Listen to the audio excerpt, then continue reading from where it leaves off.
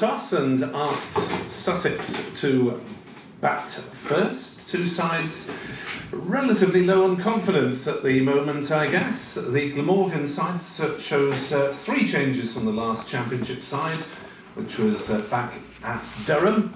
And that sees Eddie Byram, Colin Ingram and James Wheel come into the side. So the team, David Lloyd, Byram, Ingram, Sam North East, Kieran Carlson, Chris Cook, Billy Root, Michael Nisa, who has recovered from a brief bout of COVID, Andrew Salter, James Wheel and Michael Hogan.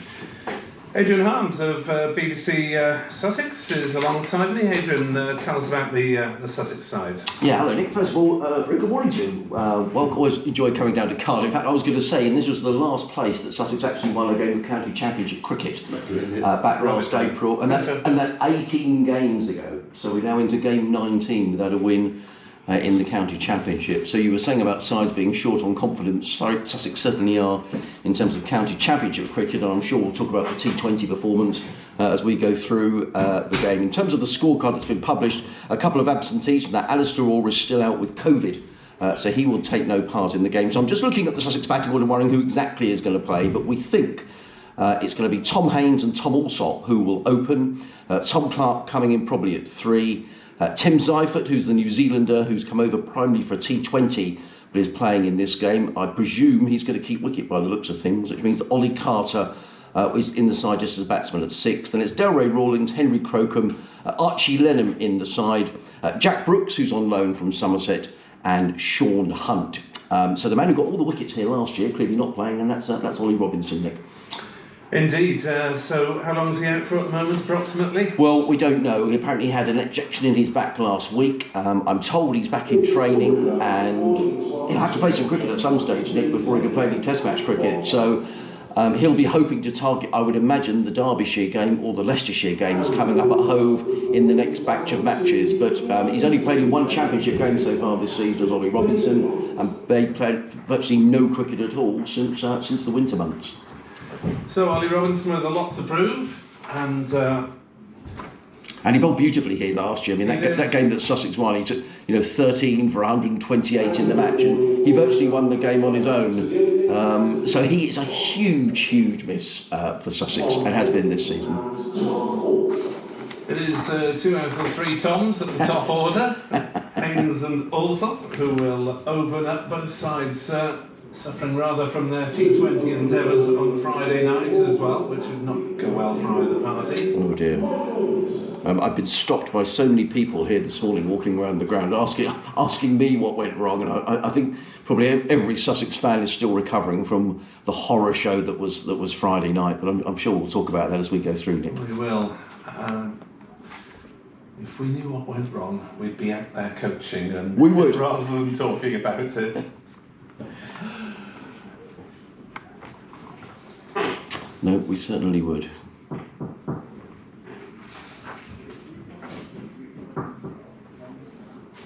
So here we go then. Michael Nisa from the Cathedral Road end.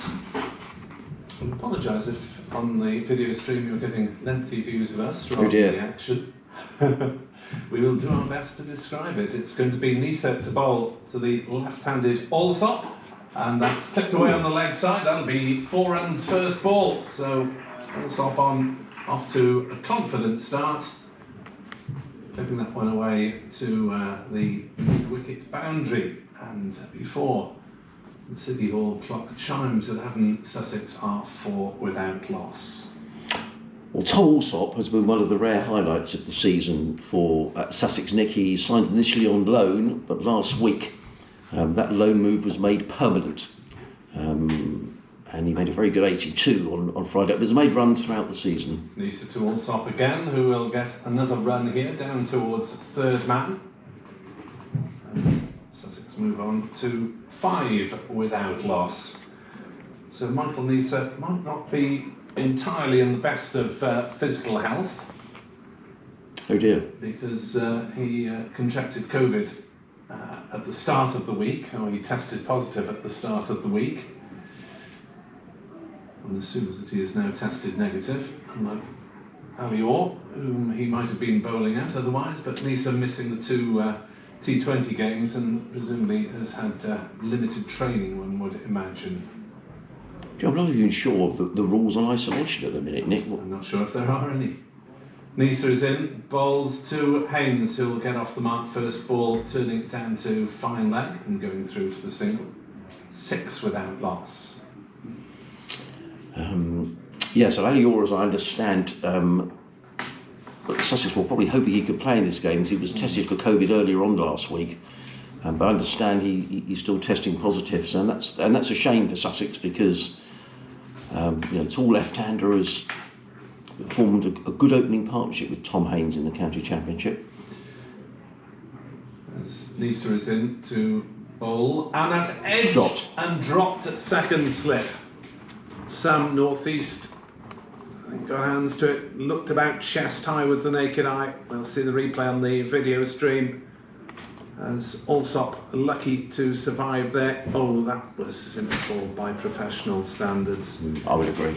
Northeast really ought to have taken that. It was into the gut, low waist high, and that is a blatant life for Tom Alsop. As Nisa bowls, and that's off a thick edge down towards third man for a single, this time along the ground. So Alsop gets a life on 5. Sam Northeast able to hold on to that one.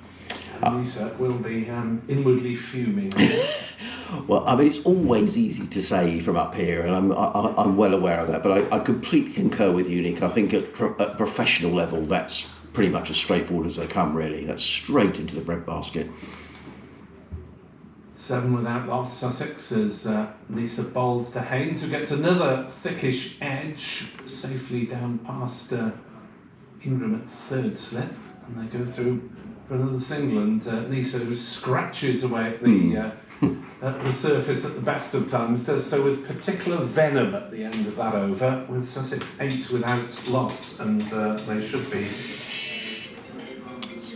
6 for 1, really. 6 for 1 indeed. Adrian, take it away. There we are. Hello. Michael Hogan, who's going to come into the attack from the River Taff end of the ground. Glorious morning here in Cardiff. Lots of blue sky, some fluffy white cotton wool clouds above the ground as well. And it's going to be Michael Hogan who's going to open from the River Taff end. And while we look out just beyond the seats at the far end as the River Taff throws through the middle of Cardiff. And it's a wonderful scene here. The sun shining up. Quite a lot of Sussex supporters down. I was talking to a couple of Sussex supporters who are here today, and they've got some sort of a pass that gets you into championship cricket at other grounds. So a day here today, then they're driving down to Taunton overnight and seeing Surrey at Somerset tomorrow. As in comes Hogan, over the wicket bowls to Haynes, who's forward and plays to mid-off.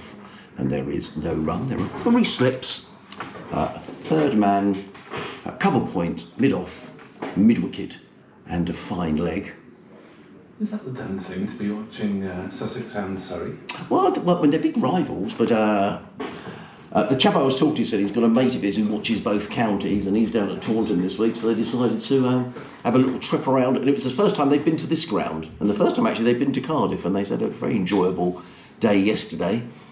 As in comes Hogan, over the wicket bowls, and Haynes is forward, plays straight back down the track. Hogan feels of his own bowling, and there is no run. So Sussex losing the toss here this morning. Glamorgan deciding that they would bowl first. Tom Haynes said he was going to bat anyway, so everybody seemed to get their wish by the sounds of it. And Tom Haynes, who hasn't played any part in the T20 campaign, a little surprisingly perhaps, hasn't played any T20 cricket really, but I don't know if he wasn't considered, or perhaps they're holding him back for the championship. As in comes Hogan bowls, and Haynes flicks this nicely down to fine leg and picks up a single, does Tom Haynes. He goes to 3, Sussex 9 without loss. But Tom Alsop has already had a life, dropped by Sam Northeast at second slip, a regulation chance in the first over of the bowling of Michael Nisa. Is it Nisa or Nessa? Nisa is Nisa. the preferred version. Right. You do hear both pretty frequently. Right. And Michael Hogan, who got a rapturous reception down at home when we were down there for T20 a couple of weeks ago, as he comes bustling in towards us and bowls, and Allsop is covering up and playing to mid-off. And then there is no run. I understand, actually, that group of supporters who were down at home for the T20, Nick, were, I presume, perhaps they'd come from Wales for the match. In fact, they came from Burgess Hill, which is a town not far outside of Brighton. And they all had T-shirts on, yellow T-shirts. And Michael Hogan was good fun, actually. I thought he joined in, and yeah, he did. No, he did. He wheels around at the River Taff end and is running in, comes in and bowls, and Allsop is forward, plays into the offside. There is no run. Looking at the pitch, Nick, I mean, it looks a nice shade of brown. I mean, why would Glamorgan have decided they wanted to bowl first this morning? Because it's a lovely day. Could be just a slight lack of confidence generally, maybe, or maybe thought that any life in the pitch would be in the first session. It is unusual to bowl first in these weather conditions, but it is not the same pitch as was played on Friday night. Here comes Hogan again, bowls, and Allsop back and across, plays straight back down the track. Hogan fields off his over bowling, a typically tidy over from Michael Hogan at the end of the second over of the day. Sussex on 9 without loss, Allsop on 6, Haynes on 3. So the pitch that I think was destined originally for use in this game would be the one right in the middle of the square that we're looking straight down in the middle of. If you're watching on the stream, it's three or four strips to the right of the one they're playing on, but that was not a good surface on Friday night, so plans were hastily changed. So it was going to be the championship pitch, was it? It was going to be the championship pitch. Right, okay. And what was the matter with that, Nick? It was very low bounce for the spinners bowling from this Cathedral Road end. As Nisa is in to bowl, and that's played by Haynes up to cover, and there's no run. So thankfully, I would have been seriously worried had they embarked on a championship game on that pitch, because I don't think it would have lasted very long. And was that the first time that pitch had been used this season, Nick? Yes, I believe so. They've generally been towards the sides of the square. It's the first time I think they've been in the middle. As Nisa bowls, and that's driven and well stopped. Half stop, they'll go through for a quick run. There's a throw at the stumps at the striker's end, but that's safely home. So Kieran Carlson making a diving attempt to stop at cover. Saved probably at least a couple of runs. He would have happy memories of this game last year, Nick, because he got 100 in each innings. Ollie Robinson got his 13 wickets, but Carlson probably didn't deserve to be on the losing side. Nisa bustles in, bowls to Allsop, who defends out on the leg side. And there is no run. So, any guesses at the Sussex batting order after this? Seifert, Clark? Well, whether Seifert will bat 3, he's been opening in the T20 campaign. I mean, Tom Clark's preferred position seems to be 4. I think it's anybody's guess, to be honest.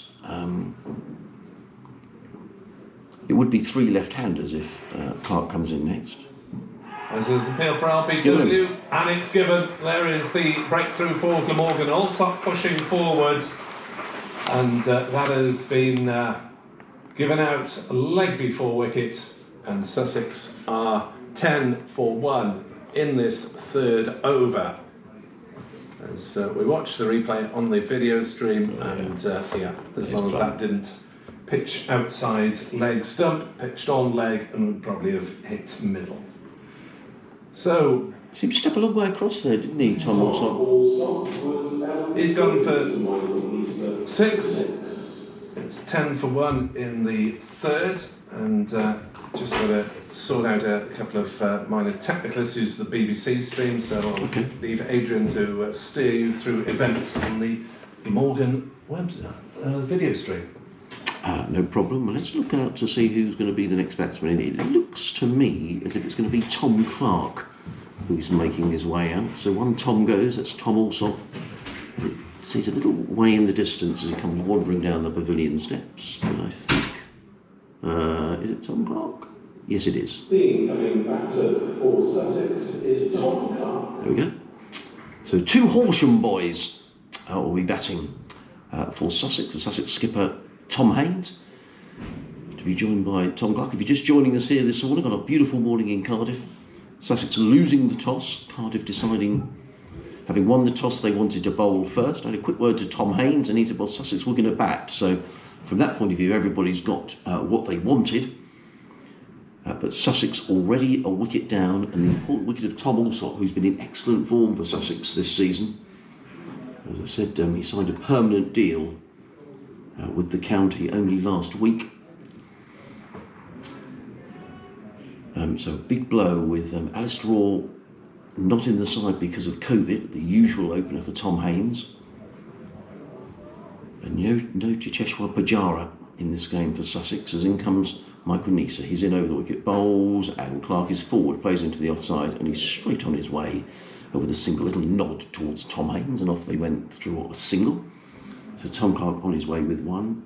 Sussex 11 for 1. And just to reiterate, this is the 19th game since Sussex won a game in the county championship. The last time they won a game in the championship was in this fixture last year, when Ollie Robinson took 13 for 128. Kieran Carlson scored 100 in each innings. And comes Nisa and bowls, and Haynes drives to mid-off, and it's fielded there by Kieran Carlson. And there is no run. So into the third over of the morning, and Sussex are 11 for 1. Alsop out for 6. Haynes is on 4, Clark on 1. Live cricket here on BBC Radio Sussex, BBC Wales, Adrian Harms and Nick Webb. Ed Bevan, the other member of our commentary team. And you may be watching via the excellent Glamorgan live stream. And if you are, you'll be seeing it's a lovely morning. Going back to that game last year, Sussex won the toss and decided to field first. They bowled Glamorgan out for 285. Ollie Robinson taking 4 for 50. In the second innings, he took 9 for 78. As in comes Hogan running in from the River Taff end. He's in and bowls to Clark, who stretches forward, and Hogan fields off his own bowling, and there is no run. So yes, Glamorgan made 285. Sussex made 481. Stian Van Zale 113. George Garton 97. Tom Haynes 87. Aaron Thomason, who's no longer with the club, he made 67. Ollie Robinson made 67. So a lead of 196 for Sussex on first innings. As in comes Hogan over the wicket, bowls. Clark stretches forward and pushes to mid-off, fielded by Carlson. There is no run. And Glamorgan second time around made 349. So Ollie Robinson 9 for 78. Leaving Sussex to score 170 odd to win. Either way, they do with losing just 2 wickets. Aaron Thomason finished 78 not out. Tom Clark making 54, undefeated 112 for the third wicket. In comes Hogan. Bowls, Clark forward, plays to short extra cover. Carlson had moved his position from mid-off to that more extra cover position, and there is no run. So that's an awful long time ago since Sussex won a game of county championship cricket. There are 3 slips, a third man, point, mid-off, mid-on, mid-wicket, and a fine leg. As Michael Hogan turns.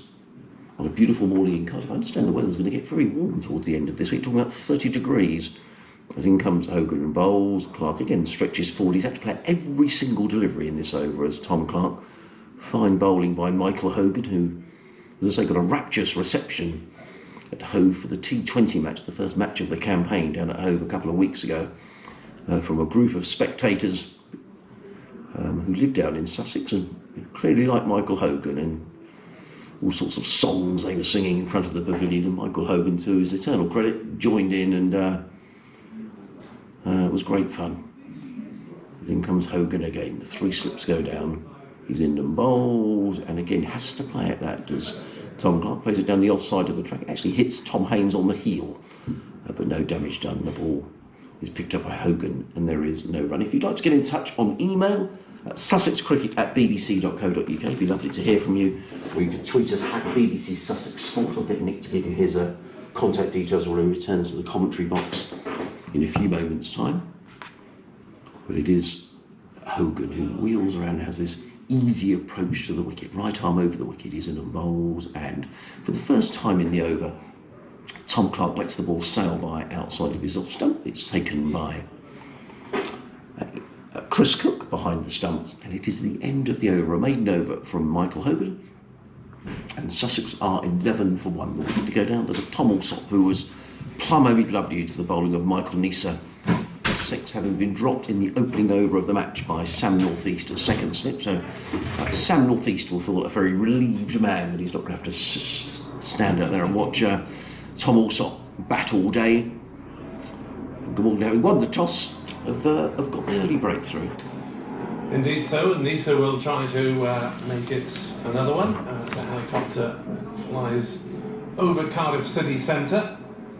And Nisa bowls to Haynes, who gets one off the thick edge past a diving Ingram at slip to third man, who's saved a few runs already this morning. Edward Bevan will be happy with that. Yeah, I forgot, he's a big third man, isn't he? Big third man fan. He is. I think I am, actually. Yeah, I think I'm a big third man. Well, he's got 3 slips in there, hasn't he? But I'm a bit in the Ed camp that sometimes a poor shot gets rewarded with 4 runs. I'm sure he'll tell me all about it when he comes in. 12 for 1, Sussex in this 5th over. Nisa 1 for 11. Nisa's into bowl, that's through knee high outside off stump as Clark shoulders arms. Has it been a good signing by Nisa, Nick? Absolutely, yes. He had his time here last season limited by Australia and state calls. He only played 5 championship matches last year, took 23 wickets off the top of my head. Didn't play in the T20 because they went for the 2 batters, Labuschagne and Ingram. He has been playing T20 this year, has been reasonably effective, and is in the championship has 20 wickets at 22.5, so would have been a big miss had he been unfit for this game. Interesting, Nicky's got him with 4 slips now. After all those edges, as he bowls to Clark, who avoids an edge there, turns it on the leg side, fielded by Byron, and there is no run. So apologies for my brief absence, I was just sorting out a technical query. Oh, don't worry.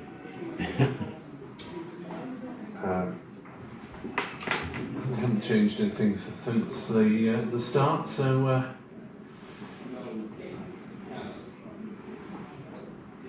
apologise if there was a brief delay on the BBC service as Clark defends that one out onto the offside, and there's no run, but we have been live and kicking on the Glamorgan web stream since the start.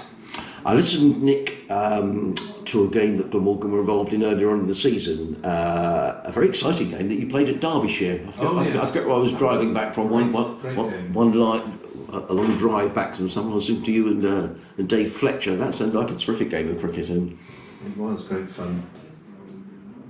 As Nisa bowls, forward comes Clark driving. He'll get a single up through mid-off because it is straight of Carlson cover, and Wheel has to run round from mid-on to do the fielding. So it's a very entertaining game of county cricket. And it just seems sort of slightly looking from afar, Nick, as if Glamorgan, you know, just been a bit inconsistent about it. It was a good win and then a defeat, and yeah, I think that would. Would that be fair? Yeah, yes, I think so. 2 wins, 2 losses, 2 draws. Yeah. Nisa in to bowl to Haynes, who plays on the leg side, and there is no run. End of the over, and Glamorgan. All right, they were finished 8 wickets down at Derby, but I think they looked the likelier to win that game throughout much of the final session, with a late dash for a 300 plus target. It was very entertaining, and really they should have won it. Durham chasing 190 and the final innings. A day that got helped get Matty Potts in the Test side, I guess, with some very accurate bowling. But despite that, it should have got 190 on to win. Michael Hogan, who's bowled a typically accurate spell so far from the taff end, is in and bowls to Clark, who stretches forward, plays to mid-on, and there is no run. Interesting what you say about Matty Potts, actually, because he played for Durham in the drawn game at Hove against Sussex, where Cheteshwar Pujara scored the second of his double hundreds. And I think it was the third morning of the match. He bowled a really good spell to Pujara. It was a terrific contest, and Ian Salisbury commented after the day's play just how well Potts had bowled. So maybe a combination of, to say, that game against Glamorgan and the game at Sussex, he really bowled himself into contention. On a flat pitch at Hove as well, as in comes Hogan, bowls, and Clark flicks this off the hip through square leg. There's at least a couple of runs here for Tom Clark. Maybe three, no, just a couple, because the boundary rope is probably, I don't know, probably 20 yards in from where it would be if it were a test match here, in front of the grandstand, or the big stand away to our right-hand side. Yeah, that's not in use today, having been thickly populated, or reasonably thickly populated on Friday night. The T20. So 2 more to Clark. He goes to 4, and Sussex 15 for 1. There's Hogan on his way again, bowls, and Clark is struck round about the thigh pad. I think we just wait for the umpire's signal, who signals that is indeed a leg by. The total goes up to 16 for 1.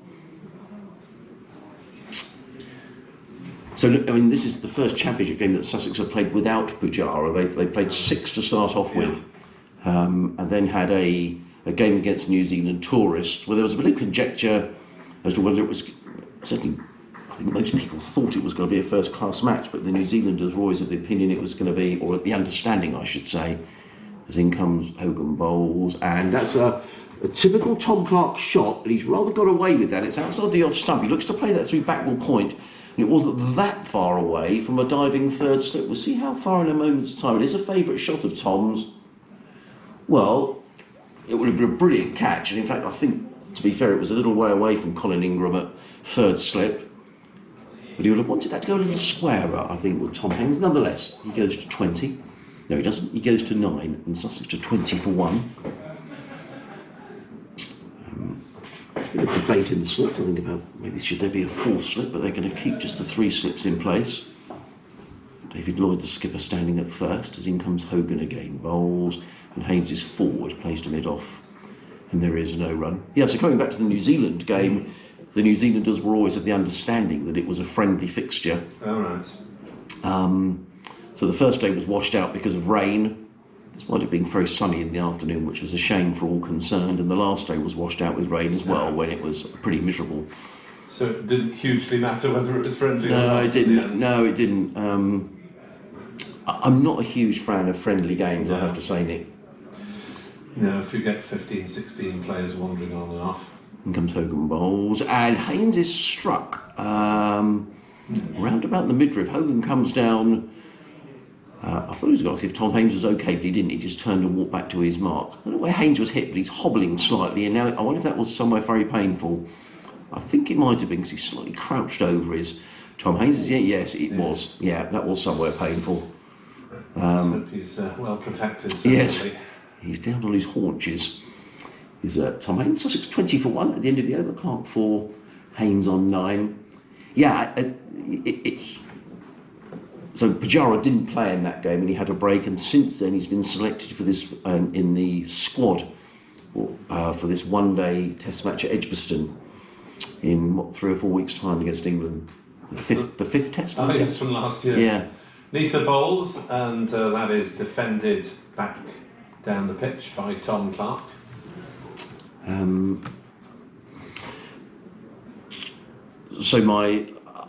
I would be very surprised. So he's obviously not playing in this game. I'd be surprised if he plays in the next game against Derbyshire, because that's the literally the week that that test match starts. Right.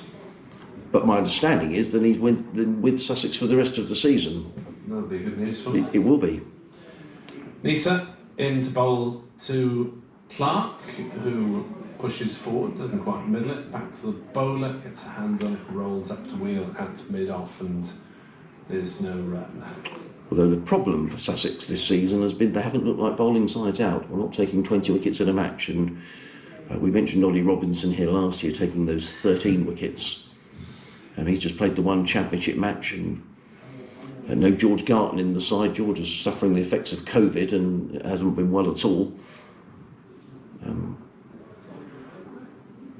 It's Nisa into bowl to Clark, who turns on the leg side, no run. So when did Garton actually have COVID? That's some time ago. Yeah, he did. So he had COVID last summer when he first got selected for England and got COVID, and then he went away he played at a T20 game over in the Caribbean, but came back. I'm not sure whether he contracted COVID over in the Caribbean or when he got back, but he's played intermittently in the T20s. But George was saying, you go through these bouts of exhaustion, and I think a raised heart beats as well. Oh gosh, I guess you can get through the odd 2020 game if you're feeling all right. As Nisa bowls, and it's turned on the leg side very sweetly indeed by Tom Clark, and will race away up to the pavilion boundary for 4 runs. It's a modest crowd there at the ends of the ground and on the pavilion side. As I say, the main grandstand is not open for championship, and to be honest, it wouldn't give a very good viewing angle anyway, since, as Adrian mentioned, the rope is in some 25-30 metres from the advertising hoardings on the pavilion side. 24 for 1. Sussex having been inserted by David Lloyd as Nisa is in and bowls, and Clark pushes again on the leg side, but this time it's fielded by Byram, who's patrolling an area somewhere halfway between mid-wicket and square leg, forward square leg, I suppose. As players and commentators alike get used to the different rhythms of the championship game after a few weeks of hurly-burly. Yeah. We're having to do a few miles as well, Nick. Sussex have got to do a few miles in the next week. As that's played back to Nisa by Clark, yeah. So Sussex down here this week for 4 days, then over to Chelmsford on Friday night for a T20, then back down here on Sunday for a T20. Oh, that's not good. No, so it's with the rising petrol prices as well. It's not great scheduling, really, is it? I think everybody seems to have a trip like that. I mean, have you had any this year where you've gone sort of to and fro a bit? Well, the Glamorgan trip of the southeast of England was quite well planned actually, because we played. Glamorgan played in Sussex on the Thursday night, in the Oval on the Friday night. Oh, that was good. Just up the road, and then stayed in London, played in Middlesex up at Radlett on the Sunday. So that does make sense. Well planned, and later in the campaign they've got Essex on a Saturday night and Kent on a Sunday night, which again is very good. Well planned, apart from the Sunday night element. Michael Hogan bustling into bowl to Haynes, whose forward plays into the offside. There is no run. And I've no idea who is scheduled. I presume it must be the television cameras. Scheduled a game of T20 cricket on a Sunday night. That is strange. It is. Very peculiar. First weekend of July. Is that in Canterbury? Yes. You know, last year I think Sussex played a T20 down in Kent. I think that was an evening game as well, from memory. And that was the weekend that the Open Golf Championship was on. I remember leaving the ground and getting caught all the traffic coming back from Royal St George's. So that wasn't a lot of fun. Yeah. Hogan in, bowls to Haynes, and that's a favourite shot of Tom Haynes. He works that down to third man, well fielded by Michael Neese, who showed no ill effects of having COVID. He was very smartly round the boundary ropes, gets in the throw. One more to Haynes, he goes to 10 and Sussex to 25 for 1. Yeah, Glamorgan are playing Essex at 6:30 on the Saturday night and Kent at 6:30 on the Sunday night. I have no idea why a county would want to stage, as I say, it must be television surely. I can't think of any other reason why you play a match at 6:30 on a Sunday night. Yeah. Hogan on his way and bowls, and Clark plays to mid off, and there is none. I'm going to have to leave you, Nick, 'cause I suddenly realise I've got an update to do at 11:30. You do that and join us somewhere around the top of the hour. And Edward Bevan will come in alongside me here on BBC Sport Online. you're viewing on the Glamorgan video stream and you need to just watch us at some point in the day after a couple of minutes technical delay somewhere in the works. It wasn't our fault. We are on the BBC website as well now. So Edward will join me, and in comes Hogan, and it's defended by Clark.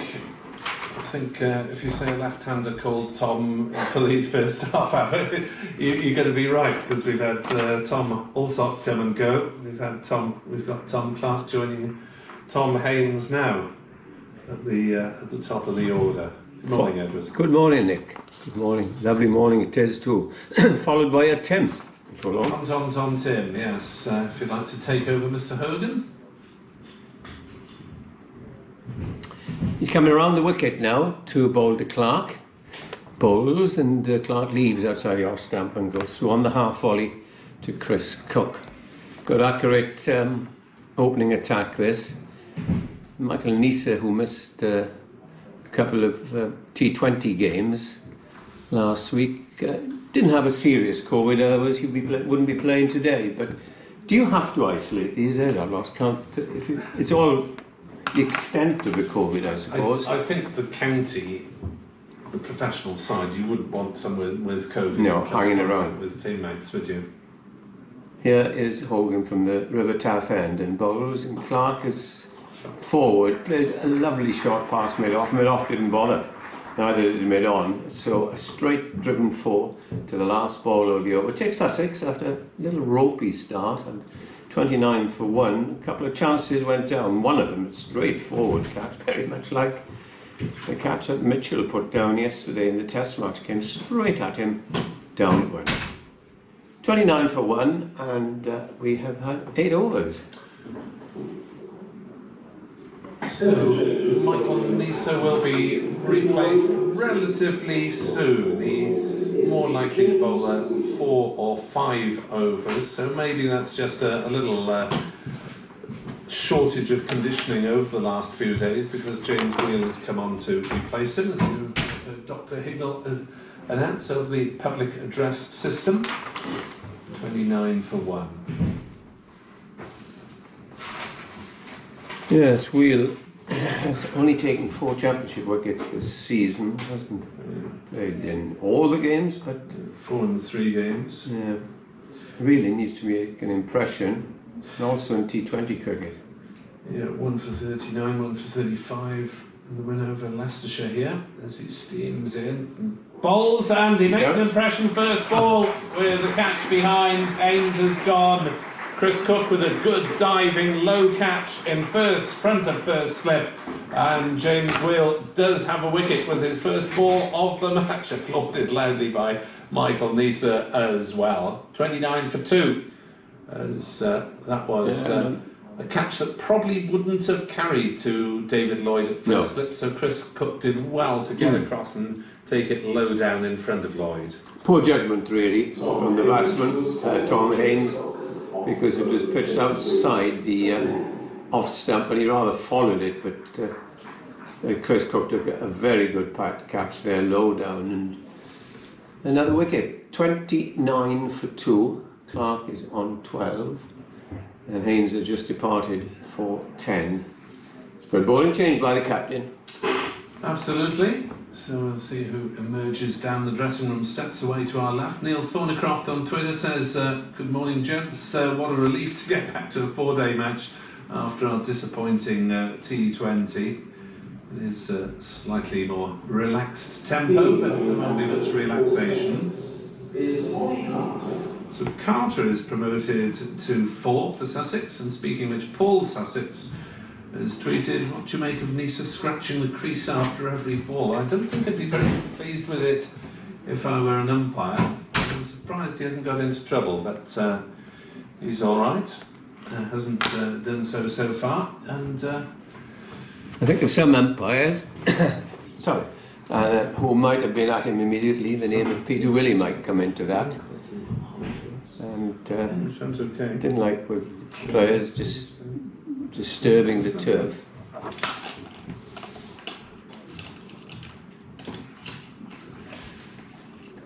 Just a few technical checks being made as we did earlier at the BBC end. Yeah, that seems. Wheel adjusts his field. For the first right-hander he's had to bowl at then. Young Ollie Carter. As Wheel's into bowl, that's outside off stump and allowed to go through to Cook. So 3 slips. Third man, point, cover, wide mid-on, squarish mid-wicket, and fine leg, a typical opening day championship field. Can you imagine being down at Hove in this weather, walking along the seaside to the ground? Tempted to have an hour on the beach before the start of play. As Wheel is into bowl, turned on the leg side by Carter, and there's no run. Yes, the T20 game there. I had to do some. We heard a lot about WFH during COVID, working from home. I had an hour or so of working, WFB, working from beach on the Friday morning, doing my notes for the Surrey game on the Friday night, which you joined me for. So it was very pleasant. Lovely spot. As Wheel into bowl to Carter, who pulled through the leg side and will get off the mark with a majestic boundary. It's a nice way to get underway for young Ollie Carter. 33 for 2 are Sussex, but Glamorgan going to leak a few runs here and there with the fielders in these early stages. Yes, this hasn't been a good season for Sussex. They've had injuries and a couple of the leading players left them last season. Chris Jordan comes to mind, and that very good wicketkeeper batsman, captain Ben Brown. And they've got a lot of young players brought up through the system, which is always good to see. Yeah, Carter, just 20 years old, born in Eastbourne, and getting another run, flicked off bat and pad down towards fine leg for a single. 34 for 2. Yeah, it's Crocombe, also born in Eastbourne, Haynes in Crawley, Hunt, well, just over the county line up at Guildford. Hampshire, ex-Hampshire also, wasn't he, remember? Yeah. Just over the border, really, again. On loan from Hampshire at the moment. No, I think it's permanent. Is it permanent? Yeah. Wheel bowls, the left-handed Clark, that's outside off stump and allowed to go through. Don't hope many people are watching the stream this morning, and if they are down Sussex way, and if he's got any time without selling his ice cream, it's a good morning to former Glamorgan batsman Tony Cotty, and Sussex batsman. Very popular. He's on the committee now, is Tony. But I suspect, Nick, seeing the weather forecast for this week, we're expected to get up 30 plus down that sort of part of the world. Really? Of course, it's going to be rather busy. That'll be good for his business then. Yeah. 34 for 2 here on BBC Sport Online. Hogan to continue then from the River Taff end, and he'll be bowling to Carter. In he comes over the wicket, 3 slips waiting as he bowls, and defensive response from the batsman, plays out onto the offside. Carlson fields, and there is no run. And when you think of people that are missing from this this side, I know Rashid, but he is expected back to play in the next T20.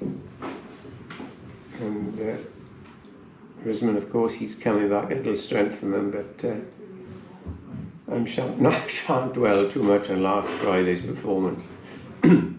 Hogan bowls, and this is pushed away on the offside, but I'd watched Glamorgan on the stream, which wasn't very encouraging, one must say.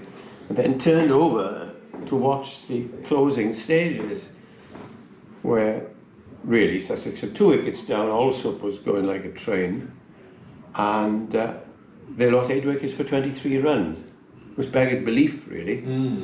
Some heck of a collapse. So it wasn't very good cricket I watched on Friday night, I must say. Both sides looking to recover in this.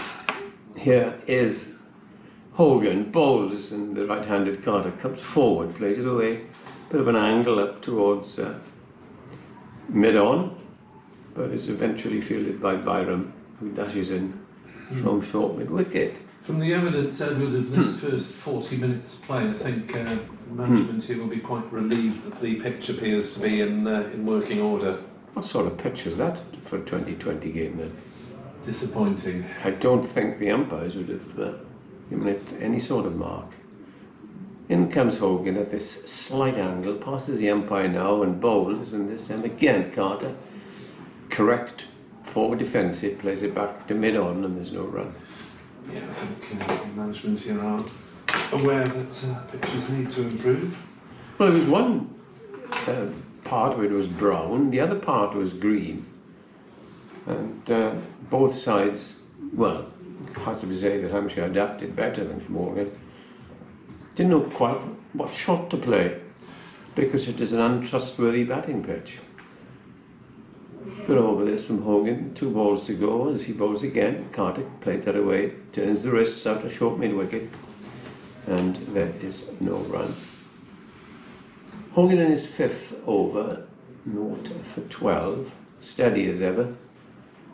Glamorgan's best bowler in every competition so far, and he will look forward to emulating his performance last year when the Royal London Cup, which I'm very much looking forward to, comes along.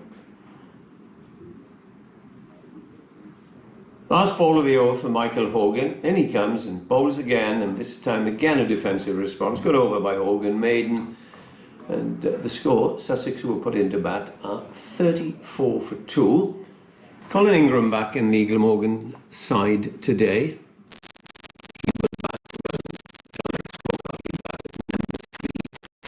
I don't know what do you think? That Colin is perhaps with the ball moving around, and you could easily get in the first over. Wouldn't you think he's adapted more to number 5? Because his record, that's when he liked, when there's nothing really swinging or seaming, where he can play his shots outside the off stump and play through the ball. He could adapt more. We shall see. As Wheel is into bowl, that's down leg side. Clark flicks at it, makes no contact through to Chris Cook. I think, though, that you have to say the overseas player, I mean, given that there isn't any natural alternative in that Glamorgan side, that the overseas player ought to bear that responsibility. North East has been going well at 4. Carlson is maybe like Ingram, a more natural shot maker at 5. And Cook, don't want him any earlier because he's keeping wicket. That's played down by Clark into the gully area and fielded by the said Colin Ingram, and there is no run. Yeah, he did play extremely well in the only game he's played this year. 87 and 19 against Durham here. Durham, yeah. And a very, very good opening attack, first game of the season. But there we are, we shall see. Ingram hasn't really come off yet in T20, but I think, if he's fit enough, he can be a really decent championship player for Glamorgan. Oh, yeah. Clark is forward defending.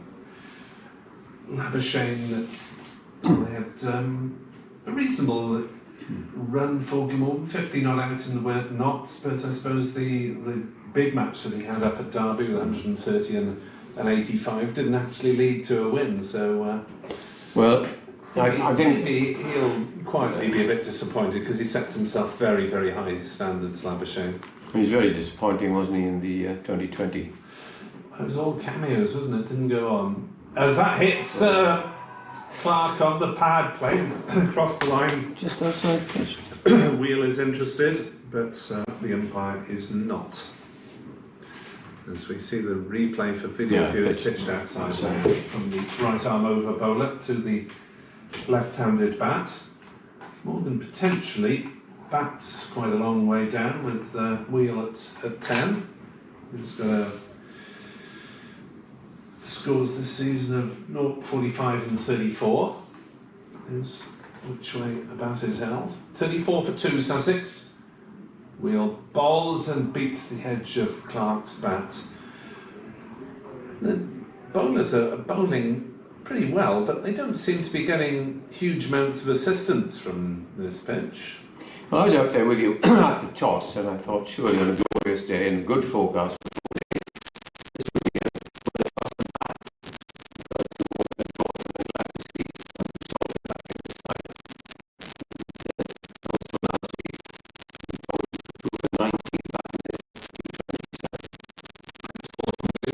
On the offside, has a shot, the stumps misses. I think Carlo is safely home and it's backed up. There's no overthrows. So 35 for 2 at the end of the over. We have to remember that Salter was actually in the championship side, but Paul Add was having to do emergency opening duties with Byram missing for various health reasons, and Joe Cook judged to be not in good enough form in the second 11. So Salter opened the batting so he could go from 2 down to 9 maybe. yes, and Salter's bowl, this is quite early as well. yeah, it is. You think it's 11:45, not even an hour played yet.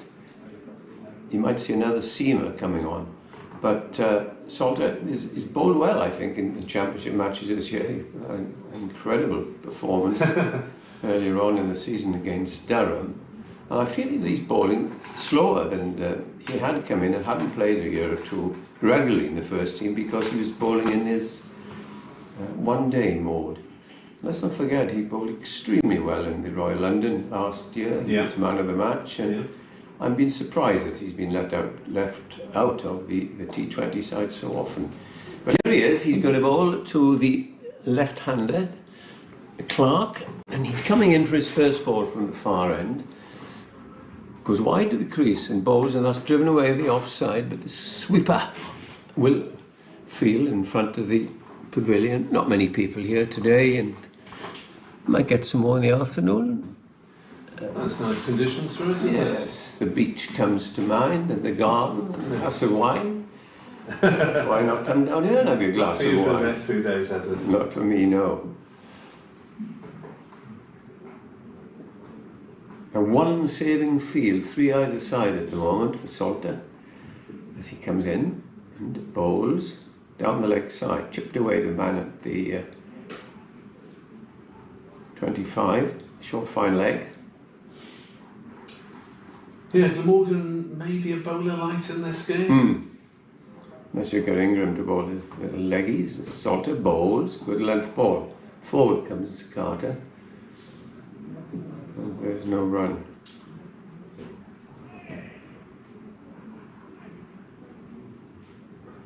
Salter comes in, gets close to the stumps that time, and it's driven away nicely by Carter. Good diving stop there by Carlson at mid-off. They take a single. Such a good fielder, Kevin Carlson. He's just going a little bit deeper now. And Salter, as nearly every off-spinner does bowl, like a left-hander, goes back to round the wicket. Just the 2 runs off the over as he bowls again. Back foot shot this time. No discernible spin there from what we can see.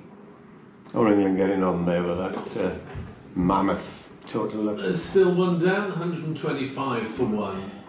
Good to They're see. 428 runs behind. Looks an absolute better of a picture, must be said. Hope 71, Good for him. Lee's 49. Next ball from Salter has dipped a little bit into the batsman, got tidy over. And good to see him bowling at a slow, nice pace instead of pushing it through. End of the over, Sussex were put into bat by Glamorgan on 38 for 2. 2 batsmen out. Haynes was very well caught by Cook, low down off wheel for 10. First batsman to go, Tom Alsop, who was plumb in front to Nisa for 6. As it will be Wheel who has got a wicket. Will bowl his second over. Johnny Gaffer checking whether this is a new wicket. I believe so. It certainly isn't the one that was used on Friday night, and it's next to the one that was used for the 3 previous T20 home games as Wheel bowls, and Clark deflects it down towards backward point. Oh, they come back for a second run through, comes in at the non-striker's end. They're safely home. That was good work. It didn't Billy Root, I suppose, well, he didn't charge in, did he? Third man had quite a long way to go and possibly wasn't entirely aware of the danger of them coming back for a second. 40 for 2 Sussex. If they played on the pitch here that they played the other night, I think Sussex would have been 30 for 7. So, yeah, this pitch is just to the side of the one used for 3 previous T20 games. Wheel in, bowls down leg side, turned away for 4 runs by Tom Clark, racing away on that slightly shorter side of the ground towards the dressing rooms, and Stewart goes round to retrieve it. Lots of supporters here from Sussex, I've noticed today. A few up here. Yeah, good for them. So the players left out of the Glamorgan squad, which was named last night: James Harris just missing out, Andrew Gorvin and Jamie McElroy. So there's lots of bowling options as Wheel is in to bowl, and that's beaten the edge of Clark's defensive prod through to Cook. Best bowl he's bowled for a while. Absolute beauty. As Sussex had Ali Orr was named provisionally in the squad, but is still testing positive for COVID, so he's not playing. And Steve Finn was listed in the squad as well, but I wonder if he's caught the dreaded. I'm surprised that he would be left out if available. Yes. As Clark defends that one up to mid-off, fielded by Carlson, no run. Yeah, Kane Williamson, of course, had a pull out of the New Zealand side, and Michael Nisa, and now there's a bit of it about, as they say. Still lingering, isn't it? It's still lingering, and of course with the lack of social restrictions these days, there's a new sub-variant or something around in the UK. 44 for 2 as Wheel is in the bowl, and Clark defends again towards mid-off. Carlson moves from cover to field. Let's hope that our experience, both in August last year, will be the last for both of us.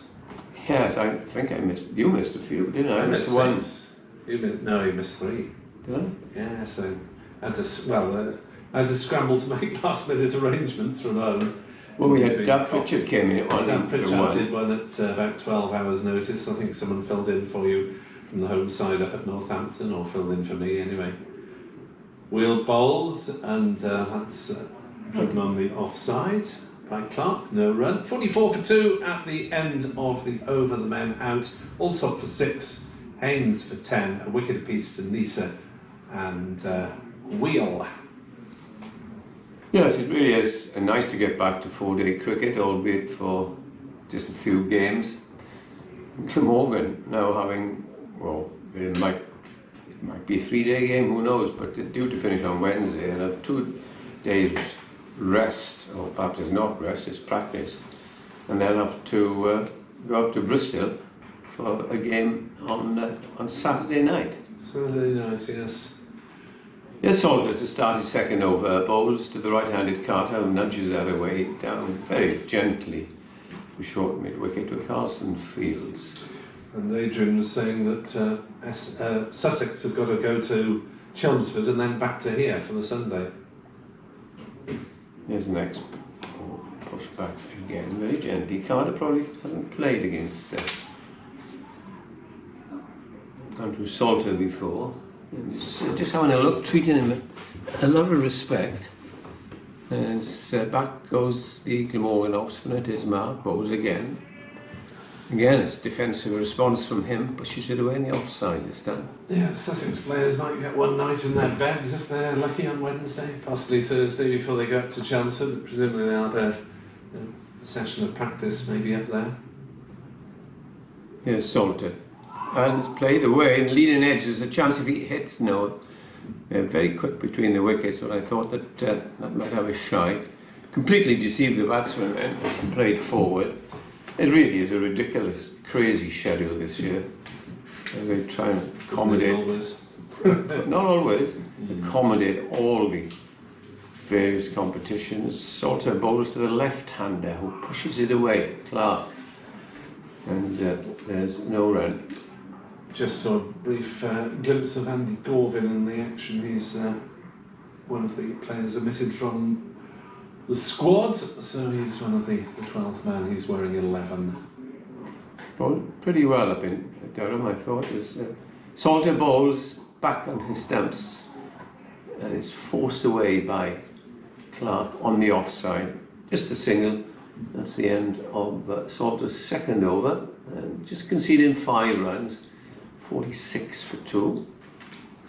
Our guests here from the south coast, having lost the toss. But they've had some good first innings total this year. So the 2 batsmen there look very correct young players. As I mentioned earlier on, it really is good to see them coming through the system, as the players from Somerset do. Although they do have a catchment of a fair number with all the private schools, which gives them such wonderful amenities. Somerset, yes. King's College. Taunton-born educated players such as Eddie Byron, who was born in Zimbabwe and went to school over here playing for Glamorgan. As Wheel is into bowl, turned on the leg side by Clark, no run. Tell you what, Nick, he's so confident and this pitch looks so good that he walked down the pitch then to Wheel, who's, well, medium pace, nothing startling, and met him on the half volley. Yeah, Glamorgan will be keen to claim at least 1 more before lunch. That's the standard, isn't it, of 3 down if you put a side into bat. Wheel bowls outside off stump, allowed to go through. No run. 46 for 2. Blue skies overhead in Cardiff, a bit of puffy white cloud around. Temperatures, according to the BBC forecast, meant to be around 17 today. Warmer than that. It's warmer, do you? Yeah, definitely. Well, down west there wasn't a cloud when I was driving up until I got to Bridgend. Completely cloudless. So I think that'll probably drift up. Let's hope so. As Wheel bowls to Clark, who defends it back to him. 18 now in the forecast. 19 tomorrow, 21, 22. So let's hope for the sake of the game that the match goes the 4 days, because it'll be very pleasant watching for spectators. The end of the week, it's 29 in London and the south coast, and according to BBC, and 26 in Cardiff. Oh yes, it's something. Could be a nice couple of days off on Thursday and Friday then.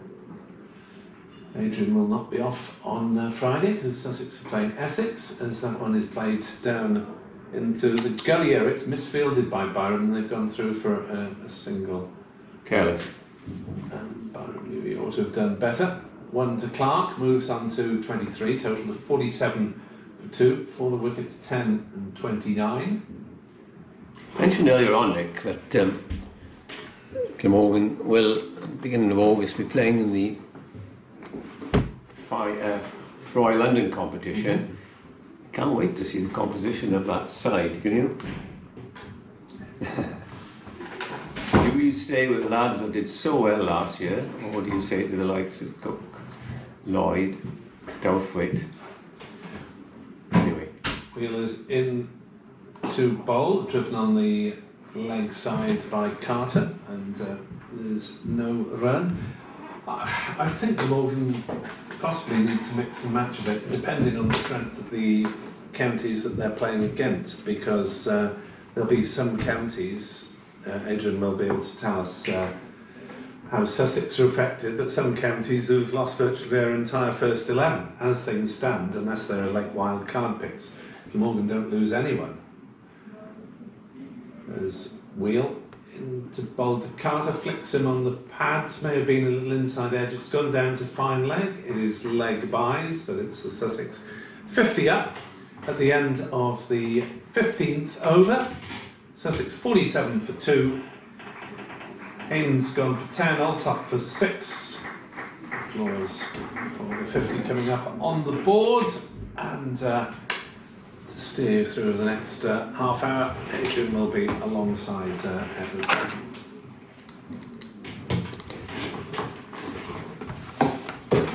Yes, thanks, Nick. And I'm just placing these little chairs here. As Nick departs with his cup of coffee in his hand to relax. And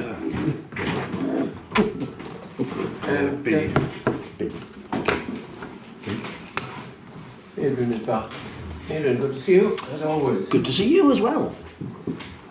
As we watch Salter now, who's been very economical in his first couple of overs, bowling to the left-handed Clark, and he bowls to him, and this is pushed away in the offside into the cover region, and there is no run.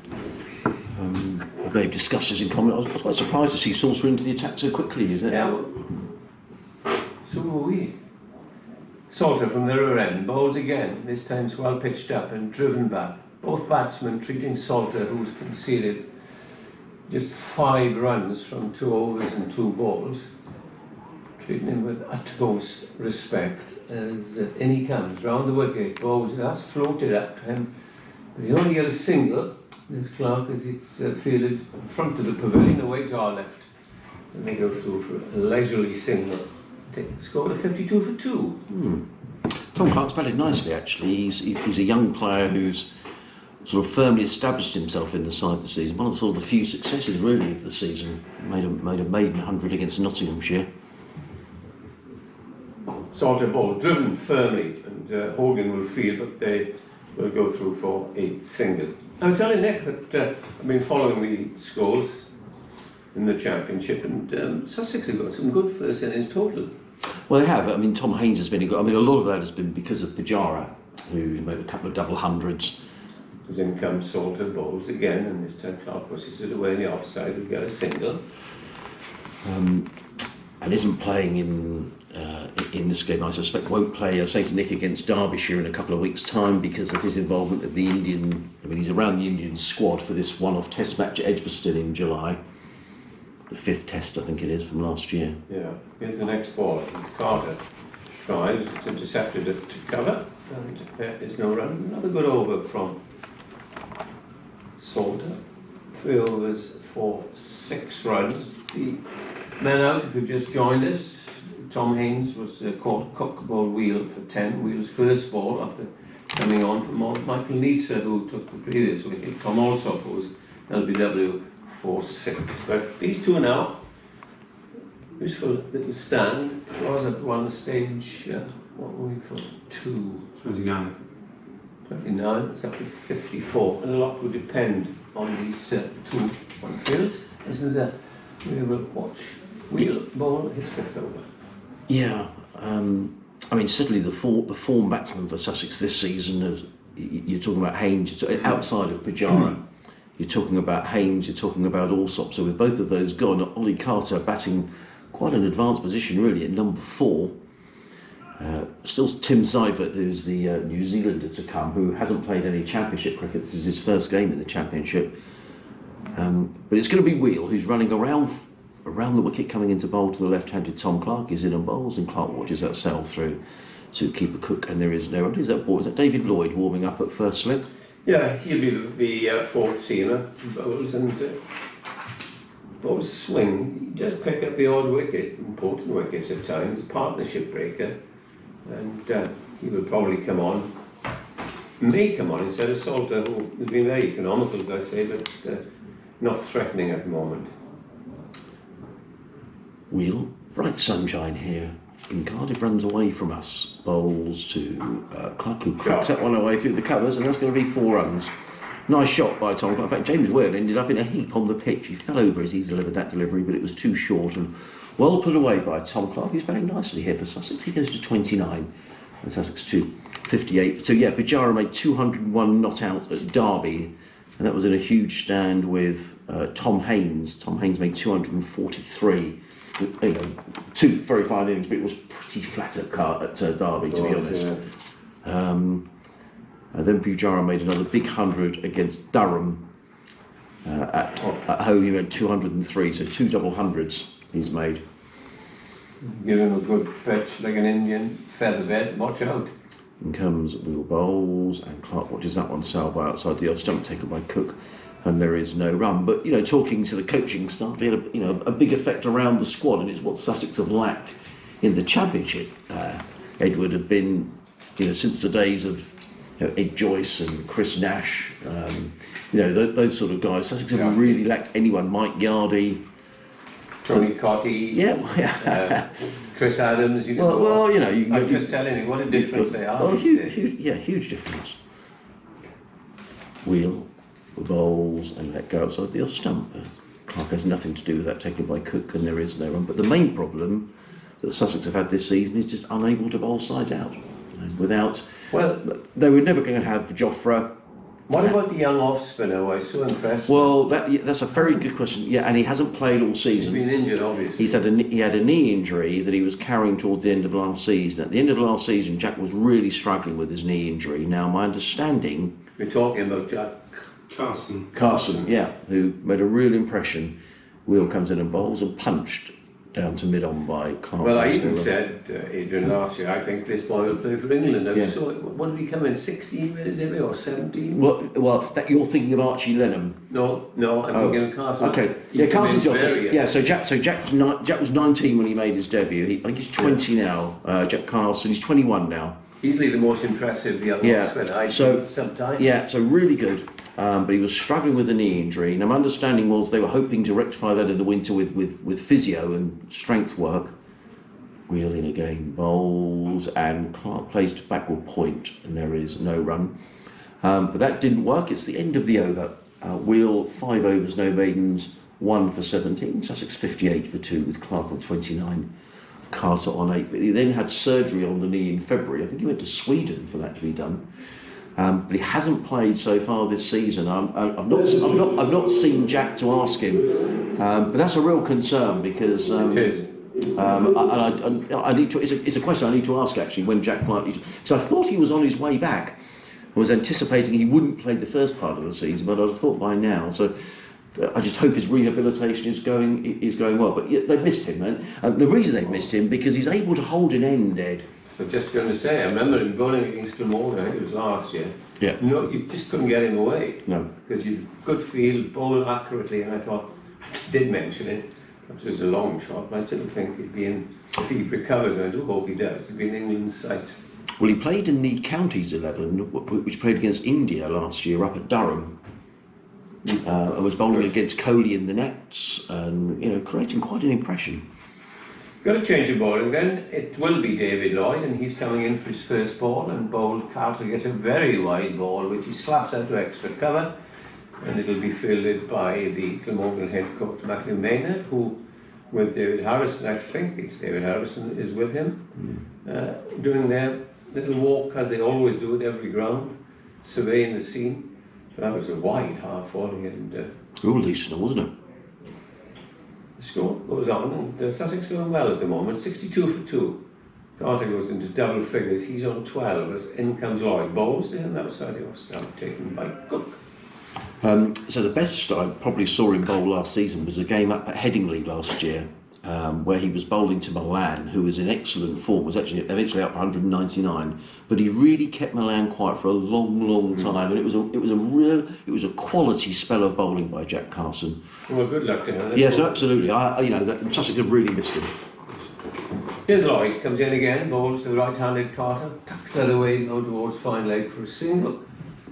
And the score moves on to 63 for 2. I was rather surprised out with you and Nick at the toss that having called correctly, or Sussex captain having called incorrectly, and Lloyd decided to have a bowl, because there hasn't really been anything in this pitch to suggest that it's darting about. And Sussex might be quite grateful if they can go on and not lose any more wickets before lunch. As the next ball is down the leg side, and that's going to be 4 runs. Great start for David Lloyd. 2 fours now in his first 3 balls, so 9 of the first 3 balls. Interestingly, Ed, I spoke to Tom Haynes briefly out in the middle, and having lost the toss, and he said, "Well, I was going to bat anyway." Good night. Yeah, it's a good looking pitch. Yeah. David Lloyd, medium pace from the river end, 2 slips, keeper standing back, comes in and bowls, and that's again down the leg side. He's fortunate there that the batsman didn't get anything on that. And that would be another boundary. So, I'm finding his radar at the moment, captain at the moment.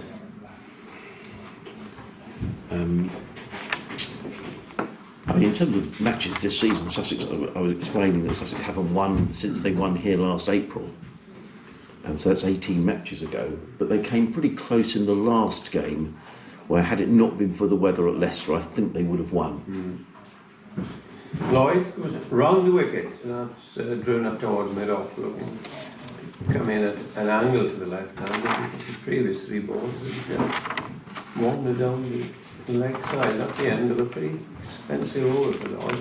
He's gone for 9 in his opening over. 67 for 2, and that was the famous game, of course, when Ollie Robinson took 9 for. Yeah, 13 in the match. I mean, he won. I mean, it was. If you remember as well, it was the weekend. We had a break on the Saturday, I think, because that was Prince Philip's funeral, if you remember. I remember it well. During that game, so we played late on the Saturday, and Ollie on what was a pretty flat deck, and that was really the performance. I think I remember speaking to him, and he hadn't played for England at that stage. And he must have been on the radar, but I think that really... And Matthew Maynard was full of praise and said, wow, well, it was as good as it was him. Every paper, when he was picked in the squad, said, of course, Glamorgan, Cardiff, they would hold out 9, and as you say, promoted his chances. And he's such a good bowler, and that's a sad story again. Michael Neser is in from back into the attack. This is the Cathedral Road end, bowls to Carter, plays to the offside, there is no run, followed by Carlson. Yeah, absolutely. And I mean, in terms of, I was saying Sussex's problem have been they just haven't learned to bowl sides out. Now, if Jofra Archer and Ollie Robinson were both fit, Sussex had to plan without them because they'd have been playing for England. So, exactly. so the bowling attack has looked short. Now, they signed Steve Finn at the tail end of last year, who's barely played in Championship cricket. He played the first 2 games.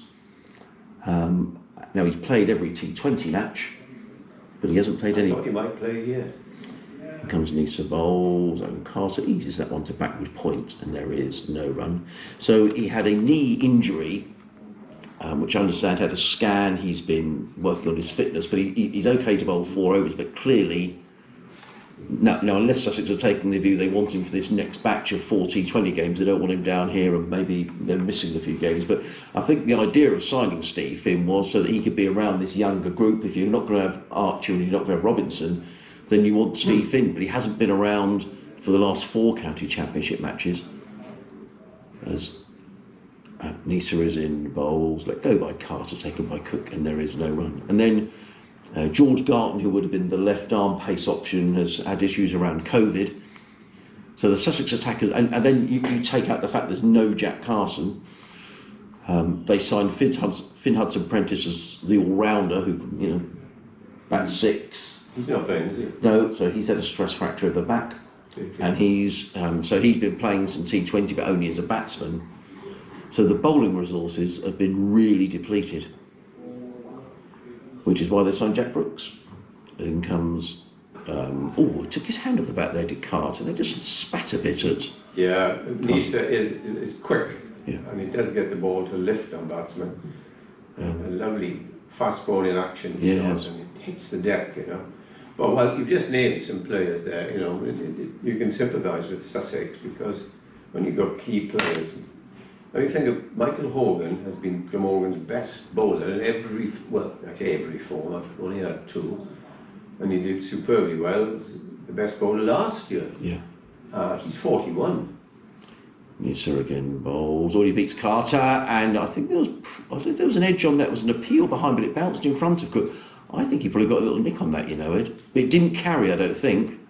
Let's have a look at the replay. My first instinct was it didn't carry, but he must have got a little nick on that, judging by the reaction of the slip cordon. Here it comes. Oh, he did get it. It just was short of the keeper, wasn't it? Yeah. So he definitely got a nick on it. Perhaps they're standing too far back. In that case, as you tell us, it's an easy pace pitch. Lisa turns again. In bowls, and Carter flicks this off the hip down to fine leg and picks up a single. Ollie Carter, he goes to 15, and the total to, I think that's going to click over to 60. No, it's very quickly, wasn't it? My word. 68 for 2. I don't want to dwell on this. And then Lisa's over 5 overs, no maiden, 1 for 17. I don't want to dwell on this. I did mention it once, but that game, when you talk about cricket being a funny game, last Friday night, because after Glamorgan lost this one, I thought that was bad enough. But then we went down, I switched over and watched the closing stages. Like, wow, this is a good performance by Sussex. They only want so under-run the ball, 2 wickets down. You lost 8 for 23. Unbelievable. In fact, there's several Sussex supporters down here this week. Yes, Lloyd started second over and bowls. Carter plays nicely back on the pitch, no run. And they were stopping me saying, what on earth happened? We're still getting over. This is cricket, but it was poor cricket. It was really poor, and they absolutely threw it away. I mean, losing 8, they were at a situation they just needed to pick up the ones. I don't think run the ball. I don't think Gloucestershire could quite believe their luck. But in the commentary, I was saying, if Tom Alsop gets out, this could go horribly wrong here for Sussex. Yes, Lloyd bowls again. It's better delivery than he's been bowling. Tom Alsop made 82 beautifully. But then he tries to whack it for 6, just push it around, under the ball. But I always sort of felt that Tom had done his bit. Exactly. He's made 82 out of 141 or whatever it was, and there was some experienced players. It was just, and they totally imploded. I think there was a sense of shock around Hove on Friday night because it was hard to watch if you're a Sussex supporter. Lloyd is in, bowls, better delivery, just moved away off the pitch, taken again. Cook took that low down. As I mentioned, now he's standing just a little bit deep. I know cricket, and so often we've said it's a funny old game, but rather than against accurate, excellent bowling, they just surrendered. Yeah, it was a pitiful display in the end, and losing. And it means now Sussex going to the next batch of matches. I mean, they can still qualify it. Yes, just imagine what sort of, as the next ball is just pushed to cover. Just imagine if they'd won that one. But then the previous night, you see, Adrian, I watched Gloucester and Somerset. Well, there was no chance of Somerset winning, absolutely no chance. In comes Van der Merwe. It's everybody to every part, gets 46 now out of about 15 balls, and off they walk. It's astonishing win for Somerset as Lloyd bowls. This is pulled down towards fine leg for the single when Nisa fields. And it's returned on the full, a lovely arm as Michael Nisa. The score mounts to 69 for 2. And actually, credit to Gloucestershire, because having had that game snatched away from them on the Thursday night, they then had to come down to Hove for a game the next night. I mean, they were I was looking here, they were 49 for 4 after 10 overs, Gloucestershire, and won the game. Round the wicket comes Lloyd and bowls and beats him. He's caught behind? No. Thought for a minute he was caught behind. Yeah, and you see that landed, I think. If we have a quick look, low down again. Yeah. Good over though, much better over. At the end of it, 69 for 2 Sussex. But they never gave up, Gloucestershire. They knew if they posted a total, but it looked as if Sussex were cantering to victory. But Sussex just completely folded. And Sussex had a revolving door of players. I'm not sure how helpful that is, Edward, either. So now the overseas players who've come in have all done well, but it's a revolving door. So you've had much better than you've had Rizwan in, and that was then Pakistan suddenly announced a series, so he has to go. So he goes back for a few games. There's Josh Philippi, and he gets selected for Australia. He goes. They bring in Tim Seifert. They bring in Obed McCoy for a couple of games. Now he's gone. Then Rashid Khan is gone. So it is, and I'm not sure how unsettling that is. I don't like that at all. It is Michael Nissa who comes in bowls, well pitched up to Ollie Carter, drives to mid-off, and there is no run. As I say, the overseas have come. So McCoy, for example, it's crazy. Sussex went down to Somerset, who were unbeaten, and thrashed them. Yeah. McCoy took 5 wickets. But you much rather, wouldn't you, to have a solid, dependable. You look at the lad who plays for Derby, opens the innings of Pakistan playing. Oh yeah, Sham Masood, yeah. Masood, he's good in both, and he's there throughout the season. And Derbyshire must be absolutely thrilled with that side. Well, absolutely, yeah. And they're having a good season. In comes Nisa Bowles, let go by Carter outside the off stump, taken by Cook. Yeah, so I know there's a lot of planning went into the season, but I wonder if it's slightly flawed if you're taking international players as overseas. That, with the way the schedule is now, Edward, there's a chance you can have someone who's like Rizwan, who's a quality cricketer. We all agree with that. But if Pakistan suddenly arrange a series, he's going to go. So I wonder if you're better off saying, actually, we'll pick an overseas who's not going to get called up for international cricket. I always said it's much better, even because it's so disruptive. In comes. You see, we had Labuschagne here for half a dozen games, and during that time, of course, one of the best players in limited over cricket, well, has been, is Colin Ingram, as you well know. And Colin didn't play, but now comes in and played. Now, had he played, because I think, and a lot of people will tell you, he's still a better player in 20 over cricket than Labuschagne is. And if they played him from the start and said to Labuschagne, yeah, well, thanks very much, we're now going to play Colin Ingram, I think they would have had more success. In comes Nisa Bowles, and Carter looking to play that for extra cover, gets a thickish inside edge, the ball ends up at square leg, and Ollie Carter goes through to another single. He goes to 16, Sussex 70 for 2. And you've got to think of the views of Matthew Maynard and the selection committee. You think you've got the world's rated #1 batsman in your side, aren't you going to play him? But well, you've got Colin Ingram, he will play now on Nisa for the rest, but Glamorgan I don't think are going to qualify. Well, an overseas player who served Sussex really well, and I don't know the rationale behind why he's not come back this season. In comes Nisa and Bowles, and Clark is surprised by one with an extra bit of lift, and that's happened a couple of occasions today. Yeah, the ball we've got one to go like that. Rattles into the gloves of Chris Cook. There is no run. Is David Vitsa, who's done really well for Sussex. Did I read about him the other day? Well, he's got a gig in the 100. Well, yeah. But so he's still playing. Still playing. And I was talking to someone next door who was saying he's also playing in the Caribbean Premier League at the end of August. So he's. And I just wondered, David, particularly, Sussex are in a rebuilding phase, but I think someone with that experience around the side, and he's not going to get called away for international duty. Comes Nisa again, bowls to Clark, plays into the offside. There is no run. So end of the over, 70 for 2, Clark 33, Carter 16. The men out, Allsop for 6 and Haynes for 10. And finally, on this topic, Adrian, you think of Rashid Khan, who, should we say that if Sussex do lose the next game, virtually out of it, and then he arrives and thinks, well, is it worth it? Or should we play a young player? Well, Sussex now having lost 5 games, so that's why it was so important on Friday night. If they go into the final group of 6 games, maybe needing to win 4, Sussex have won 3, they've lost 5.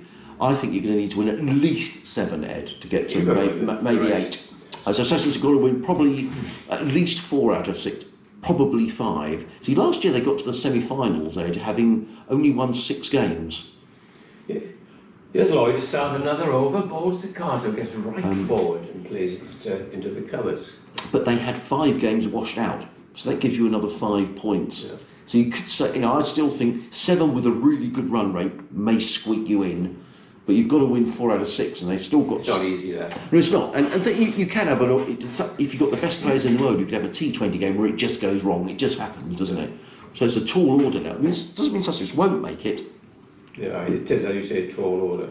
Lloyd bowls. Shot. Good-looking shot by Carter. He's going to get 4 down through wide off, mid-off. That was well pitched up by Lloyd, and that's his 3rd 4 he's conceded. And the score mounts now to 74 for 2. This is a good recovery here from Sussex. Well, it is. I rather feared when Tom Haynes was out that is his relatively inexperienced lineup, but Carter's batted well. He's got to up to 45 now between these 2. Yeah, very good. You like a competitive game, it must be said. And these young lads, credit to them at the moment. As Lloyd, right arm over, comes in, bowls, Carter gets one that ducks back into him and plays it. No run there. But you can imagine, Edward, there are a lot of very unhappy people around Hove on Friday night, and not helped by the fact it's on national TV. Okay, you say you sympathise on the other hand with the players. They won't try and get out. They don't, it's just a lack of confidence, probably. Anyhow, back to the present as Lloyd bowls, and it's a nice looking shot again, but it's well fielded by Carlson wide to his left at mid-off, 74 for 2. I don't know about you, I couldn't wait for this game today just to relax a bit and talk as we are. The helter-skelter Well, it is, yeah, of 2020 and the travelling. Well, as I say, Nick was talking about some of the schedules around Glamorgan have been quite good this year, because I think he went to Sussex, Surrey and Middlesex in a little loop. Here's Lloyd in bowls, and this appeal for a catch on the left side. The bowler didn't appeal. That was a little bit of a... I've tried him out, the umpire by Cook, and attempted pull down the fine leg, didn't come off. He has 3 away games first, and then back here. But it's too rushed. It's quite ridiculous that they put in players through this schedule. Or why didn't they play the 100 at this time of the year then? Let them run around the country. Here's the next ball. That's a lovely looking shot. That's 4 more.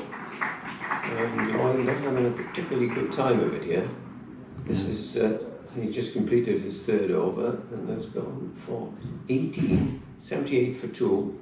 Carter, impressed. I've never seen him play, but he's playing every ball on its merit and hitting the bad ball for 4.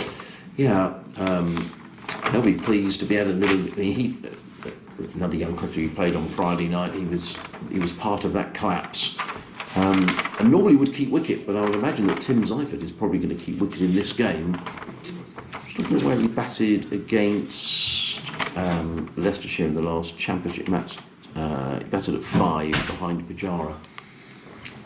Did Ollie Carter. I have to go. I'll probably after this over to do an update to BBC Radio Sussex. But in terms of travel, Sussex go from here to so 4 days here. So we finish here Wednesday, off to Chelmsford on Friday, and then back here next Sunday. So Nick was telling me that's quite ridiculous. So we'll get to know the M4 pretty well. Yes, I can tell you a lot. In fact, we got caught on the M4 going to Bristol the other Friday night when I think there was an Ed Sheeran concert. Oh yeah. And we got caught, and I was very glad we were getting. In fact, we were taken off in Bath, which was saved us being late. As in comes Michael Neese in on bowls, and Tom Clark watched that one sail past the off stump, taken in front of first slip by a diving Cook, and there is no run. Edward and are currently caught up in various wires in the commentary box. Well, I've got to make way for the scene. Now we've got a delay here. Now I've got a delay because I think the ball may have gone out of shape. Not for the first time this season. Yeah. So I'm going to make way for Edward. For Nick. Nick. Yeah. So you nip back in 5. Nip back when you've done your piece. Yeah. The ball has been changed. Oh, get away, get away. I think our Durham colleague Martin Emerson actually got in touch with the people who make it in this country, and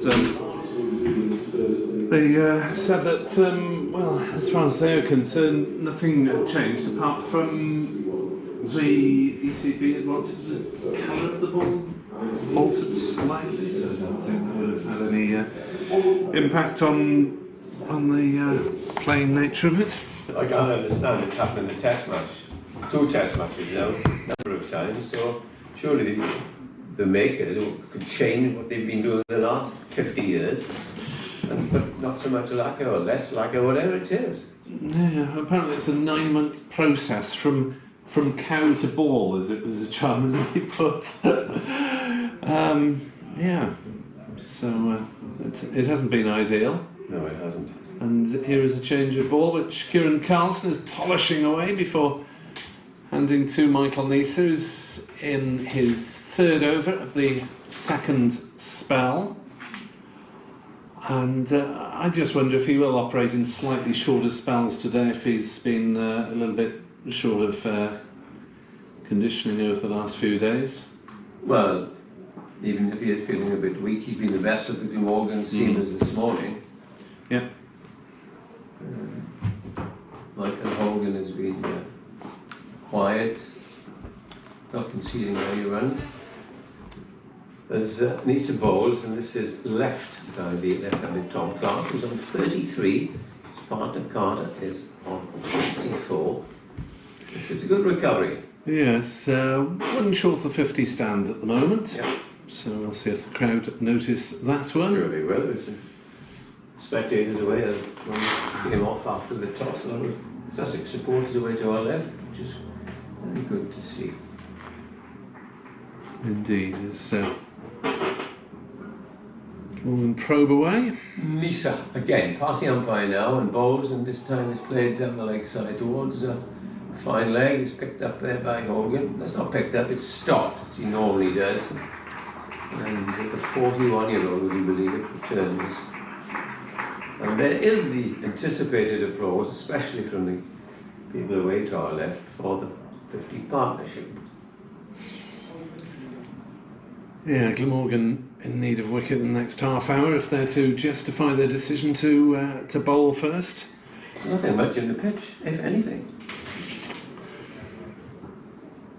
Anyhow, we shall see if David Lloyd's plan is going to work. Just the two slips now. As in comes Nisa, bowls outside the off stump, taken low down again by Cook. So there's two slips and the arc of a cover, extra cover and mid-off, saving that single, or the anticipated single, a mid-wicket and a mid-on on the boundary. Third man, and fine leg. Glamorgan have started every game with the third man this year. They're probably under orders from the management saying, if you don't put a third man, then we'll have Ed banging away on the video stream. Here's Nisa in bowls, and again that's left by Clark, who's moved on to 35.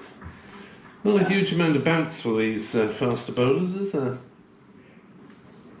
And when you think, if they do get a substantial score and a lead in the first innings, they've got Archie Lennon to bowl his leg breaks. It was a very impressive 17-year-old. And I think they've got another slow bowler. Rawlins bowls left arm spin. Yeah, not a regular, is he? Just fills in. As in comes Nisa, bowls again, that's driven on the onside. And it's parried away. Yard or so. Good bit of fielding. End of the over. 81 for 2. And the batsman out also was LBW Nisa for 6, and Haynes was caught by Cook. A very good catch, diving away to his left of the ball. Heel, his first ball of the day, for 10. But now a recovery has come from these two. The right-handed Carter is 24, and the left-handed Clark is 36. David Lloyd then, a little bit expensive in his first 3 overs, not for 18 so far, but the skipper is really going to have to play a role as fifth bowler, as half-century partnership, coming off just under 15 overs, so just over 3 runs an over, and Lloyd is going to come round the wicket to bowl for left-handed Clark, and he's letting that one go through outside off stump. Not a lot of bounce and carry so far.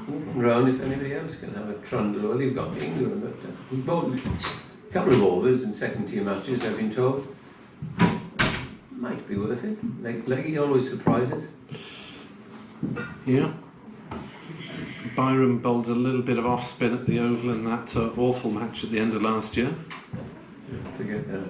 As Lloyd bowls in, comes in, and Clark plays gently to mid-off, and there's no run. Yes. And this pitch hasn't been used before. Just a little away while we want to. 4 pitches away from bang in the middle of the square. 4 or 5 anyway. It's towards the pavilion side, so it's better for people watching from that side of the ground as Lloyd bowls and Carter turns it on the leg side. It's smartly fielded at mid-wicket by Billy Root, and there's no run. It's a slightly strange setup to the side with Root maybe batting at 7. Because previously we had Salter as an opening bat. Well, all right, he struggled as an opening bat, but he was there as a bowling option as well, high in the batting order. So Glamorgan are a bowler light compared to their last championship side, as Lloyd is in, and that one's played away on the offside.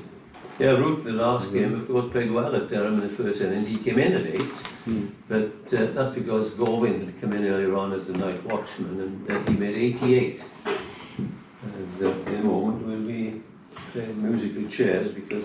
Yes, Edward will give way to Adrian of... in fact, I'll give way now. I'm sure you can talk us through as Adrian comes back. Thank you very much, Edward. He'll be back in the afternoon session as Clark chops that one down into the gully. And there's no run, fielded by Andrew Salter in his favourite position there. Just backward of point. 81 for 2. Clark has 36. Carter has 24. As Lloyd comes around the wicket and Clark blocks that out on the offside. That is the end of the over then. And Clark 36, Carter 24, 81 for 2 are Sussex here on BBC Sport Online and on the Glamorgan video stream.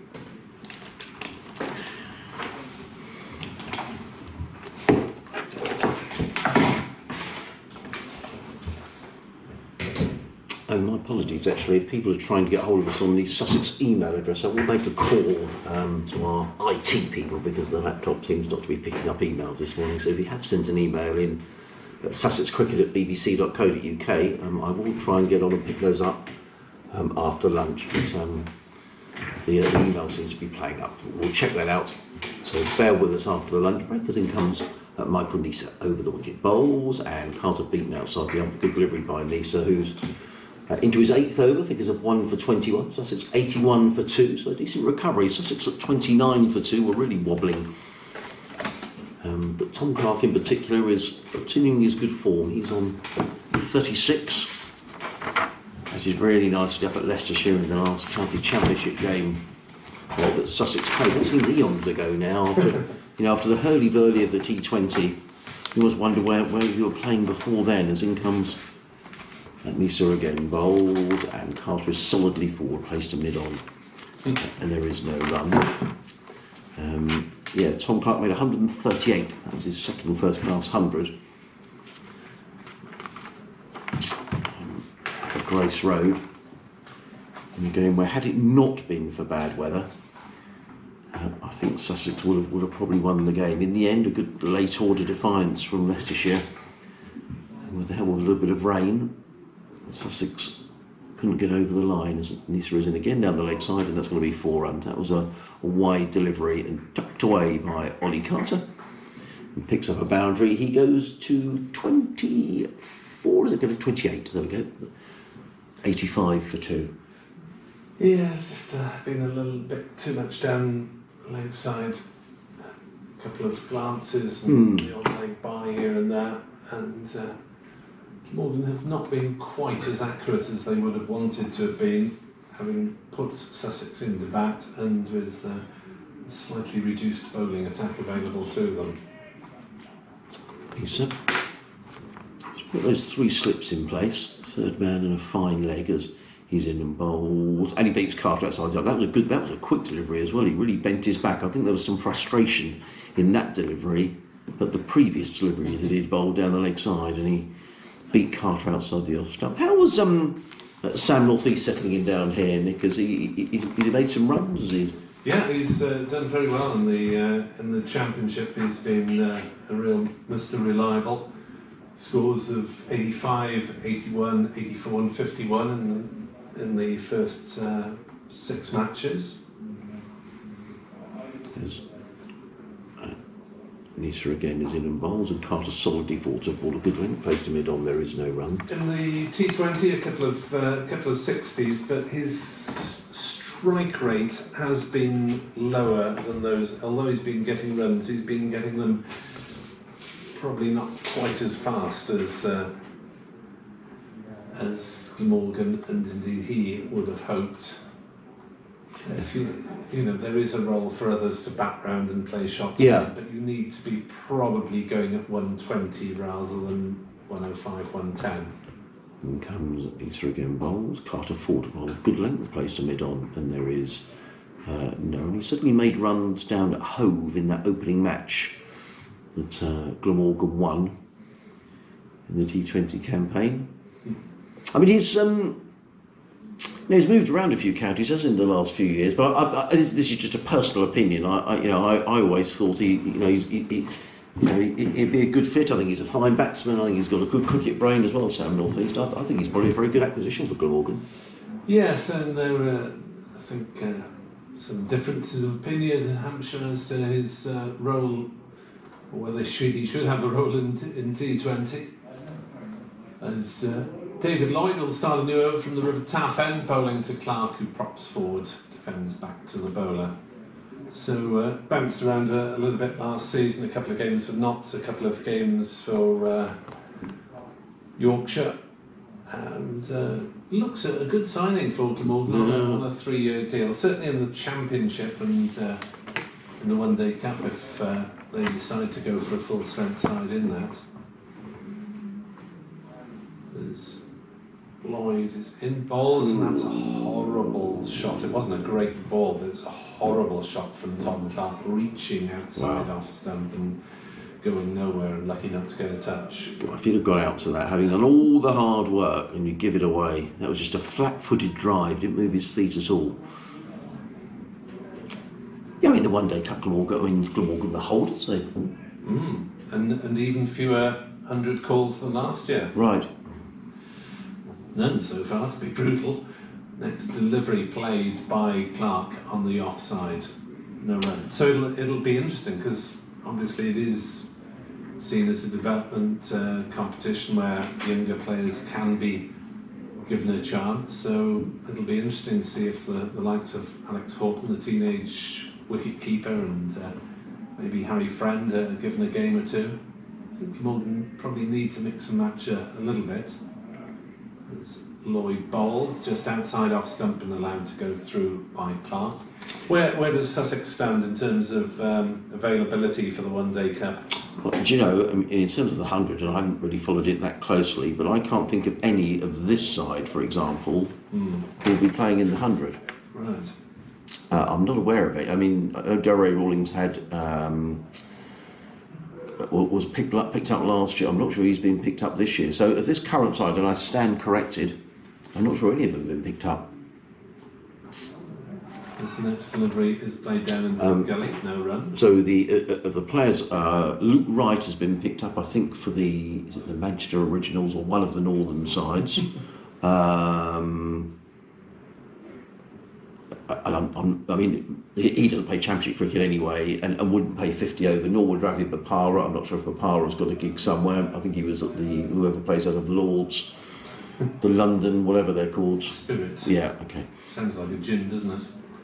Lloyd bowls, and Clark plays no shot. Cook now standing up for the last ball of that over to try and put some pressure on Clark's footwork. 85 for 2, Sussex, with a quarter of an hour to go till lunch. Stephen Finn, I'm not sure if he's been picked up. I ought to know this really, but I haven't really taken much notice of who's been picked up. And then the other one was Ollie Robinson, but I thought with Ollie's issues around his fitness at the minute, I'd be very. So really, in terms of Sussex,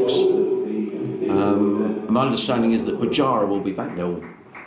Whether he'll play 50, I thought he probably would. He's not going to want to sit around all of August not doing very much.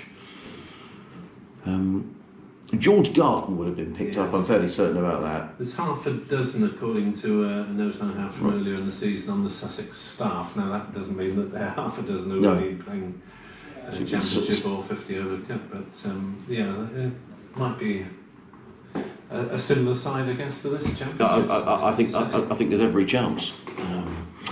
Well, it's going to be Michael Hogan, who's going to bowl from the Cathedral Road end of the ground. First spell typically miserly, 5 overs, 2 maidens, no wicket for 18, and he's running into bowl to the right-handed Ollie Carter, and Carter to a short delivery punches that into the offside forward of square, picks up a single. Does Carter? He goes to 29, and Sussex do 86 for 2. So I don't think they are going to be hugely impacted, is my feeling. But in terms of Glamorgan, you know, there's a lot of people say, oh well, in the One Day Cup it's a development competition, which, you know, there's a lot of debate about the future. But what did it do for Glamorgan? I mean, it must be nice to win a trophy, Nick. Oh, absolutely! The first time they'd won a one-day final as such. The previous one-day competitions they'd been in had been in league format. In comes Hogan bowls, and Clark clips that to mid-wicket, and there is no run. And you know, it's something you can put on show and advertise and add the feel-good factor around the club. Glamorgan used fringe players rather than the youth players that a lot of counties fielded or were forced to field. I mean, we saw some very callow sides here in the group stages. Hogan underway from us, in bowls, and Clark is forward ball, good length, placed a point, and there is no run. But to be fair, the teams that Glamorgan had 5 players absent in the 100, and the teams that they beat in the semi-final here, Essex, and in the final, Durham, had fewer absentees. So Glamorgan were actually more impacted than their opposition in those knockout matches. Hogan around the wicket comes in and bowls, and Clark again plays to backward point, and there is no run. But the thing is, did Glamorgan say, right, we'll field our strongest available side in every match, or do they say, well, we need to give some first team exposure to a couple of the younger players on the staff or on the fringes of the staff? Yeah, I mean, I don't know. I'd have thought my view would be there's only 3 trophies you can play for in the cricket season. As Hogan is in again, bowls, and Clark solidly falls ball of good length, plays it back to Hogan, who fields of his own bowling, and there is no run. And I would have thought you want to win it. So I think I would be for you play your best side. If you can blood a couple of youngsters without diminishing the strength of the side too much, that's what you should do. I mean, certainly Lancashire were very strong up at Sedbergh last year. I think Glamorgan need to give some of the younger players a bit of exposure in the 50 over competition. As I say, maybe just a couple at a time. Here comes Hogan. Clark is now, that was an appeal for LBW. The ball ended up in the hands of first Slip, who threw at the stumps, but Clark was back at his ground. But Hogan, I think it was probably a decent appeal actually from Michael Hogan. We'll see the replay. You know, it's a maiden over. Hogan 6 overs, 2 maidens, no wicket for 18. I'm not sure if we're going to see the replay, but on first look, that didn't look the worst shout in the world. Sussex 86 for 2 with Clark on 36, Carter on 29. I think we are going to see a replay. Look, a decent shout from Michael Hogan, who he always makes the batsman play. That's what I like about him, Nick. Absolutely. So Hogan 0 for 13 off 6, Lloyd 0 for 18 off 5 so far. So Lloyd will continue from the River Taff end. He's beaten the bat once or twice. Pleasant amount of sunshine around as he comes into bowl. Worked on the onside by Carter. Down towards backward square, and they'll come back for a second run. They hurry. Shot that hit. That might have been close if Nisa had struck. It would have been one heck of a throw because he was square on from the stumps and around about 45 metres away. But Nisa has a very, very good arm. Wow. And Chris Cook just left the ball in the hope of a direct hit there, I think. Yeah, I don't think that was far away, you know. I think had he hit, I think Carter was struggling. As it is, he's moved on 31, and Sussex on to 88 for 2, and Lloyd bowls Tim again. Works it again on the leg side. This time he's timed it down and put it square of Nisa, and then it'll run away for a boundary. 92 for 2, so this is turning into Sussex's session at the moment with 10 minutes to go or so until the interval here on BBC Sport Online. I agree with you, Nick. And I was concerned when Sussex were 29 for 2 with who you consider the two form batsmen, Haynes and Alsop, already back in the pavilion, but these two have batted very nicely. As Lloyd bustles in, bowls, forced off the back foot through the offside this time. It's a chase for Byram, who makes a sliding stop in a potentially painful part of the square on the old wickets, and might have scuffed something as he cut them down to a single. There's a big stain on one knee and a little bit of a limp and a hop as he goes back to his fielding position. 93 for 2. Carter moves to 36. Lloyd has beaten the bat once or twice. Cook is now standing back. Quite often stands up to David Lloyd, who's bustling in. Balls at one of the off stumps, slapped by by Clark, but straight at cover. Wheeled as the fielding, and he's missed out there. Yeah, he has. I think he's annoyed with himself. I mean, a yard either side, and it was 4 runs, but he hit it straight to the fielder. Now, as I say, from the point of view of sides that don't change very much, Sussex would be one of those sides. I think who would have pretty much the same side playing. So. As Lloyd bowls and forward comes Clark, defending up to mid-off. Hogan fields, no run. And I just think it's a long winter, isn't it? You get to the end of the season, you've got a bit of silverware. I think it does does wonders for morale, and the Sussex morale, let's be honest, at the minute is not good. They've a humiliating defeat on Friday night in the T20. Whether they'll qualify or not, we wait to see. They're not doing great in the Championship, so it's an opportunity. Lloyd bowls to Clark, who hits that one down into the ground this time. Bounces up to wheel cover, no run. In terms of Glamorgan personnel, Tom Cullen obviously be keen for first team action, who captained the T20 side to their trophy on Tuesday night, the second 11 that is. You'd expect to see Alex Horton given a little bit of exposure, the 18-year-old keeper batsman. Tegid Phillips, young spinner. Callum Taylor hasn't played a lot of first team this year, so those are some of the names that you would hope would be given at least a few games in 50 over comp in August. Well, it's going to be Michael Hogan, who's running in just the 2 slips to bowl to Ollie Carter. This is the last, probably one more over after this until lunch. 2 slips, a third man, point cover mid-off. There's a mid-on and mid-wicket and a fine leg, and you're listening to live cricket on the BBC Radio Sussex, BBC Wales, Adrian Harms and Nick Webb. You may be watching via the live stream, in which case a very good afternoon to you as well on a sunny but quite breezy day in Cardiff. The trees along the banks of the River Taff are swaying away at the far end of the ground as Hogan is in and bowls, and Carter plays into the onside. Oh, and there was a slip there by, was that Byron, who just seemed to completely lose his footing. I think he's okay because he just completely slipped over. Down on his haunches, just taking a bit of time to recover. Yeah, he's okay. Maybe he's getting a bit of a stick from his teammates, I expect. And Sussex remain on 93 for 2, having lost the toss. Glamorgan deciding to bowl first, which looked a very good decision when Sussex were 29 for 2, but these two have led a recovery, a partnership of 64 between the pair, as Michael Hogan is in and bowls, and Carter clips that one down to fine leg. They've taken one, they're going to think about 2. Good running actually by Ollie Carter, who's very quickly back for the second. That is very good running.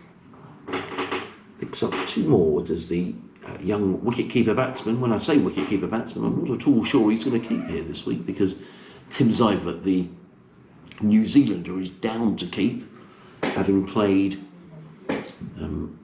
3 T20 matches since Mohammad Rizwan went back to international duty. I see Pakistan are playing today against the West Indies. I think the plan is that Rizwan returns later on this week when the T20 resumes. It is a pretty chaotic schedule, I have to say, at the minute. You wouldn't want to be a director of cricket or whoever is responsible at each club for the overseas, would you? No, you wouldn't. When can you fly in? When can you make it? I think it's been a revolving door at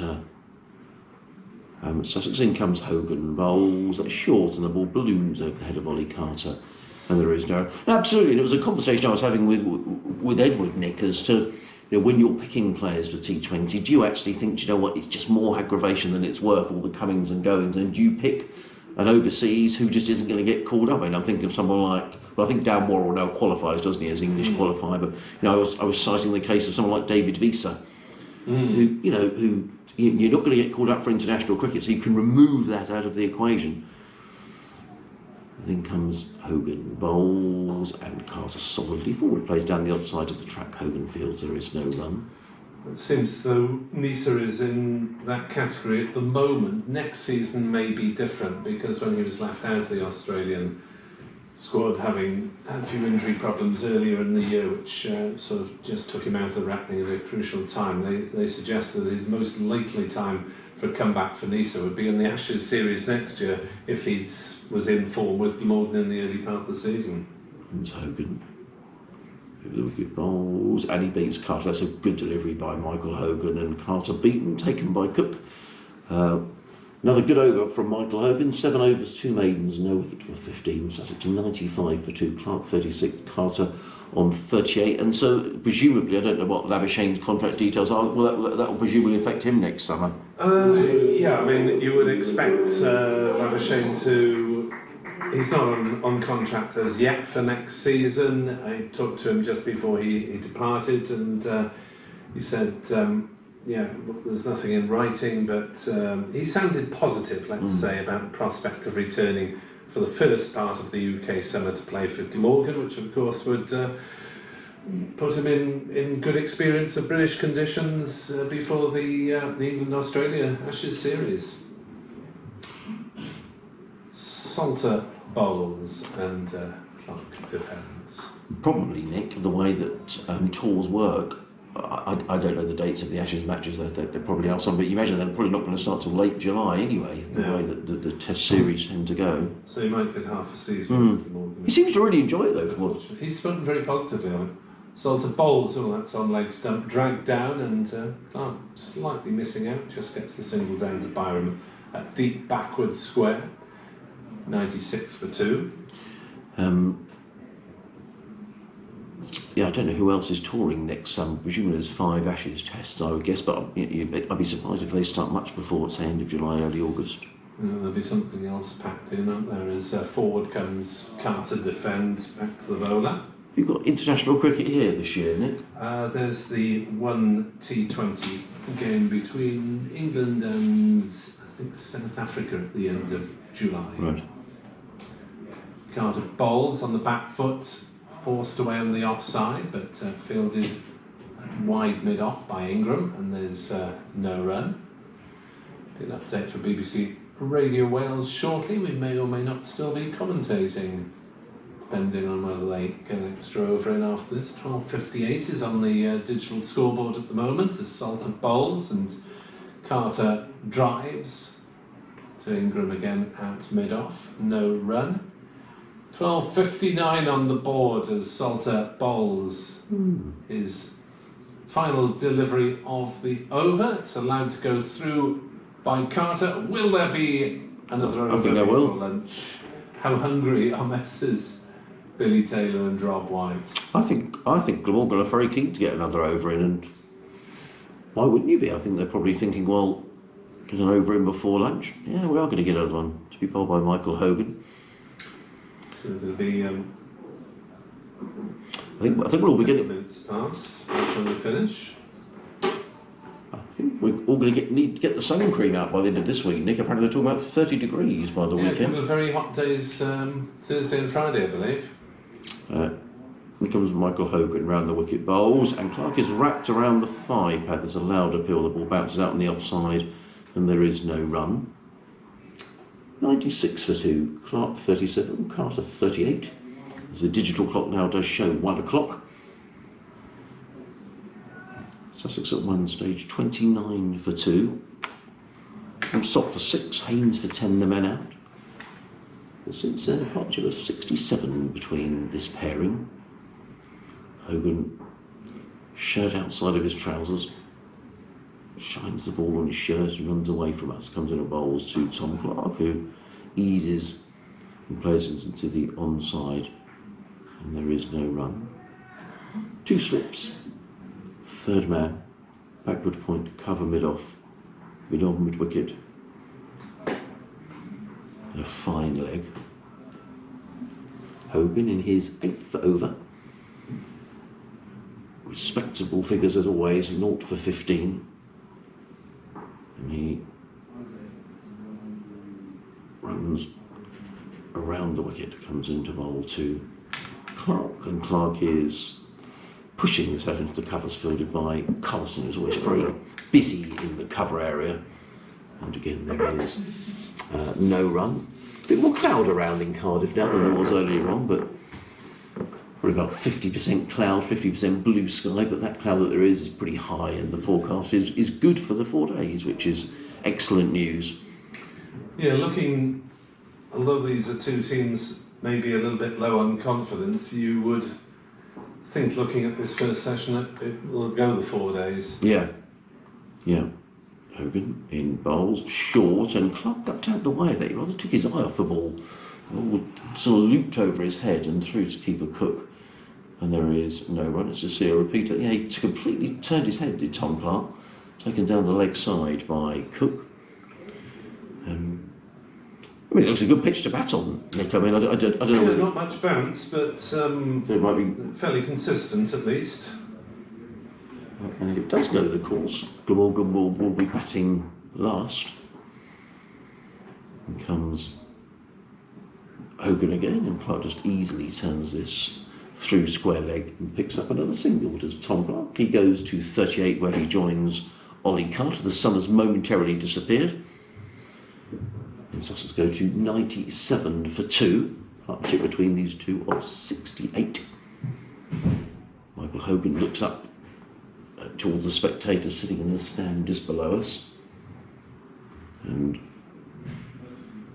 so have we got 1 more ball to go before lunch? Yeah, just the 1 ball as Hogan runs in away from us, bowls to Ollie Carter, who's in a bowls, and Carter plays defensively to mid-off, and that is going to be lunch with Sussex 97 for 2. Both batsmen, Tom Clark and Ollie Carter, on 38. Michael Hogan, 8 overs, 2 maidens, no hit for 16. And I think Sussex, having been 29 for 2, will probably be the happier of the 2 sides as the players go and have their lunch break. Indeed they will, Adrian. We'll hear from Adrian again after lunch. Update for BBC Radio Wales coming fairly shortly. So Sussex haven't been inserted, just losing the 2 wickets. 38. Carter 38. Do you mind just Players heading for the pavilion. I'm plugging it back in. We're back with commentary at 1:40 for viewers to the food is in the follows Glamorgan lane, so stream. it used to be. Yes. In the Community Films.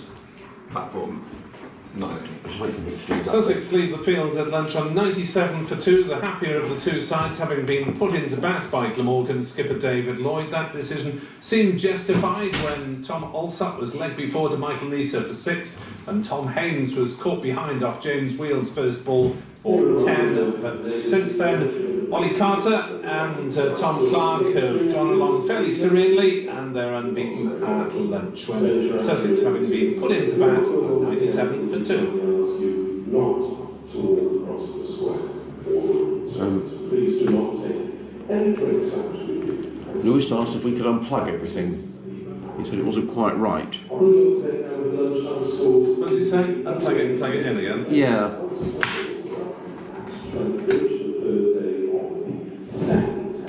Now I'm just going to ring IT because my emails are playing up. I don't know what was wrong with the start on BBC Sport, because we did everything correctly. It was all plugged in. I rang our comms department. They could hear it coming down their end. They were sending it out the right number in Salford. So I said, and I had a bloody email from Salford saying you can't hear anything. But of course you can't stop completely because you're on the club stream, which probably most people are following rather than the BBC stream anyway. I suspect we get Do you get that? Probably more people watching than just listening these days. Definitely. Yeah. And for T20, I mean, we put it on DAB. I'd imagine our listenership is virtually zero, Nick, to be honest. Really? Well, like I think most people watch on the street. I mean, we keep hearing all these things, oh, we get such a big listen on DAB. Well, you know, they see people in the cars, well, I haven't got DAB in the car, I've got a fairly old car, I haven't got DAB, you know. So I'll just ring IT. Do you go FM for your commentary on? No, we've done sort of Friday nights on the radio, but that's about it. We didn't even put Surrey, Sussex on the radio this last week. Yeah. Unbelievable.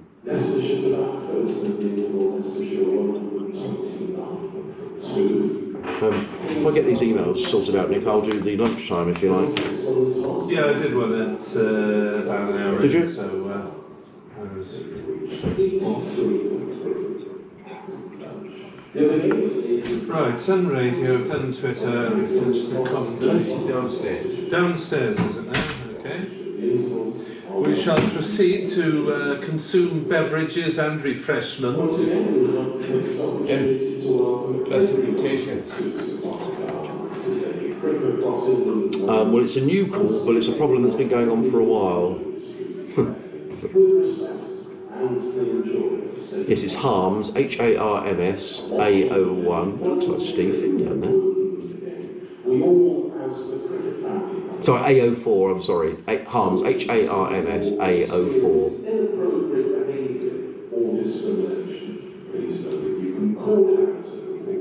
Yep, it's Adrian Harms, Harms. Right, you go down there? I shall be down in Ted. Yeah, it's a broadcast that's going out now, actually. It's around my emails. It seems to be a reoccurring issue. I'm in a cricket match. I'm trying to get into my inbox, and for some reason it's locking me out. And in the past, you guys seem to do something with Z-Scaler that seems to rectify it, but I certainly can't get into my emails at the moment.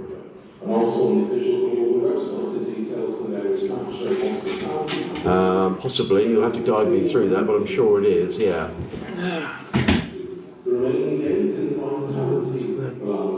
Is that? Yeah, that What's one. the problem? Yeah. Open Z-Scaler, click on that.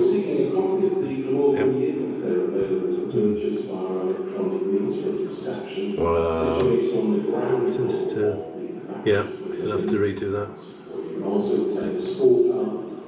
Right. It pops up. This happens quite a lot. Yeah, my colleague's actually trying to help me here, Nick from Wales as well. But it's oh yeah. So I'll do the shared desktop thingy. Here we go. There we go. Yeah, we read out emails during the commentary, so it's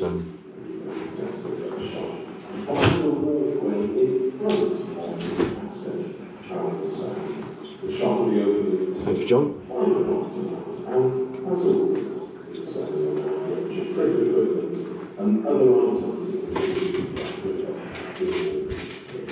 There we go, give control, yes.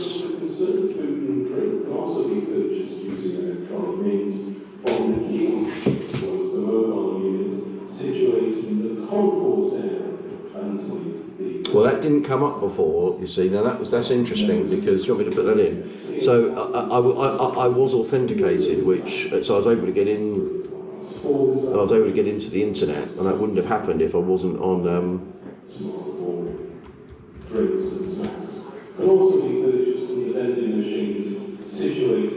Is it? Hang on a sec. 335-189. There you go.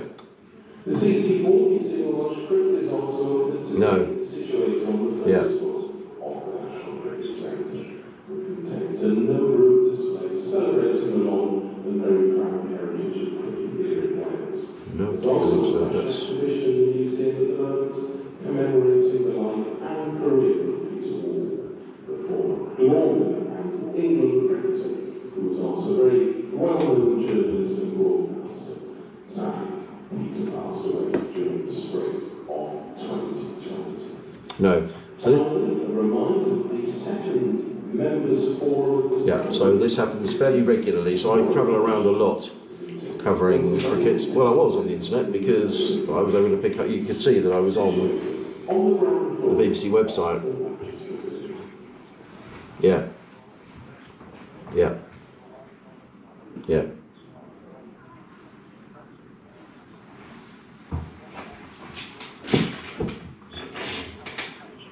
Yeah.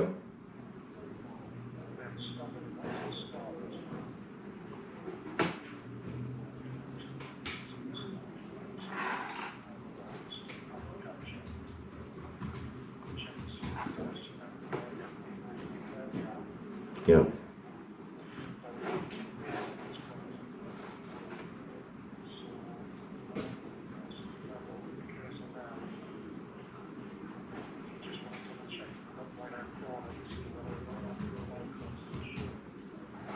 Which it is. Hmm.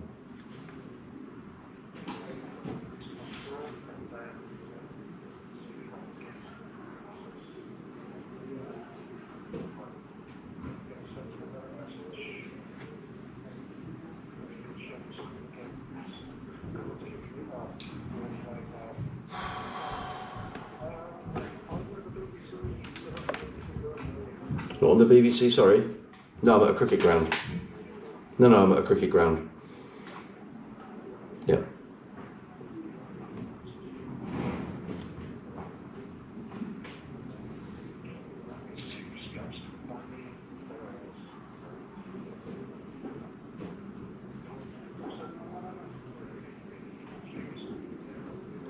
Yep.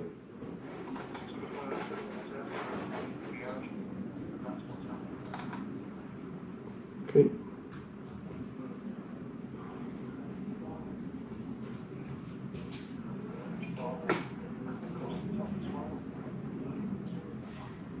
Yes, there we are.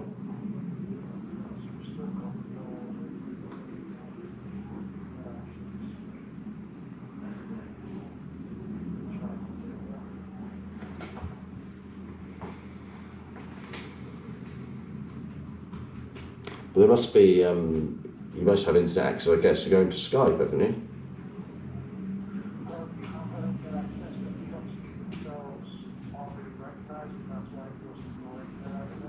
Right. I mean, to be honest, I have this every time when I go to a new cricket ground, so I don't quite know how it can be resolved, but it's pretty frustrating, really. Yeah, it's not your fault. It's just. Oh.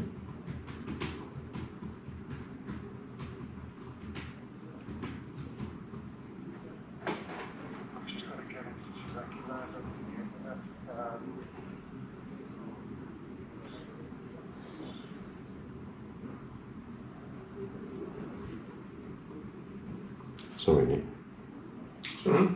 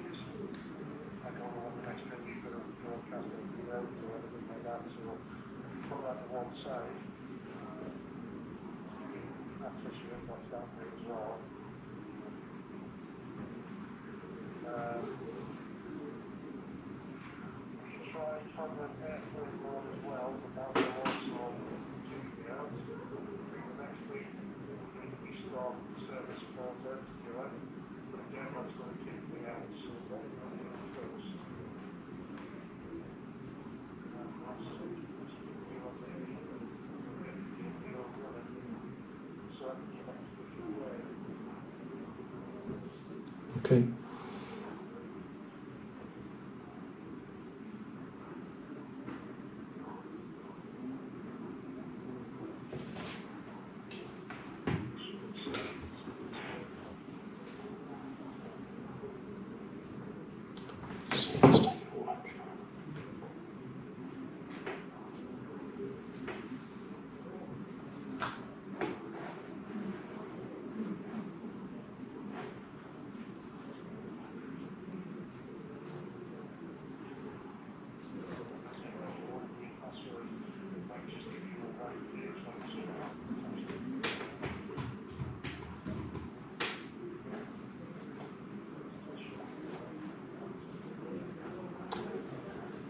See, this page comes up quite a lot as well. I never understand why that comes up all the time. Yeah, but even so, if I put in a password now, I'll put in my password. So it's just, I don't know, it's just.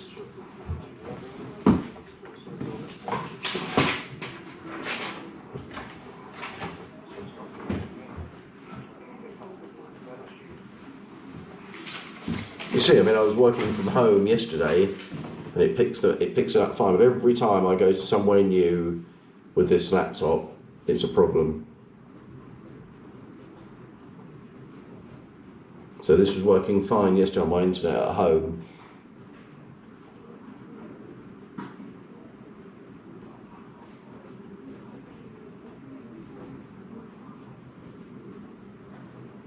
Hello? Hello?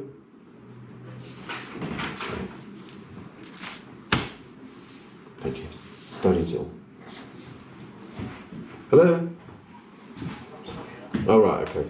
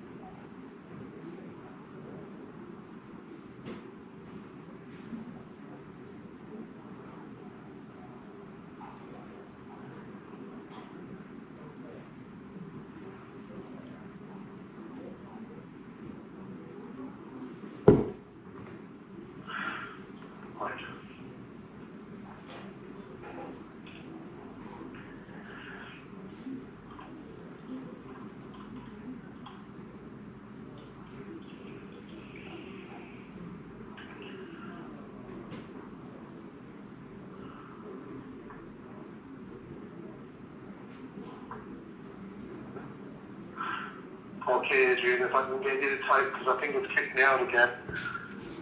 Okay. On the window in front of you, the black window, if you can type ipconfig Sorry. space /renew.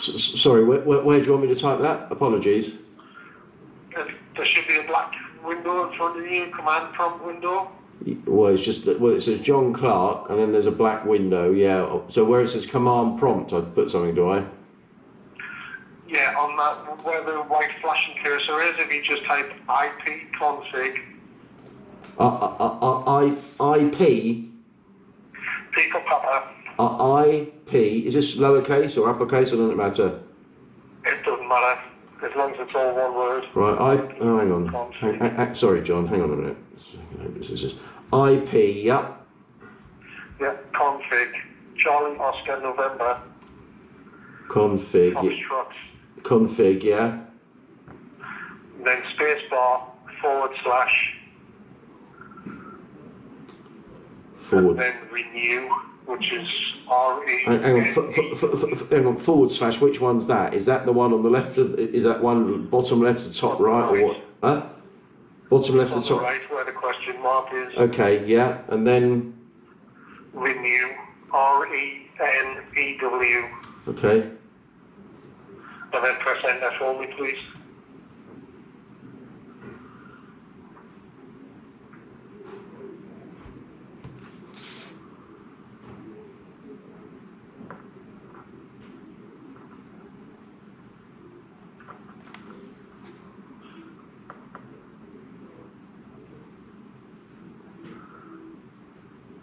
Right, I'm going to try and connect again.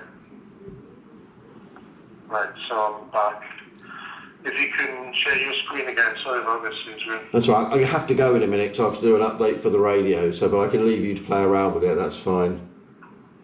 Okay, yeah, that's fine. So I have to do updates during the day. The only fear is if I lose the connection again, I won't be able to communicate. Okay, well, I'll say to me.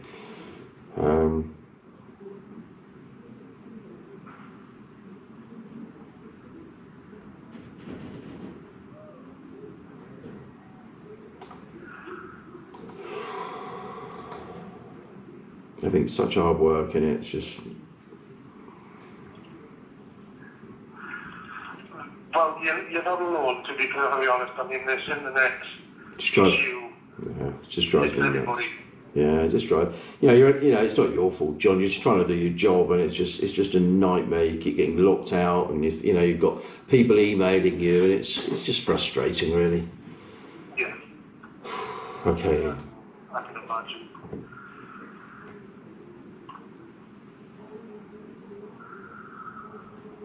Right. Okay. That's still getting no internet. Right.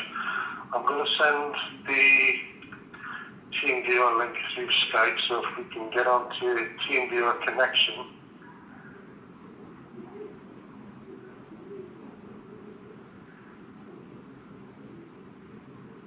Are you able to grant me the control there, please, Adrian, the orange banner? Yeah, there you go.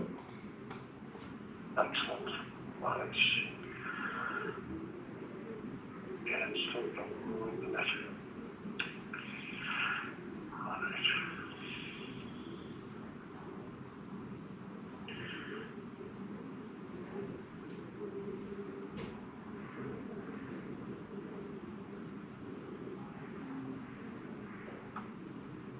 I thought the list we knew might fix it, but what I'm doing is just adding TeamViewer, which will... Yeah, as I say before, but before when this has happened, because it happens all the time, and I mean I don't know why it's showing no internet. I've got no idea, but they seem to unlock something in Zscaler, and there it goes, and it's sort of up and running.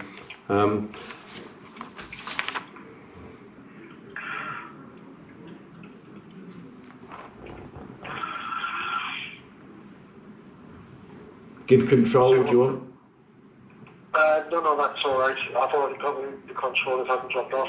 What normally happens is we will change the internet options to automatically detect the proxies, and that would normally fix Zscaler, but it's keep reverting back to this one.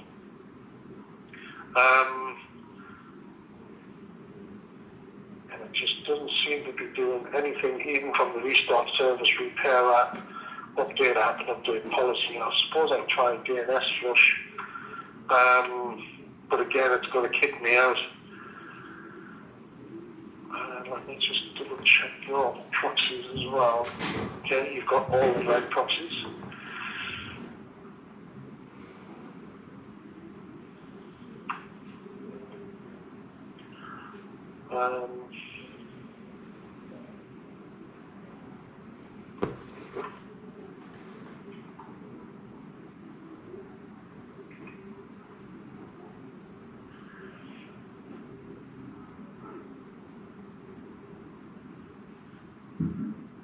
Right, I'm going to toggle airplane mode, which will kick me out again. But it's just to try and get this working. The other step would be restart the laptop and see if it comes back from that as well. Okay. I mean, I've got about 7 minutes, and I've got to go and do a beat on the radio. So, I mean, I can see it's highlighted here, aeroplane mode. Well, I'm not on aeroplane mode, you know. I mean, I was in Wi-Fi, and I've got Wi-Fi here at the ground. Yeah, I've just clicked the aeroplane mode there. Right. If you can click back to the Wi-Fi if it's listed. Yeah. Just to see if it toggles the connection. Has that still got the globe? No, the globe has gone now.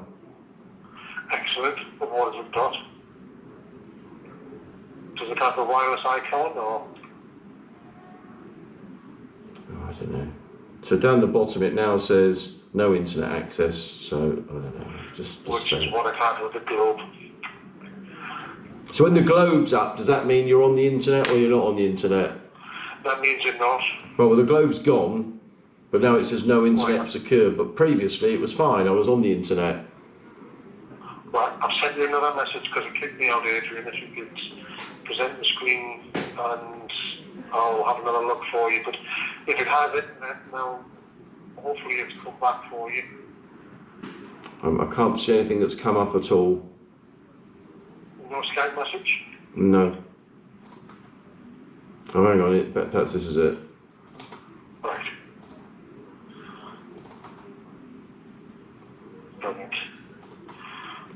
share your desktop.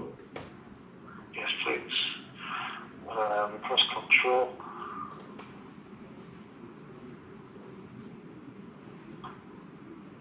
And if you click the yes on the orange banner, please. Yep, there you go. Still in airplane mode. Right.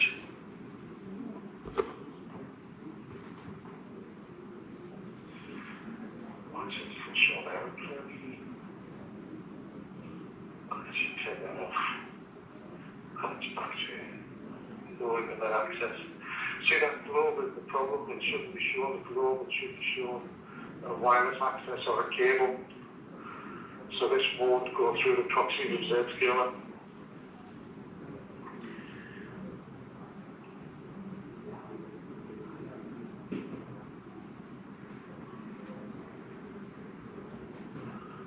Right, the only other thing that can just kick me out is Zscaler and get me to log back in there. Okay, let's try that. I've got to do this.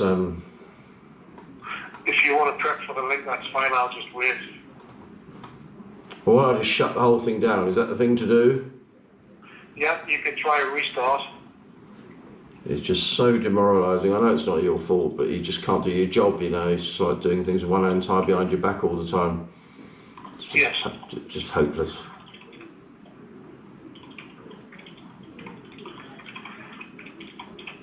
What shows it that you're doing? Cricket. We're doing a cricket commentary here today. And we're just at lunch, but you know, we ask people to send in emails. So you got people sending in emails and you're not replying, so people think you're being rude because you're not reading them out. So it's just a ongoing issue, to be honest. And sorry? I was just going to say, if it didn't come back after the restart, if you go to outlook.office.com, you can use your Exchange online. For the Yeah, but we have a cricket folder that things go into. So I don't know if I can access that. It doesn't go into my own personal email address. Right. If it's a public folder, you'll not be able to get that. Well, that's exactly what it is. Exchange. Yeah, that's exactly what it is. So it's really frustrating. Right, so I've turned it off. Let's see if it will turn back on again. There you go. Let's see if this works. Right.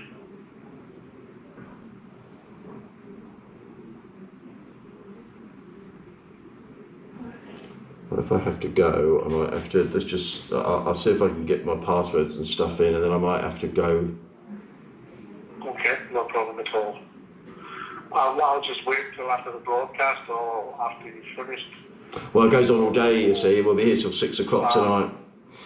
So it's not that easy because it's an all day game.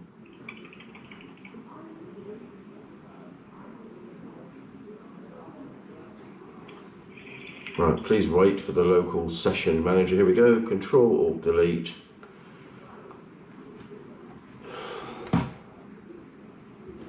Yeah, I can't even get this to work.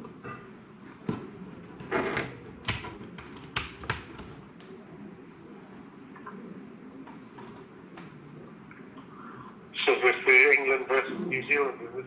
No, it's Sussex against Glamorgan in Cardiff. So it's a county championship game that goes out live on the internet all day. And so it's a live broadcast that we do from 11 in the morning till 6 at night. Right.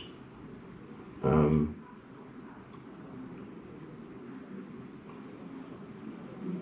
was just wondering what it was. Yeah, that's right. It's just because you come through the broadcast program, so we've got to make it known what the show is as well. Yeah, it's fine. I mean, I get this every week and they say, is it a live broadcast? And I say, yes, it is.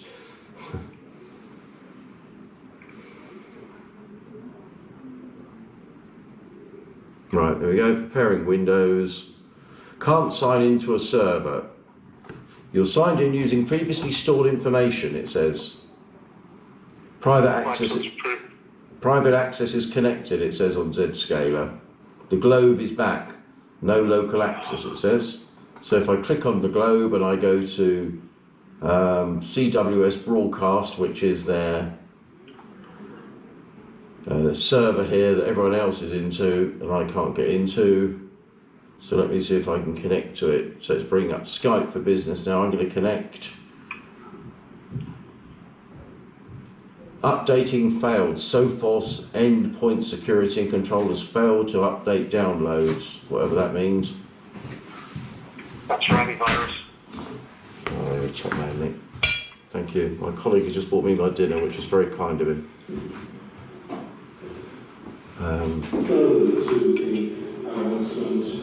I have to stop in a minute because actually I've got to do my update. Can you hold on a second? Yeah, no problem. Thanks, Nick.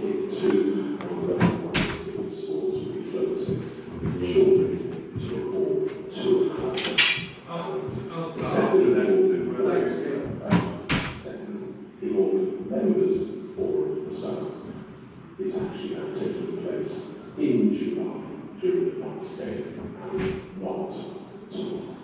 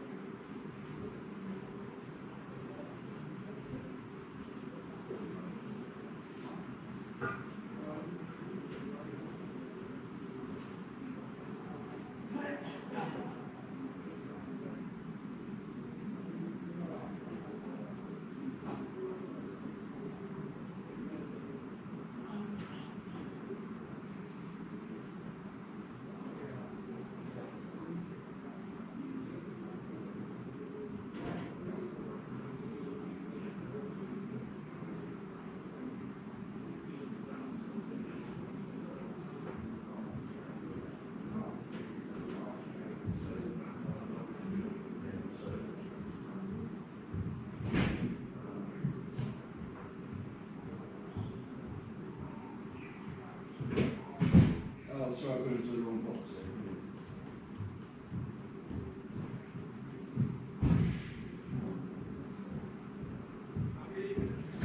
As our laptop is knackered. Hello. Yeah, I'm here. Okay. Right. So it says, right, so what do I need to do now? Sorry, John, I'm just getting fed up. No, you're right. It's not a problem. I mean, I'm keeping on here on the console. Yeah. Just work them in as an extra, you know? Yeah, sit alongside it. Sorry, next door to where? If you open the I don't believe there should be 3 dots or more I options sat with him here for an hour before. on the main menu. Z-scaler, yeah. I don't know, in fact, this one, it's just a Right, question of I'm on the being author, yeah, able to 3 react dots, to yeah? things, you know. Yep, so click Exactly. the It 3 didn't know dots. which place Yeah. were. And then When you had just have to think that little bit extra to identify and players policies and at the bottom. to think of the terms. Both of them? Just Yes, And you said one at a then, time. Yeah, I've done the update app, I'm sure we'll have all out for 130. and now I'm going to do the update policy. Yep, But, you know, you've got to be coached to work on it and then come in. and when they're both done, if you hit the square at the top What's you got in of Z-Killer, machine? The square right at the top? the cross bar in the top right hand It's corner, just yeah. this BBC Try and system that Yeah. requires like checking Big and bang license authenticating every Yeah. couple of weeks. Okay. So Something then like ring that, up so, the website out and should give you the login book. And then if you just put your email address in again. So, log in. Yes.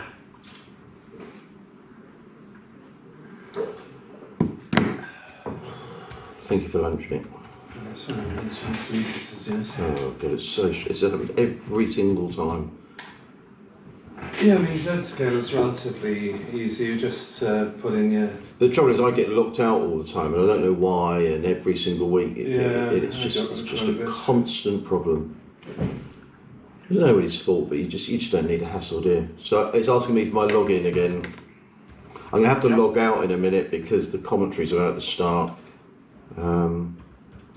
Bethany 67. Yeah. It's now asking me for another code. Yep. 298668. I'm sorry if I sound fed up, John. I don't mean to, but it's just No. demoralising, to be honest. I understand. Right. Is it giving you the globe or? No, the globe has gone. Brilliant. What's in its place? Is it a wireless or? Yeah, the wireless thing is in place, and it says BBC Internet Access. So should I try emails now? Yeah. Open your Outlook.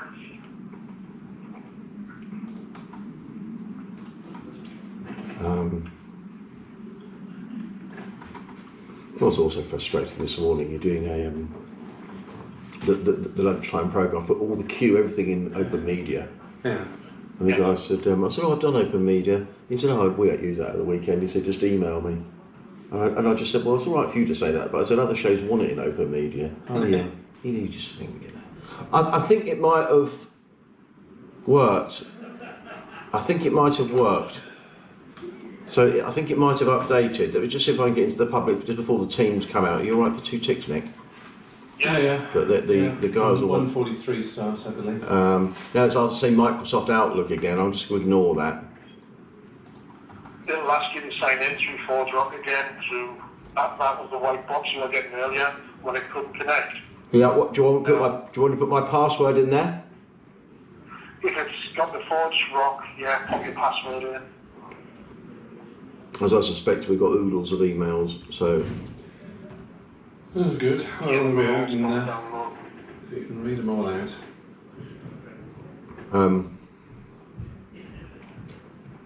right, that's gone. So John, I'm going to just assume it's working. I appreciate your help. I'm sorry if I sounded slightly frustrated. Not a problem at all. Thank you for your help, and I've got to go because we're about to start. But it's very kind of you. So thank you for everything that you've done. I appreciate it. Thanks now. Have a good day. Cheers. Bye. Right, do you want to take your grub off to the far box so you don't get it on camera, I would suggest. Is that all right with you?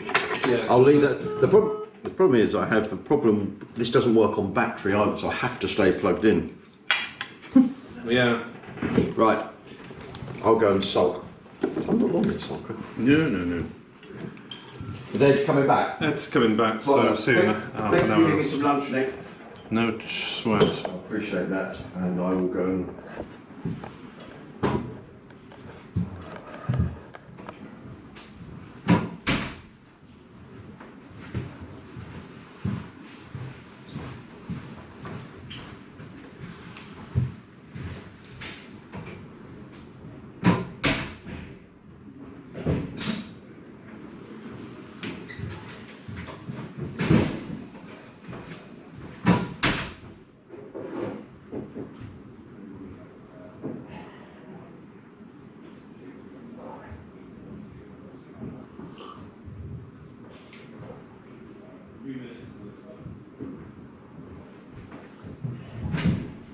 Where do we get our patriotic flag from? I can't remember. I had it put on the rugby tours, I think. It's been sitting in the back of a drawer recently. So I might as well have something with BBC on it in the background. Well, you'll go Nick when they come down here for one of the internationals. Oh no. It's only one game, I'll take it. Yeah, this camera shows you even if you're sitting at the back, so be aware that if you're sitting there, you're still on camera. Give it this. Come and do it. Get him off.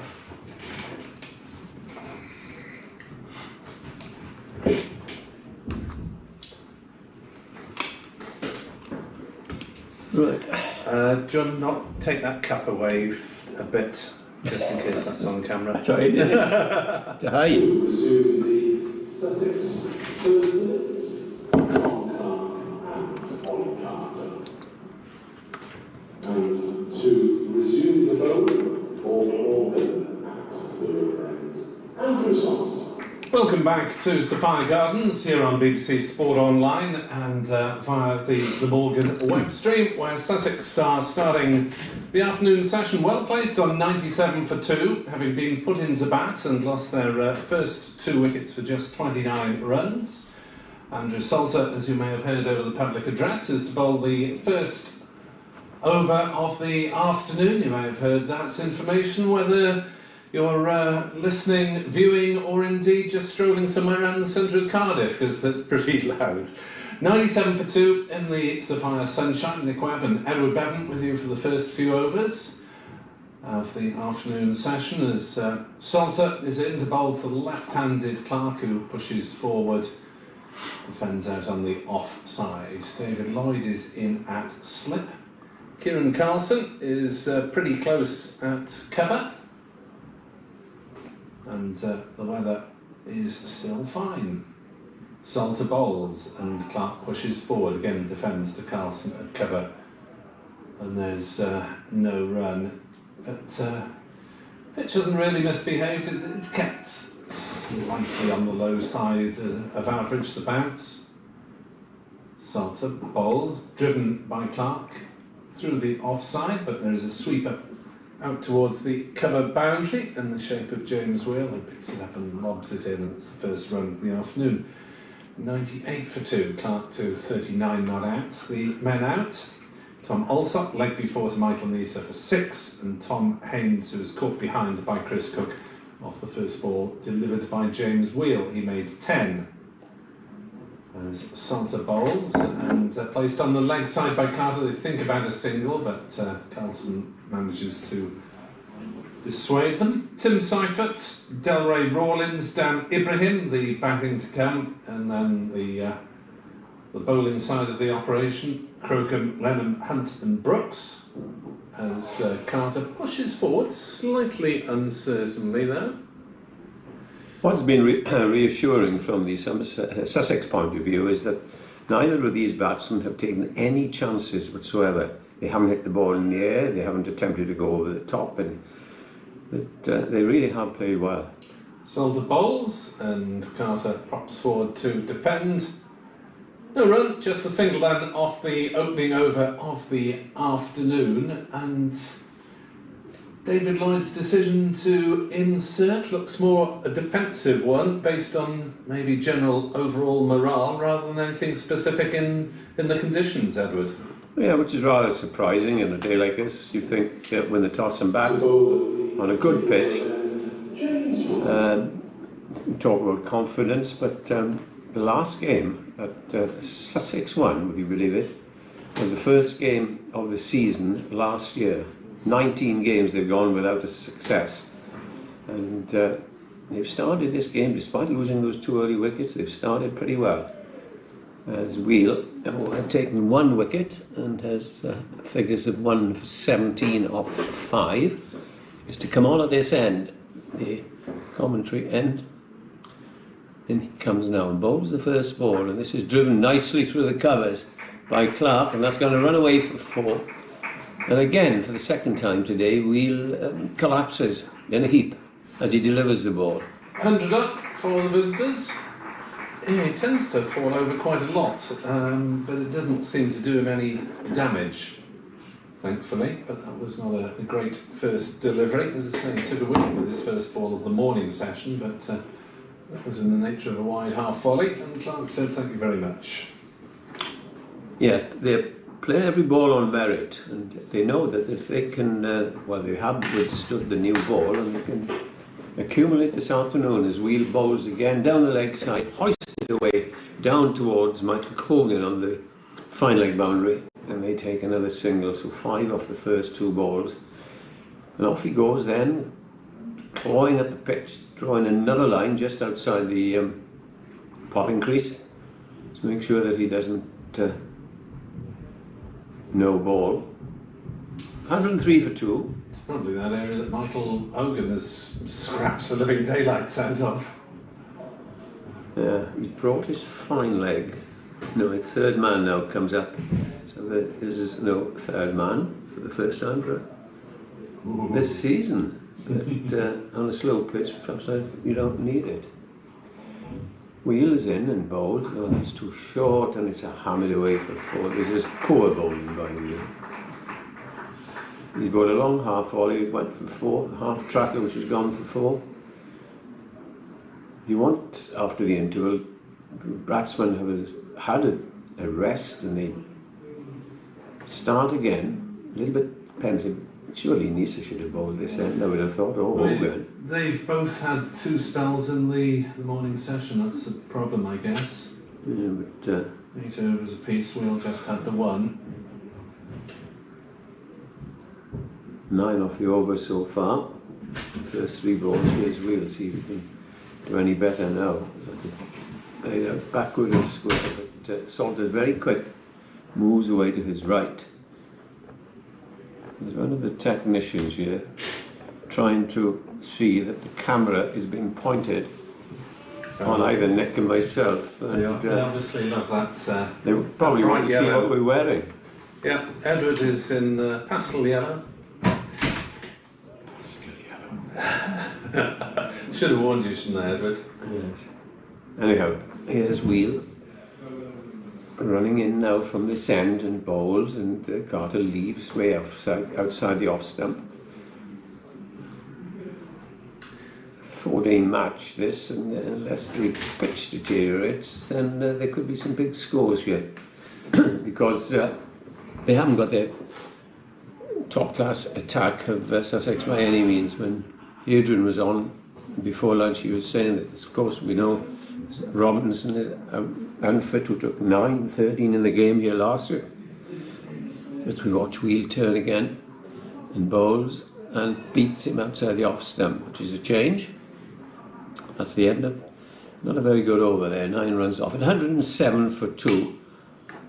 Jack Carson, they're very promising young off spinner, hasn't played at all this season, and it's been hard going for the Sussex side, but they've made a good start and encouraged the rest of the batsmen.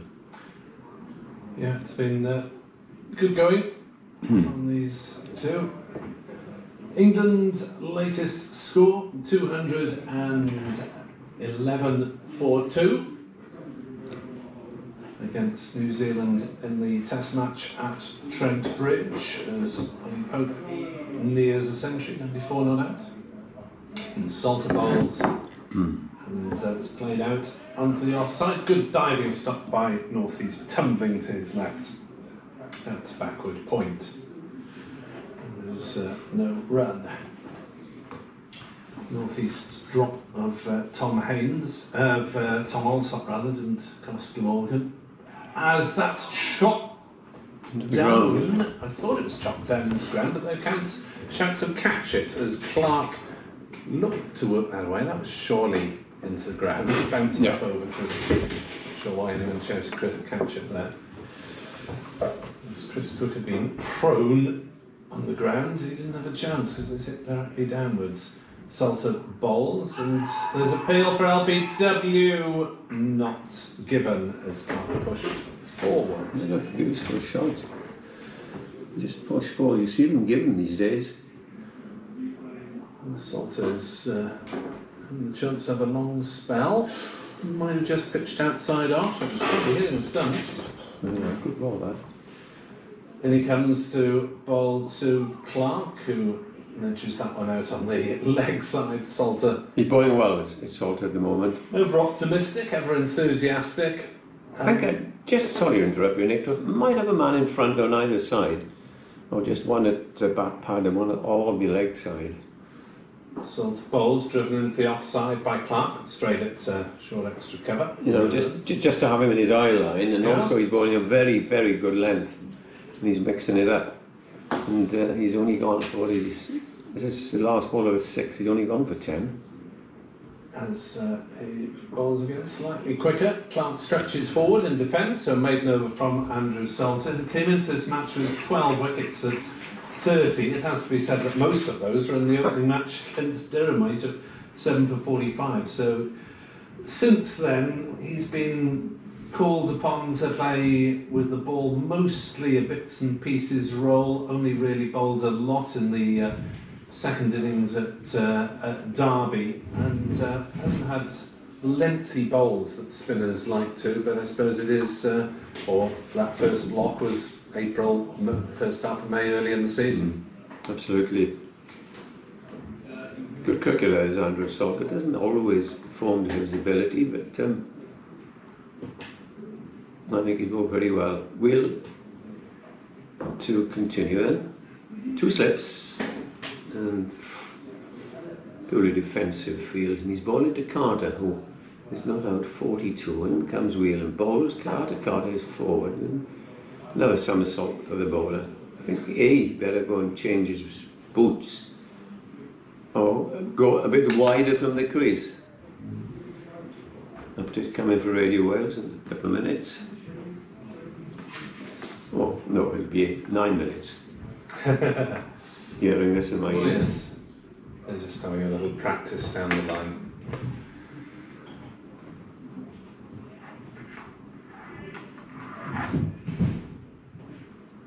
Here's James Wheel, and he comes and bowls false shot for about the first time, going for an intended cut, but that ball hardly rose. This reminds me of the old pitches, slow and low, of years ago, Nick.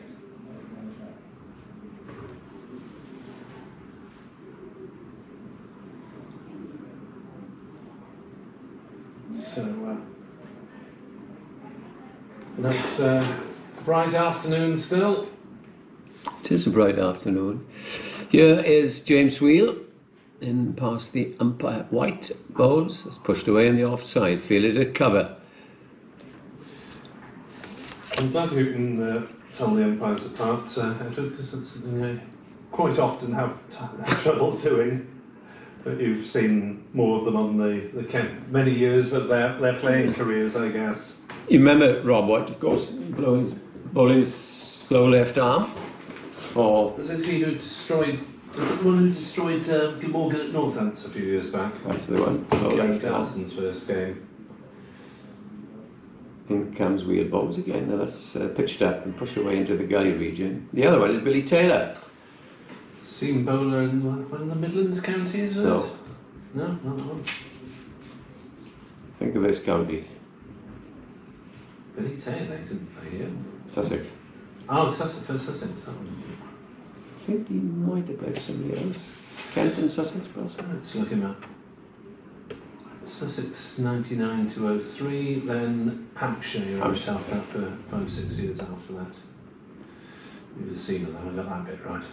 Tell you something else here, says in comes the next ball. Very defensively, a better over. He is a tree surgeon. Billy? Good heavens. Does that mean he just cuts down trees, or he knows a bit more than that? He knows how to cut them down, or how to avoid having to cut them down. Yeah. He's only got 3 little bits of 6 of wood and 2 little bits on top of them to worry about. If they indeed made of wood, probably some sort of hybrid these days. Yeah. Here's the next ball, down the leg side, clipped away. That might just run away for 4. No, it's intercepted there. And the return comes in from Byron. End of the over, better over there from the bowler. Wheel. The score is 108 for 2, 44 for Clark, 43 for Carter. And this partnership is now developing. They put on 79. Glamorgan battling near the wicket, having inserted the opposition. Yeah. Plus point is that the over 8 is level so far. That's because we've had half a dozen of Salter, I guess. And a little bit of David Lloyd, who gets through his overs more swiftly than the faster bowlers. But we can see Salter continue with his spin from the River Taff end. Down the wicket comes Carter and mistimes an attempted big shot off the bottom edge. First time, I think. That is Yeah. Looked to be trying to hit over mid-on, where Hogan is lurking halfway back, tall chap. Bit of pressure have some sort.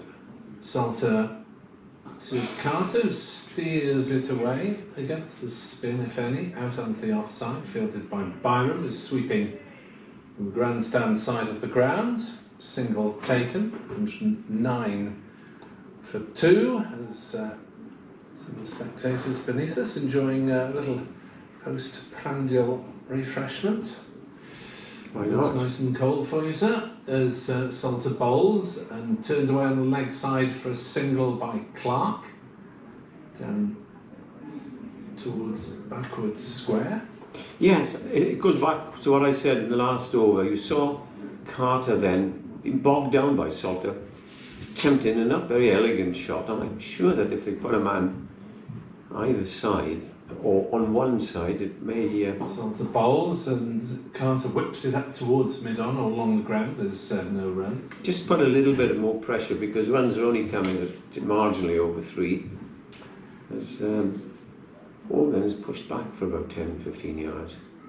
Salter bowls, worked on the leg side through the gap by Carter, out towards mid-wicket, single taken.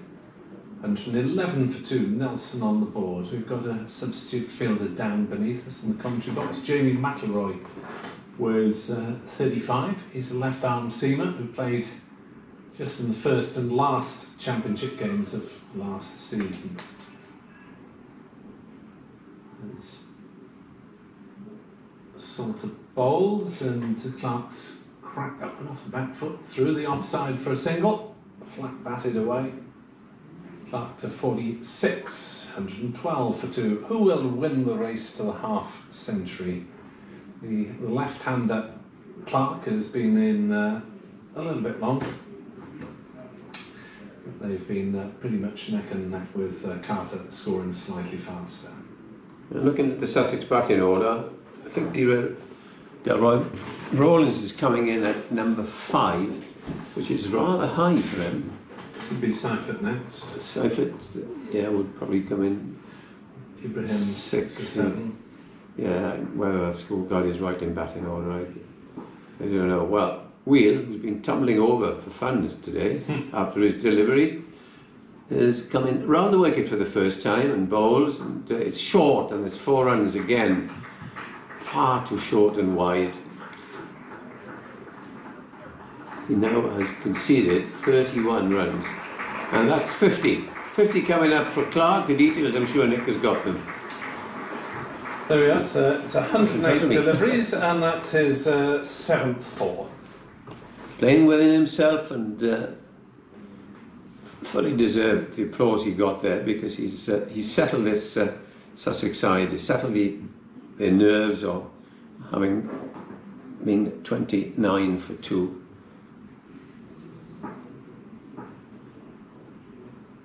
Wheel round the wicket, bowls again to Clark. Clark gets a ball that keeps a bit low and subterranean.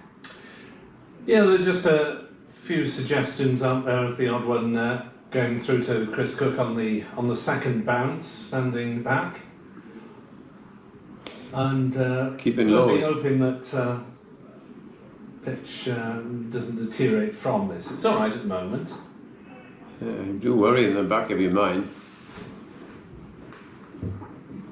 Wheel over the wicket, in again, round the wicket, wide of the off stump, through to the wicket keeper. The score is 116 for 2, and at the moment Sussex look set for a substantial total, unless Glamorgan can make a breakthrough.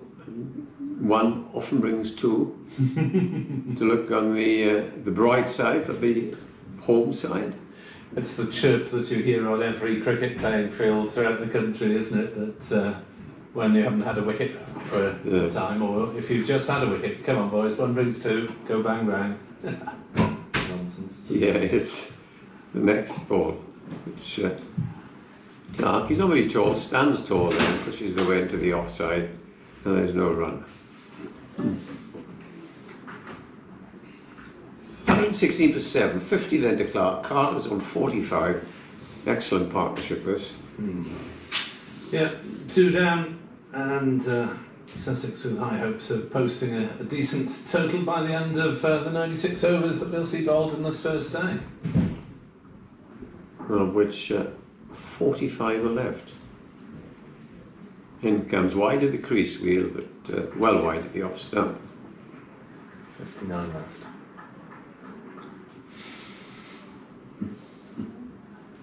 '59, yes, you're correct. The 37th of the day, which is reasonable going. Yeah.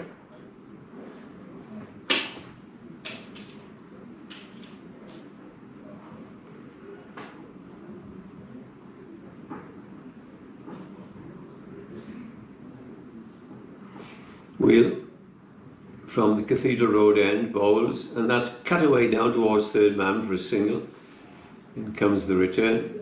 As most left-handed batsmen are, they are strong outside the off stump. And you think of the great left-handers, the great cover driving they did. End of the over. Turn the doctor down since we've just given that detail ourselves. 117 for 2. There's someone in Newport who's just received that information as well, with the wind in the right direction.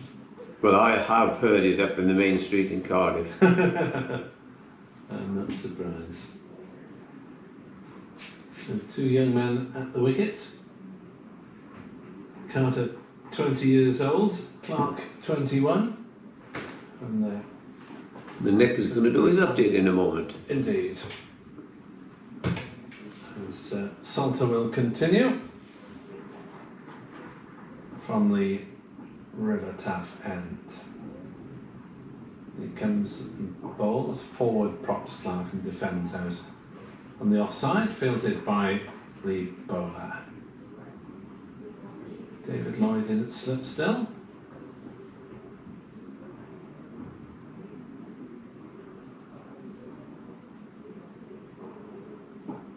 Sussex going very nicely after being put into bat on the first day of this championship match. They're 117 for 2 with 2 youngsters going strongly. Tom Clark is on 51 not out, his half century off 108 balls, and Ollie Carter 45 not out. Glamorgan slightly surprisingly putting Sussex in. They got 2 early successes. Michael Nisa and James Will got rid of the openers Alsop and Haynes. But since then, no joy for Glamorgan. Their bowler's going to have to work hard. Sussex 117 for 2. Salter bowls. Pressing forward was Clark. Sounded like bat. Salter obviously thought it was pad first as he went up for the appeal. Pushing forward, bat and pad together. Very difficult to tell from behind the batter. We're looking at from deep fine leg at the moment. Salter bowls again and forward pushes Clark defensively. Billy Taylor raises his finger, not in any rude gesture, but asks his fellow umpire, is it just the one left? To which we can say yes it is. Salter bowls and Clark defends on the onside, so another good tight over from Andrew Salter. Yeah, he got well, didn't he? 8 overs now is 0 for 14. Here on BBC Sport Online. 117 for 2, and it looks like David Lloyd's decision might have backfired a little bit. As yet, you're absolutely right, and I would think possibly of having a bit of spin from the other end, from Colin Ingram. I suspect neither of these batsmen have played against Ingram, and to be something new and a bit of variety, because medium pacers aren't getting hardly anything out of this pitch, and a little bit of twirly leg spin might do the trick. But it's Wheel, who has gone for 37, 1 wicket, 8 overs, 1 for 37. By far the most expensive Glamorgan bowler. Probably not target. to that, yeah. Okay. It's all right. You do this one as well, mate. No rush. Wheel comes in and bowls to Carter. Carter gets a quick delivery, which he nudges down to Salter, feeling in his usual position of gully. They make those positions their own. One thinks of Dean Coscar, Tony Cotty, especially in one-day cricket, quite superb in that backward point gully or whatever you call it. Yeah, I think we've got this one more visit from Mr. Cotty for the BBC Wales commentary box in T20. Always good to see Mr. Cotty. Wheel from this end, his end bowls and right forward. I'm sure Adrian will tell me what school Carter and Clark went to, but they seem to me as if they've come from a private school, Brighton College, that sort of near to. Yeah. Carter Eastbourne College There we are. and Clark Ardingly College. Private school, I think, standing behind me. Ardingly. Ardingly. Ardingly. Ardingly. Oh, la-di-da. Must be. But that's another forward defensive problem. You've been old Ardinian. Get that impression, Nick, but you know, they're correct, aren't they? And everything they get bowled at them. Ben Brown was an old Ardinian. I'm sure there are coaches who teach things correctly at club level. Wouldn't say at state school level. Because there's pretty precious little state school cricket. Yes, Wheel bowls. That's clipped off his legs nicely out to deep mid wicket. There's a fine leg and a deep mid wicket, but he's just not bowling short enough for them to pull him out there. But it was just clipped off his toes. 118 for 2. As Carter moves to 4 runs away from his half century, Clark is on 51. Takes strike. They've set their stall here as if they want to bat until tomorrow after lunch. Correct approach, isn't it? Plenty of time in this form of cricket. Absolutely. Wheel round the wicket to the left-hander, bowls, and that brings him forward. Plays it out into the offside, and there's no run. How's the crowd looking here? Modest. Not great. It's as you'd expect, two sides. Aberdeen not doing particularly well this season. We'll have a couple of wins against Notts and Leicestershire. Sussex had a win there, Adrian? No. No win as yet. Of course. We were telling you the other day, that's a lovely looking shot up towards deep mid wicket. Might be just stopped inside, it is. But they'll come back for a second. Another half volley, pitch on leg stump, got the treatment. 2 more runs, and the score is 120 for 2, and I think we're going to have a change. Yeah, if you can shuffle to your left, Edward, and Adrian will join you. I shall shuffle now.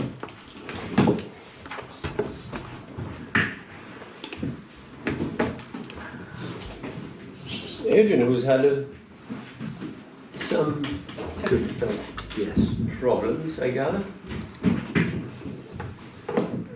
Yeah, some computer issues which were very frustrating. I was very indebted to Nick, who very kindly But you didn't ask me. bought me up my lunch.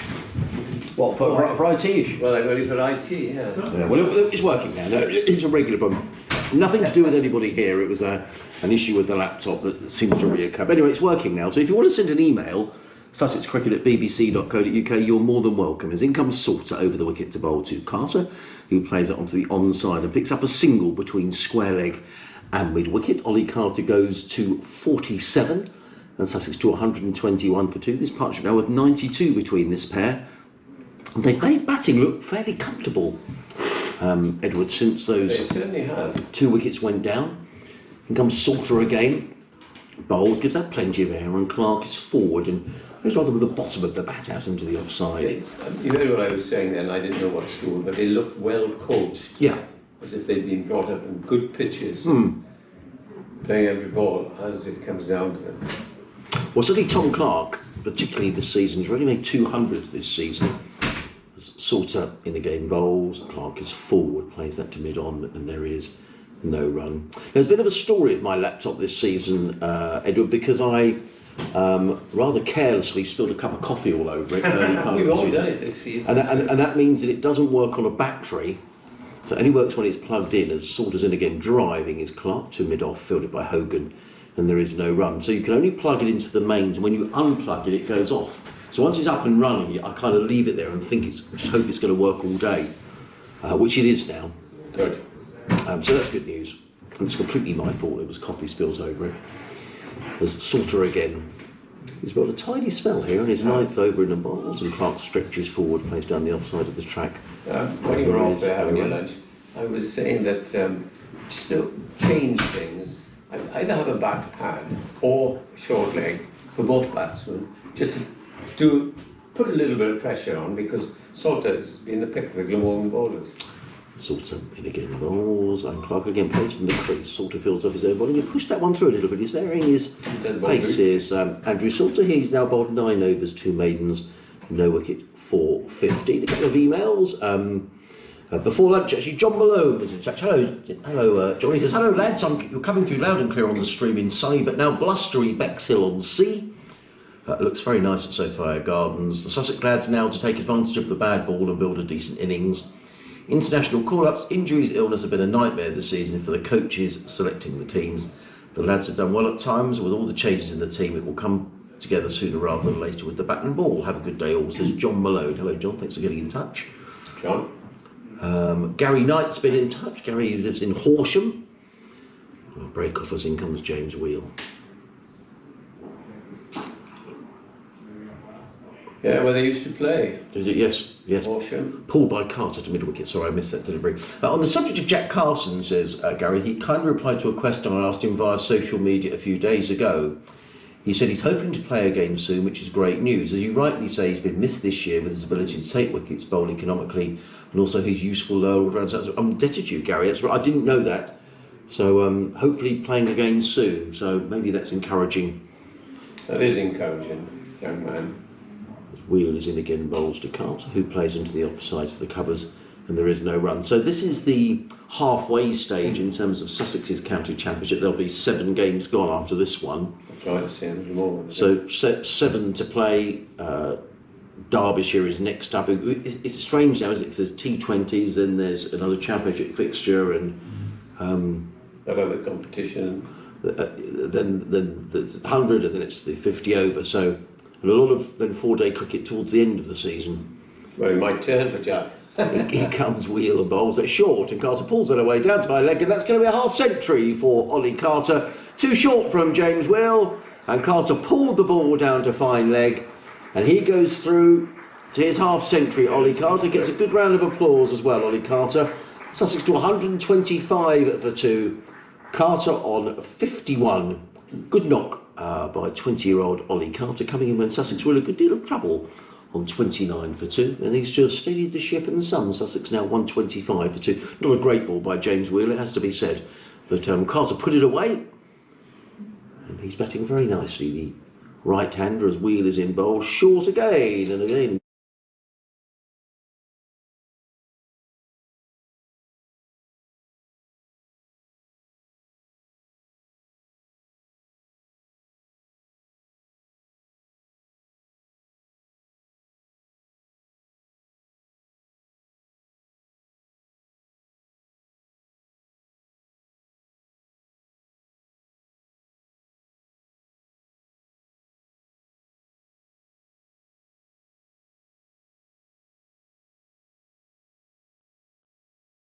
Okay.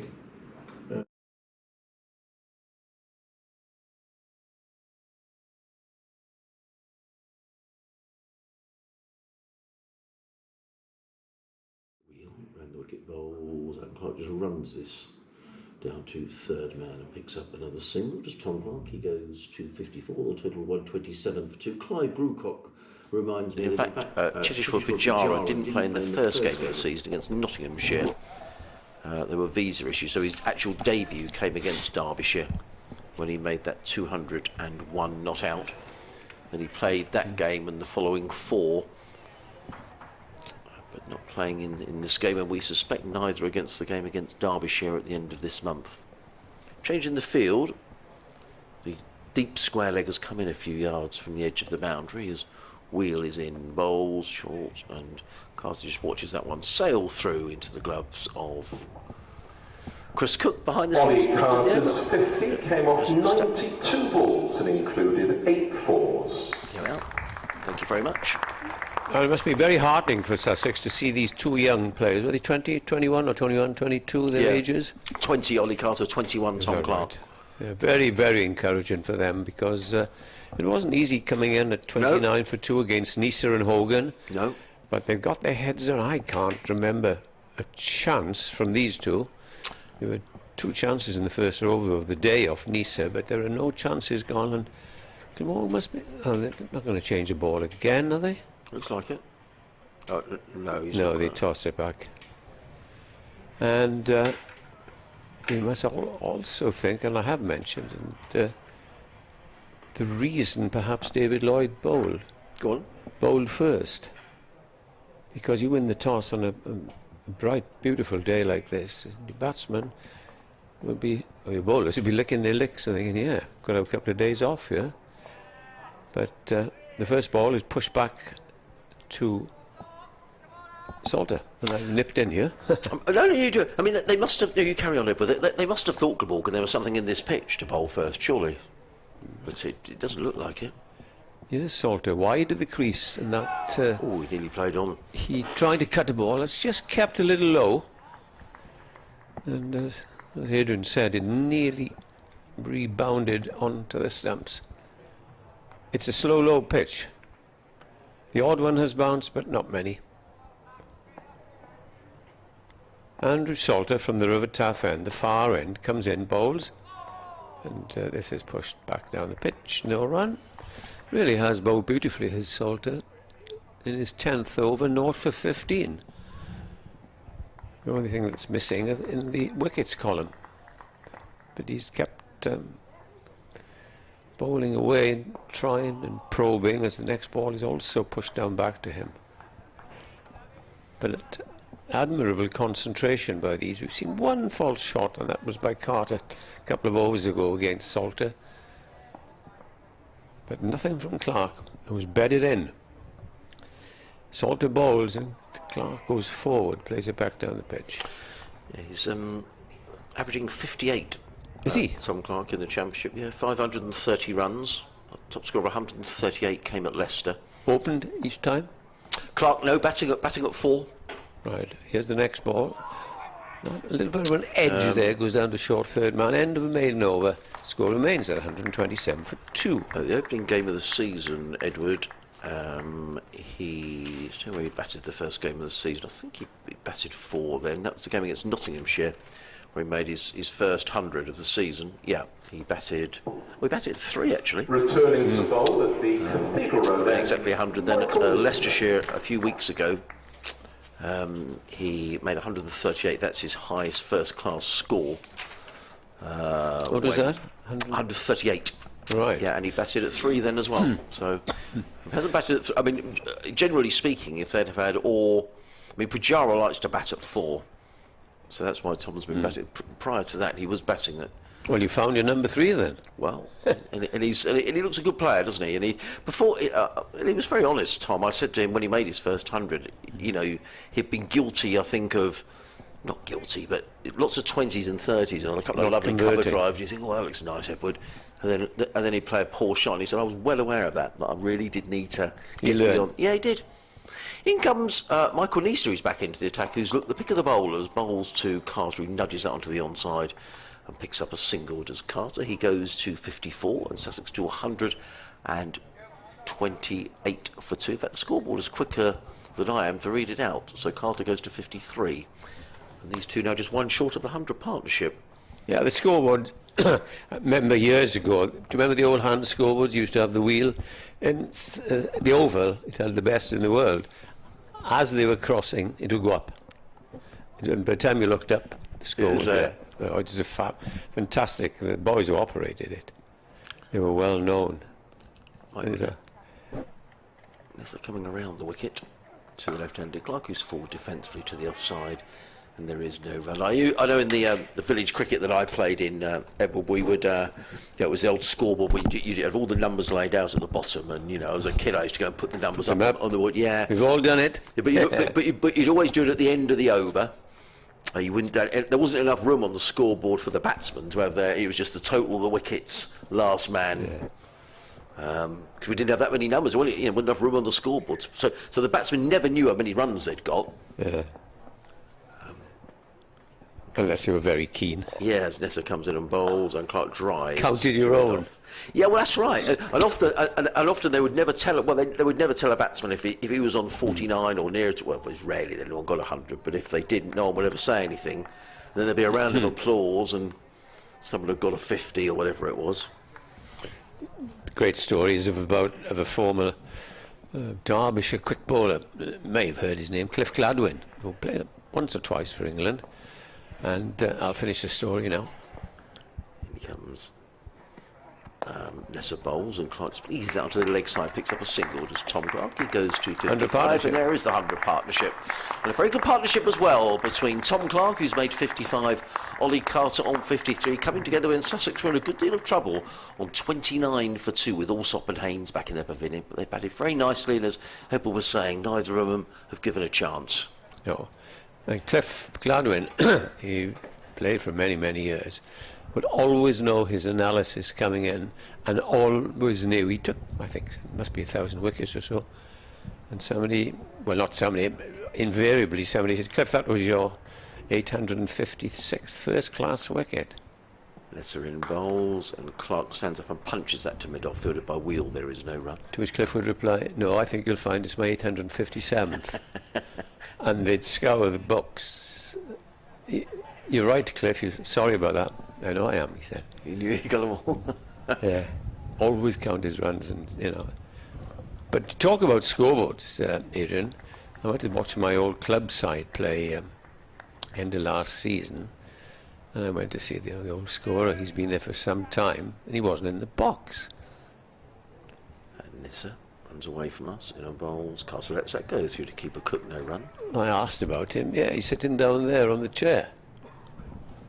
And apparently now you can sit down and you've got your computer, and if you manoeuvre, it goes on the scoreboard. Digital scoreboard. And if I wanted to know how my side were doing, just go onto the computer, put it on where you find every game in the country, if you like. How things have moved on. Yeah, sometimes for the better. No, I was just sometimes, not always.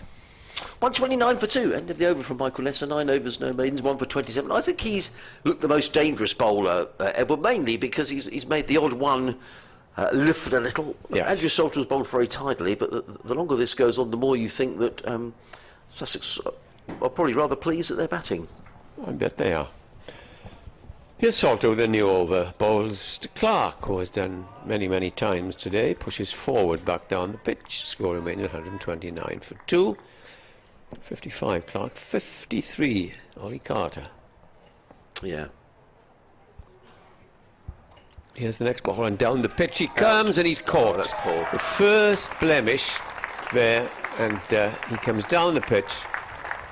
Maybe had been a little bogged down, and you just mentioned the ball there hasn't given a semblance of a chance, and then he drives, and it's well bowled again, as I mentioned throughout the day, by Andrew Salter. So I think it was the catcher there was Carlson, but don't take my word for it.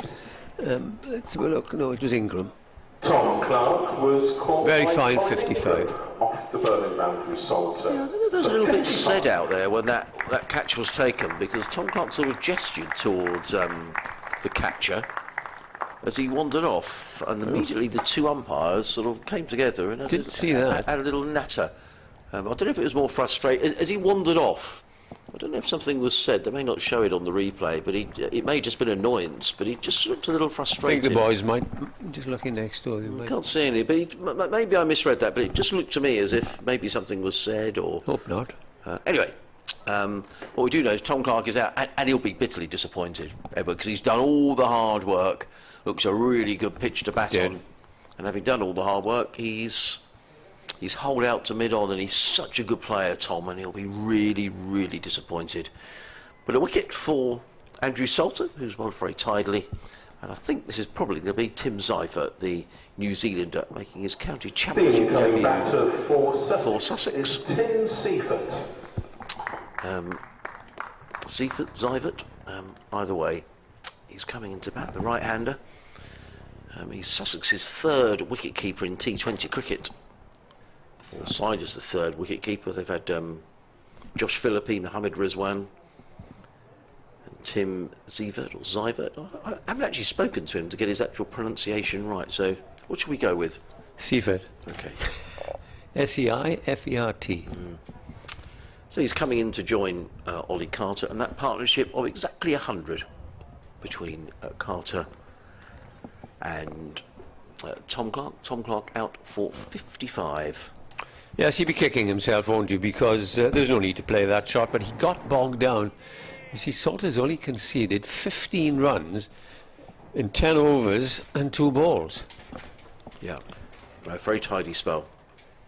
He mistimed it, that's the problem. It's a slowish pitch. Yeah, he tried to use his feet and get down the track, didn't he? It's not a quick pitch by any means, but... I think the spinners might play an increasing role. I mean, do you think will it keep see low? Him bowl. I can't remember if it's you or I, Edward. I think it's you. Was it me? Yes, I think it was. Yeah. I think we... No, who cares? Andrew Salter then, the wicket to his name, comes in again and bowls, and this is played by Seifert off the back foot, gently, out into the offside. And I'd still just have somebody close in, you see? Yeah. Pressure immediately. New batsman. No, I would agree with you. Make the batsman think something's happening, even if it's not. Exactly. Here's the next ball. Played away up to short mid-wicket, no run. Yeah. This is what you want to do as a spinner, especially in afternoon sessions, to keep the ball throughout the session, if you like. As Salter bowls a quicker delivery, defended. That's the end of a very good over. Yet again, that's his 4th maiden. 11 overs, 4 maidens, 1 for 15, 129 for 3. And Glamorgan gained their first bowling point. I remember when Robert Croft, who you will well remember, and I think he was down the other night. He was commentating for he was television. for Sky, yes he was. Yeah, and you could throw Crofty in here after lunch, if the wicket, nothing was, and he would just bowl tight, as Salter is doing now. Give the fast bowlers a rest. They could come back after tea, but even if wickets weren't falling, as they are now, they've kept them quiet. Yes, absolutely. And so, well, it was a good batting deck, as I say, quite slow, and it makes you wonder as the game goes on whether it will get slower and lower, and the spinners might play a bigger role. As in comes Nisa bowls, quick delivery. That was quick. When you bend your back, I mean, that sailed through, didn't it, to Chris Cook behind the stumps. Probably the quickest ball of the day. No, I would agree. No, I would agree. Live cricket here on the BBC Radio Sussex, BBC Radio Wales. Adrian Harms and Edward Bevan with you. I'll have to nip next door to the other commentators and do a quick update in a moment, Edward, but I won't be gone long. All right. There's Michael Nisa. Remember the days when you commented all day on your own? Yeah. Runs away from us. Just the one slip in place now. He's in on bowls, and Carter plays to point, and there is no run. Ollie Carter with a best score in the championship this season of 72, which he made at Leicester. In a game that Sussex would probably have won had it not been for the weather. And Sussex could do with a win because they haven't won since they won here in Cardiff last year. And that's 18 long championship matches ago. You were saying at the start. It's been a pretty barren run for Sussex. In comes Nessa again, bowls, and Carter covers that, plays down the offside of the track. And there is... poor old Leicester, the chopping blocks this year. Everybody seems to be... Glamorgan beat them easily down here. And I think they're doing a little better in... Well, they've had a couple of decent results in the T20. They have, yeah. But yeah, they were really struggling in the championship. But as our Sussex second bottom, Sussex are 7th. I think Glamorgan just one place above Sussex Yep. to start, but Glamorgan not out of it in terms of. No. As in comes Nessa and bowls, and Carter helps this one down towards fine leg. They've picked up one, and that's all they'll pick up. A good throw comes in. Who's that all the way down there? At fine leg, it looks to me. There's Ian Salisbury down. Yes, he is. Is he? Yes, he is. I'd So love to see him, you know, friend of mine. Yes, so he's on the ground. So Ian is the coach of the county championship side, James Kirtley. For Yeah, I the saw T20 Chris the side. other day. But I noticed Steve Finn is down here. It almost looks like he's in some sort of a coaching role. He was out in the middle helping out at lunchtime with Ian Salisbury. Sarah Taylor was here. She's the wicket-keeping coach. So she was... I'm going to have to nip next door now, Edward. Yeah, I you think. carry on. I'll be 2 seconds. Lisa comes in, first ball to Seaford. Oh, he almost plays on as it rebounds away from the bat. Seaford yet to score. 130 for 3. Morgan will be thinking, yeah, 3 might bring 4. Similarly, the Sussex batsmen, having seen how well and how easily Clark and Carter put on that century partnership, that if you adapt yourself and play properly, get behind it, the swing and seam is long gone, then you will be okay. In comes Nisa bowls, and that's a nice looking shot, but straight to mid-off. That's the end of the over as Wheel fields, and it's 130 for 3. Seaford yet to score. Carter, 54 not out.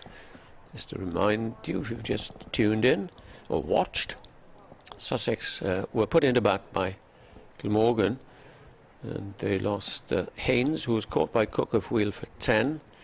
Also LBW Nisa for 6, and a few minutes ago Clark went to try and hit Andrew Salter over the top, but mistimed. It was quarter mid-on by Ingram for 55. 130 for 3. Salter starts on the over.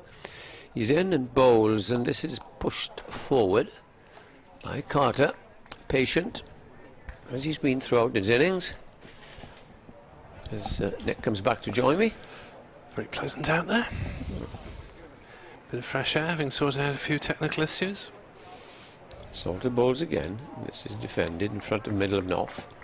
I'm out, yeah, just before lunch for a quick read of the paper. It was beautiful. Hopefully those technical issues should mean we sound a little crisper on the Glamorgan video stream than we did before lunch. Do you want a hand on this technical issue, or you're all right? Oh, that's a good delivery. She just hurried the batsman into the shot, and it went out mid-wicket for a single. Edward did solve a technical issue once.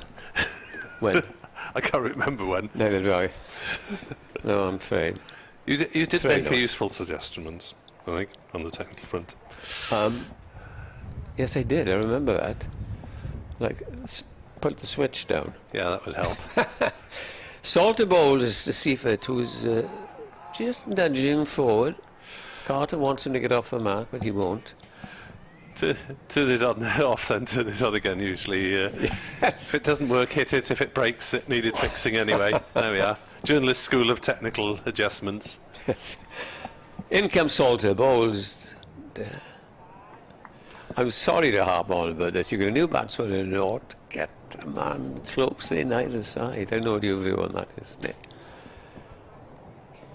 Just make him think in the eye line. Salter's bowling beautifully. Yeah. He's over the wicket and bowls to Seaford. Tickles that around the corner, but he won't get a run.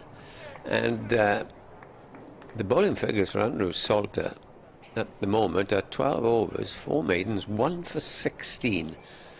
And he's got a long bowl in front of him, which he will enjoy, and as long as he bowls accurately, takes the odd wicket, his side will also appreciate. Yes, Salter maybe would have hoped for more chances to bowl long spells than he's perhaps had this season. Sometimes used just as a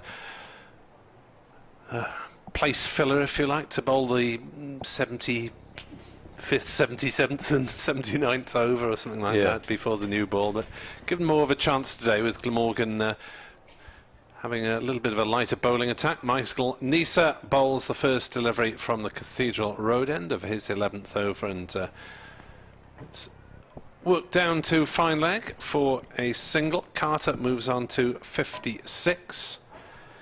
Clark has gone for 55. And I think you're due a rest around now, Edward. Yeah, Adrian is just coming back from his Sussex since duties. lunchtime. So Edward will be back in half an hour or so, and Adrian and myself will continue. 132 for 3 as Nisa bowls outside off stump, and it's allowed to go through.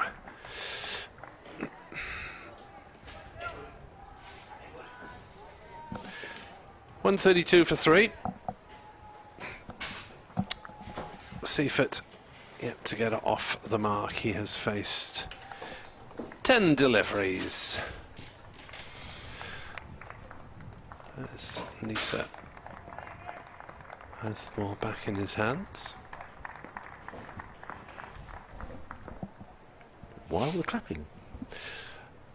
Nisa steams in, bowls, Seifert drives, but straight to mid-off. I was just trying to work that out myself. Is there some significance to the score? Where are we? We had the century stand. Carter's had his 50. Is it because there's an Aussie bowling to a Kiwi? I mean, I have no idea. Is there some significance to? It was a prolonged applause, wasn't it? Not that I could think of. I mean, Glamorgan slips to trying to G up the bowler.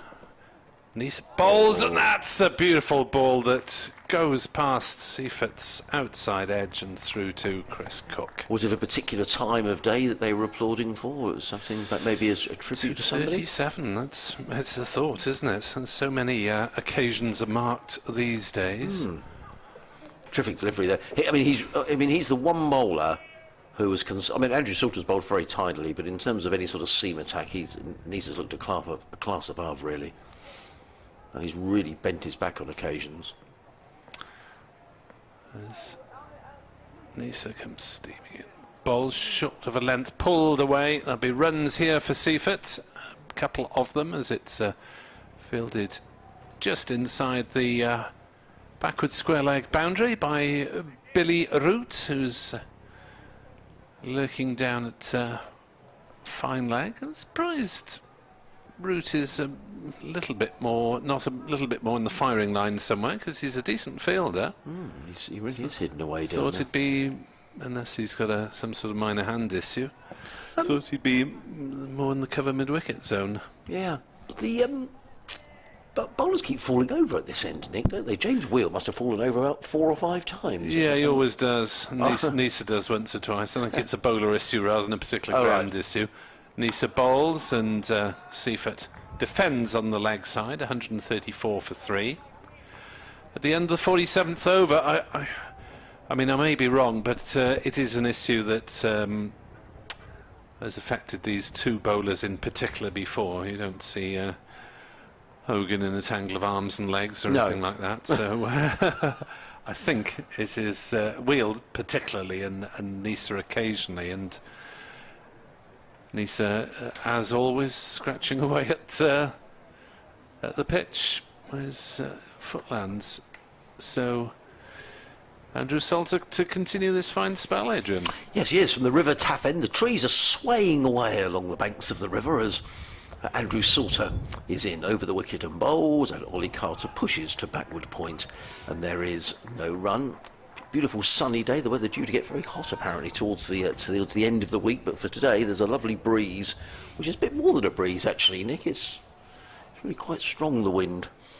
Is it? All right. It's pleasant down below. Salter in again, bowls, and Carter plays to mid-wicket, and there is no run. Ollie Carter on 56, a top score this season of 72, which he made at Leicester in the last county championship game that Sussex played. I think I said actually earlier on, which was an error on my part, 2 errors actually from me today, which is very poor. Don't admit to them. In comes Salter bowls and Carter plays that to mid-on. They have to get a move on there to Michael Hogan. But actually, Seifert was a little slow setting off. He was running to the non-danger end. He was running to the striker's end, and Hogan didn't gather the ball safely anyway. Carter goes to 57, 135 for 3. Yeah, the first one was that Cheteshwar Pujara hasn't played in the previous games. He played in all of them apart from the opening game of the season against Nottinghamshire, when he didn't play because his visa hadn't come through on time. So he's played 5 out of 6 games for Sussex in the Championship. Salter in bowls, Seifert is forward, Salter fields off his own bowl. I wouldn't have bothered admitting to that error, Adrian. That's a fairly minor one. And the other one was that Ollie Robinson, I said, had just played 1 game, and in fact he's played 2. And the reason I got that wrong was because up at Leicestershire he got food poisoning and barely bowled. In comes Salter bowls and clipped by Seifert to mid-wicket, and there is no run. Tim Seifert on 2, Ollie Carter 57. Good spell this by Andrew Salter. He's kept it really tight. Yep. In his 13th over, figures of 1 for 17 from the taff end. He's also making sure we're rattling through the overs, which is good to see. As he's in again, bowls and tucked by Seifert to backward.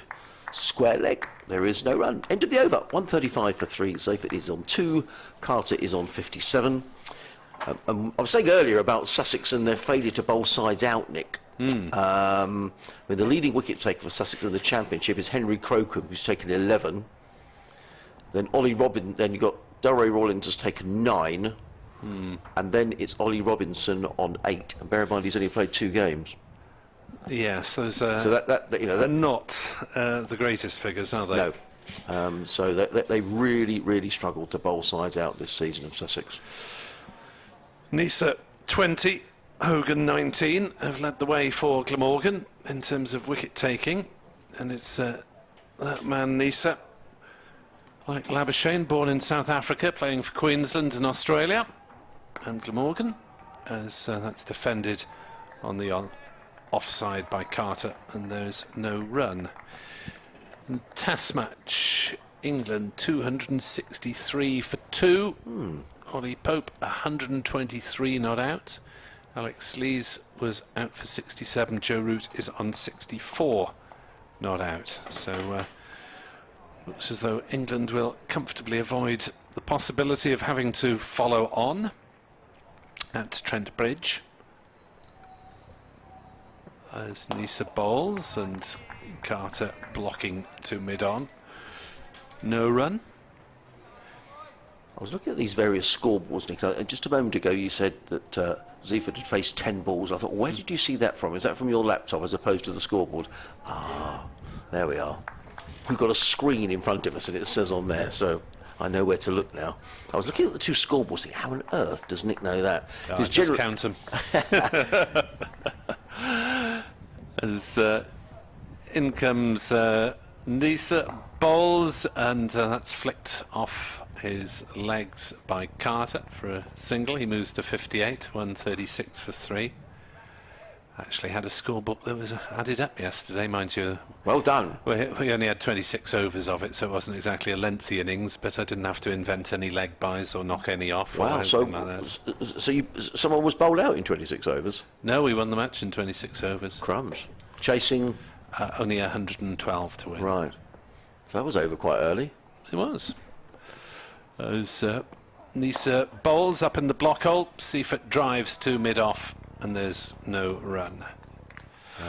So yes, we are able to sit around and chew the fat over a few beers. Well, nice. Beers for the locally based players, but because I had half an hour's drive, it was non-alcoholic beer for me. Oh, the joy. And because we were working today, of course, so couldn't overindulge. 136 for 3.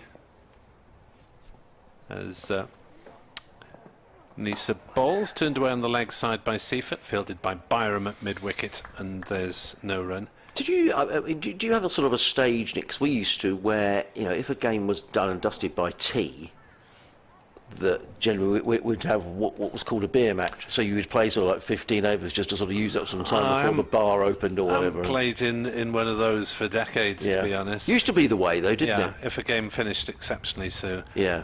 soon you'd play, as you say, 10, 15 depending 20 may be if it was a really one-sided game. Yeah. Everyone bowls 2 overs and reverse the batting order, that sort of thing. Yeah.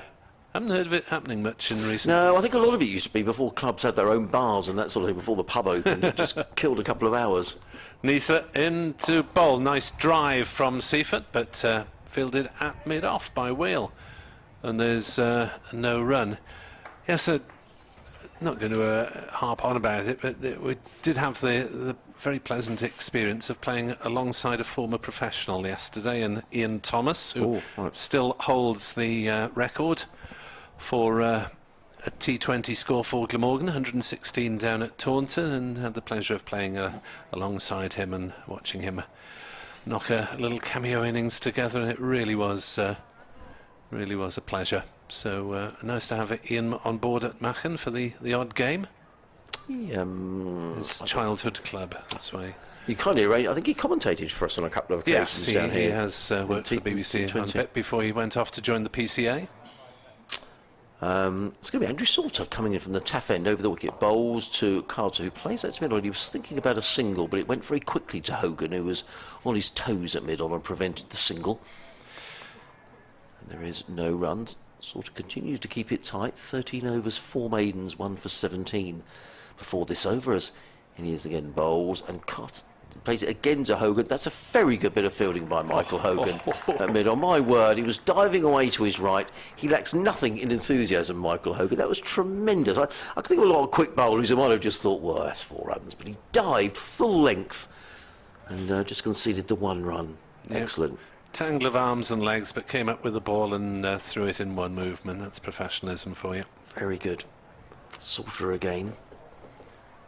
Over the wicket bowls, forward comes Evert, plays to mid-wicket, and there is no run. I was thinking about Tom Clark averaging 58 this season. Now, with him getting out today, he's 532 runs at an average of 53. So his score today pretty much mirroring his average. But I think he'll feel he missed out today, as in comes Salter, and Evert just knocks that backward of square on the leg side and picks up a single. Does Tim Evert? He goes to 3, or is that 4? That's going to click over to. Scoreboard might have beaten me. It's been very quick today. It must have beaten me. 138 for 3. Salter already back to his mark. The lick of the fingers. And is in and bowls, and Carter forward, plays down the offside, no run. I was reading a very interesting article about Ricky Clark, who, I don't know if you've scored this 229 playing for a village team. Yeah. A couple of weekends ago, that drew comments on both sides of the argument. Actually, there's a club in Hampshire. There's a bit of a tweak. Did Andrew Salter, played by Carter to backward point. There is no run. End of the over. 138 for 3. Seifert on 3. Carter on 59. And I think his Nick is just pointing to something, and he. Made 229, and I think his son plays at the club, he was saying, and he went on and he helps in all sorts of capacities, and someone saying, well, if you'd have got 100 you should have retired, and he was saying, well, I'm there to help the club, I'm trying to help out in other ways. So it certainly did divide opinion. Michael Hogan. As Hogan replaces Nisa from this Cathedral Road end, double 100 I suspect is overdoing it, and he might have scored 100 and then diplomatically had a slight hamstring niggle and limped off for a moment. Yeah. I can, it is genuinely his local club that he's been playing for, and he's not a professional and he's eligible, but I know the leagues do keep a careful eye on this sort of thing, and we had to get Ian's participation cleared by the league. Yes, or we thought it wise. Hogan bowls down leg side. That's not a great start, just a loosener. Seifert didn't make contact with it. As through it went to Chris Cook. I remember we used to play a local area knockout cup. When I played village cricket, we were a village team, Nick, and we played a side in this local knockout cup, which contained Adam Hollyoake before he went on to play for Surrey in England. As Hogan is in, bowls up in the block hole, driven by Seifert, no run. And it was the competition was 16 8-ball overs. I've no idea why they were 8-ball overs, but that was the way the competition was set up. And he scored 100 in no time at all. And so when you do play, it was no surprise that then we went on to see him playing for, say, for Surrey and then England. It was all very easy. I think in those days he bowled as well. We knew he was a good bowler, and we're a bit worried that, you know, on our wicket he may be a bit lethal. Anyway, he didn't have to bowl. Hogan does bowl, and it's driven back down the pitch by Seifert, hits the stumps at the non-striker's end, and there's no run.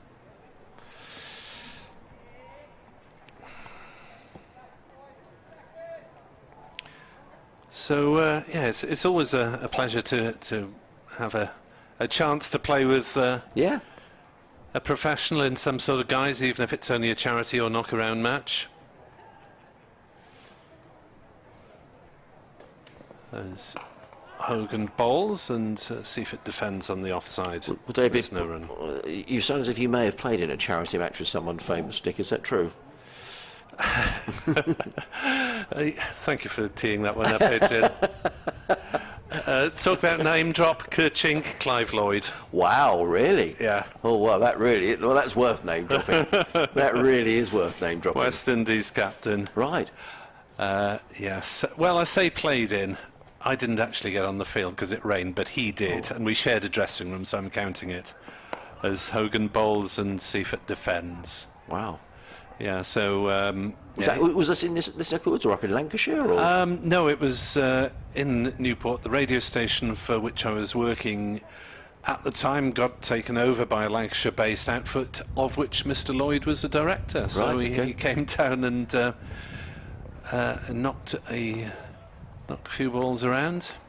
I believe it was at Malpas in Newport many years ago. Hogan bowls. Seifert will get a single here as Byron makes a diving stop at mid-wicket, and have to settle for the single. 139 for 3. Oh, what a wonderful player he was. I mean, so many great innings. I mean, I just remember, if you were to say to me, name a Clive Lloyd innings, I would have to go for that World Cup final in '75. Well, he certainly made 100. I've got 138 in mind, but I may be wrong. Against Australia at Lord's, which was the first World Cup final, and it was just a masterclass of an innings. Because I think West Indies were in trouble. I think they were sort of 60-odd for 3 or something, and Clive Lloyd came in. Just brilliant. Yeah, amazingly, he played in the first game of first-class cricket I watched. Salter in bowls, and forward comes Eva back to Salter, no run. Which was giving my age away, but late 60s, 69 possibly, as a young boy, I saw Clive Lloyd take a double century off Glamorgan at Swansea. He comes Salter bowls. If it comes forward down the onside, there is no run. That would have been a terrific Lancashire side in those days. Oh, it was West Indies. Oh, the West Indies, right? Yeah. Okay. So tourist it was him and Basil Butcher scored about 150, and West Indies were about 400 for 4 declared inside the first day. Sort of comes in bowls, just like, who was deceived then, you know. It was in the air slightly. He was looking to play that to the offside. He was rather squared up, was Tim Seifert. He's just causing 1 or 2 problems here, you know, Andrew Salter. And Glamorgan since lunch, Sussex went to lunch 97 for 2. They've really put the squeeze on. Salter in again bowls, Seifert is forward, so we've had, it was 31 overs when we went to lunch. We're up to now 50, so we've had 20 overs since lunch, and Sussex have scored 43. And comes Salter again, bowls, and Seifert drives to mid-off. They're going to take a single. It's a comfortable single in the end. In fact, the ball hits Tim Seifert.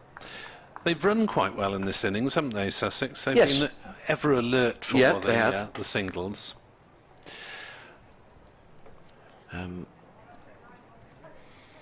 But Salter's figures are really excellent, and he's proven very difficult to get away. Carter waits and clips this to backward square leg. There is no run in another very tight, accurate over. 15 overs, 4 maidens, 1 for 20. Sussex are 140 for 3. Carter 59. Seifert on 5. Tom Clark, the man out since lunch, he was out for 55 after a partnership of exactly 100 with Ollie Carter. We have had 52 overs in the day. That means we've got 44 remaining, and Glamorgan really, thanks to Andrew Salter, are really whistling through their overs, which is good to see. It is, and you suspect that Salter may well bowl most of the time till tea at that River Taff end, which allows Glamorgan to rotate Nisa and Hogan with a little bit of James Wheel maybe from the other end, as Hogan bowls and Seifert drives, and the slips for some reason got very excited about that. For some reason. I was wrong actually, Nick. He made, Clive Lloyd in that World Cup final made 102. At one stage the West Indians were 50 for 3 with Fredericks, Calicharan and Greenwich all back in the pavilion. Then a partnership between Lloyd and Rowan Canai. Comes the names just amazing. Yeah. Rowan Canai made 55, Clive Lloyd made 102. Roy Fredericks had a good year or two at Glamorgan in the early 70s. As Hogan bowls and Seifert plays out into the covers and there's no run. He took over as one of the overseas batters from Brian Davis, I believe. Majid Khan was still in that. Majid Jahangir Khan. Great names. I mean, you run through you run through that West Indian side, Nick. Fredericks, Greenwich, Calicharan, Canai, Lloyd, Richards, Boyce, Julian. Is that survey of batting at 6? Good yes, heavens. And he only made 5. As Hogan bowls and Seifert defends back to the bowler, no run. He flicks it, in fact, towards the non-strikers' stumps. And Van Burn Holder was number 11. And Richards only made 5, but he got 2 run-outs. He ran out Alan Turner, and he ran out Greg Chappell. I seem to remember brilliant pieces of fielding in the covers. Well, Glamorgan had him towards the back end of his career when he's in his 40s, but he was still such a presence in the field and G'd up his teammates as Hogan is into bowl. Seifert's bowls. Well, it's been a quiet knock from the Kiwi. 5 in 37 deliveries, and he was cleaned up by that one from Michael Hogan. Just seemed to be playing around it. It nipped back a bit. It was a decent delivery from Hogan. Good length. Just had Seifert propping forward slightly uncertainly, and it looked as though there was a little bit of a gap between bat and pad as we get the second replay. Snipped back and taken the off stump. So a really good delivery from Hogan to claim his first wicket of the day. So I guess Sussex have had issues, I suppose, with their overseas, haven't they? With Mohammad Rizwan and Cheteshwar Pujara both unavailable at the same time. So yeah, absolutely. Was Seifert originally due to play Championship cricket or just the T20? Not as I understand. I mean, it's been such a revolving door and a change of a change in what Sussex are doing. But certainly Rizwan and Pujara were both set to play a good amount of Championship and T20 cricket. Rizwan's gone back for this Pakistan-West Indies series. There's a game today going on. I'm sure Rizwan is playing in that. I'm just trying to see who's coming out now for Sussex at number 6. And it looks... The incoming batter for Sussex is Dan Ibrahim. Okay, so the 17-year-old. Then Delray Rawlins, and then really into the Sussex bowlers. I don't know anything about Jack Brooks's batting ability, who's on loan, but Jamie Atkins, Henry Crocombe, Sean Hunt. It's a relatively long tail for Sussex, so Glamorgan have done really well here since lunch, to be honest. Very well. Off the top of my head, I seem to remember Brooks smacking 60 or 70 off Glamorgan playing for Somerset in the... This is completely off the top of my head, so don't shoot me if it's wrong. The first game of that COVID season in August, and I think Brooks got at least a quick half-century batting 10 or 11 against Glamorgan. Yes, I did read he has made a first-class century, Jack Brooks. I was looking at his stats the other day, so it looks like perhaps he'll come in earlier than Hunt, Crocombe and Lennon. Yeah, no, actually Lennon is a decent bat. It'll be Hogan then to bowl to the youngster, Ibrahim. course, yeah, Atkins is not playing. Apologies, yeah. So, in answer to your question about Mohammed Rizwan, he is playing for Pakistan against the West Indies.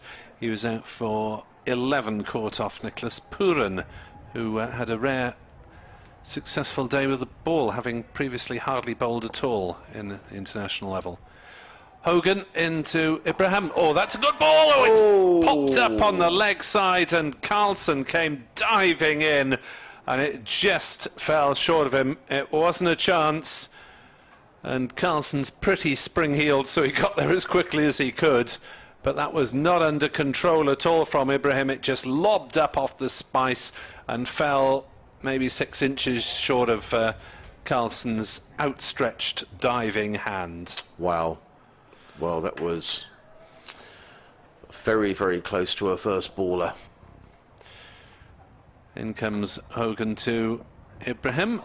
This time he's able to defend that off the middle of the bat on the offside. And there is no run. That is the end of Hogan's successful over. He's now got 10 overs, 1 for 17. Sussex 140 for 4 with Carter 59, and Ibrahim just arrived at the crease. Rawlins to come. This is just Anil Ibrahim's second game of the season. The first game of the season against Nottinghamshire, he hurt his shoulder racing around the boundary. He did play in the friendly, I think, against New Zealand, which was a game that obviously won't count towards any records, but happily restored. The youngest player to ever score a half-century in the county championship is Daniel Ibrahim, and came within a whisker of being the youngest to score a century at Worcester last season. Yeah, I seem to remember he played against Glamorgan, but I'll continue for the time being, because we've got a bulletin update coming as Salter's first ball to Carter is clipped towards mid-wicket, and there's no run. So Matthew Maynard and his assistant David Harrison perched on the covers at the far end, possibly with a bit more of a smile on their faces that they had half an hour ago, as Salter is driven by Carter on the leg side, half stopped by Carlson and mopped up by Hogan at mid-on. It's a sort of feeling at the minute, Nick, you always feel a wicket could go down any time at the minute. Having looked a long period with Clark and Carter looking very comfortable, all of a sudden you feel the pressures on Sussex here. Salter floats that one up, driven again. They think about a quick single. Carter and Ibrahim are dissuaded because Michael Hogan was on the ball and threatening to throw down the stumps at the non-striker's end. So mid-wicket and cover have just crept that little bit closer in to try to keep the pressure on Sussex, though Carter in particular is well set, of course, and works that one down towards fine leg. As they'll take a couple of runs, they'll turn and have a think, but Sam Northeast had chased back to retrieve, and they've gone through for 2, so a rare aberration of line from Andrew Salter as Ollie Carter moves on to 61 not out. Lloyd is at slip. Salter bowls, Carter forward, defending on the offside, no run. Bright and breezy afternoon, still pleasant watching conditions. Update for BBC Radio Wales to follow very shortly. So that's nicely driven through the offside by Carter. He'll pick up at least a single there. Sussex are 143 for 4 now. Glamorgan have dragged it back slightly since lunch. A wicket apiece for Andrew Salter, who had Tom Clark caught at mid-on by Colin Ingram for 55, and for Tim Seifert, who was Michael Hogan bowling Tim Seifert, the Kiwi keeper, for just 5. So Ollie Carter's still there, 62 not out. Game fairly evenly poised at the moment. Sussex 143 for 4. Yeah, I think you're right, Nick. I think it is evenly poised. I think Sussex will be disappointed they haven't pressed on since lunch. Tom Clark having done a lot of the hard work, holding out on 55. And since his demise, Sussex have got rather bogged down. They've only scored since lunch 43 plus 3, so 46 since lunch in 23 overs. So 2 and over since the break. And a lot of that due to Andrew Salter, who's got a really good spell. 16 overs, 1 for 23. And Michael Hogan is ever giving nothing to hit at all. He's running away from us, coming into bowl to Ollie Carter, who's in a bowls, and Carter flicks this one, having said that, down to fine leg. And picks up a single. Hogan unusually erring down the leg side. I would compare Michael Hogan. I mean, he obviously plays T20 cricket as well, but in terms of availability and what he brings to a side, very much like his Australian counterpart Steve McGoffin. Just reliable, takes wickets, doesn't give the batsman anything to hit. I mean, I don't know, in terms of Sussex, Glamorgan's overseas signings, Nick, he must go down as one of the best, mustn't he? Yeah, he's been with Glamorgan for a decade now, as he'll retire at the end of this season. Runs away from us. In and bowls, and back and across goes Ibrahim, plays to cover, there is no run. And obviously he hasn't played international cricket, but must have come very close at one point or another. He was the leading wicket taker, I think, in Australian domestic cricket over about a 5-year period, but when the call didn't come then, he eventually gave up the Australian part of his career. He was playing around the clock around the calendar at one point. He's in again, 2 slips in place now, bowls to Ibrahim, who covers up, plays down the track. He feels of his own bowling, does Hogan, and there is no run. And it's a lovely part of the world to live. Cardiff, Nick, what attracted him apart from that to playing for Cardiff? Was there someone here that he knew at the time, or? I think it was the Australian coach Matthew Mott, who's now in charge of England's one-day side, who lured him over. So I remember him getting very excited about an interview, and the signing an interview, and at the time I'd barely heard of Hogan because he wasn't known internationally. In and bowls, Ibrahim drives, Hogan feels of his own bowling, no run. But certainly has led the attack with tremendous stamina and reliability and skill over the years. But from Glamorgan supporters' point of view, it's a question of enjoy him while you can, because he is going back to Australia to live with his young family, who I think are departing a couple of months earlier than he is. So he might miss some of the moving house trauma. Well, that's probably a good move. In comes Hogan bowls, and that very nearly breached Ibrahim's defence. He was quite late on that. There was an appeal from Kieran Carlson, and Michael Hogan's looking at him. I think they're sharing a joke.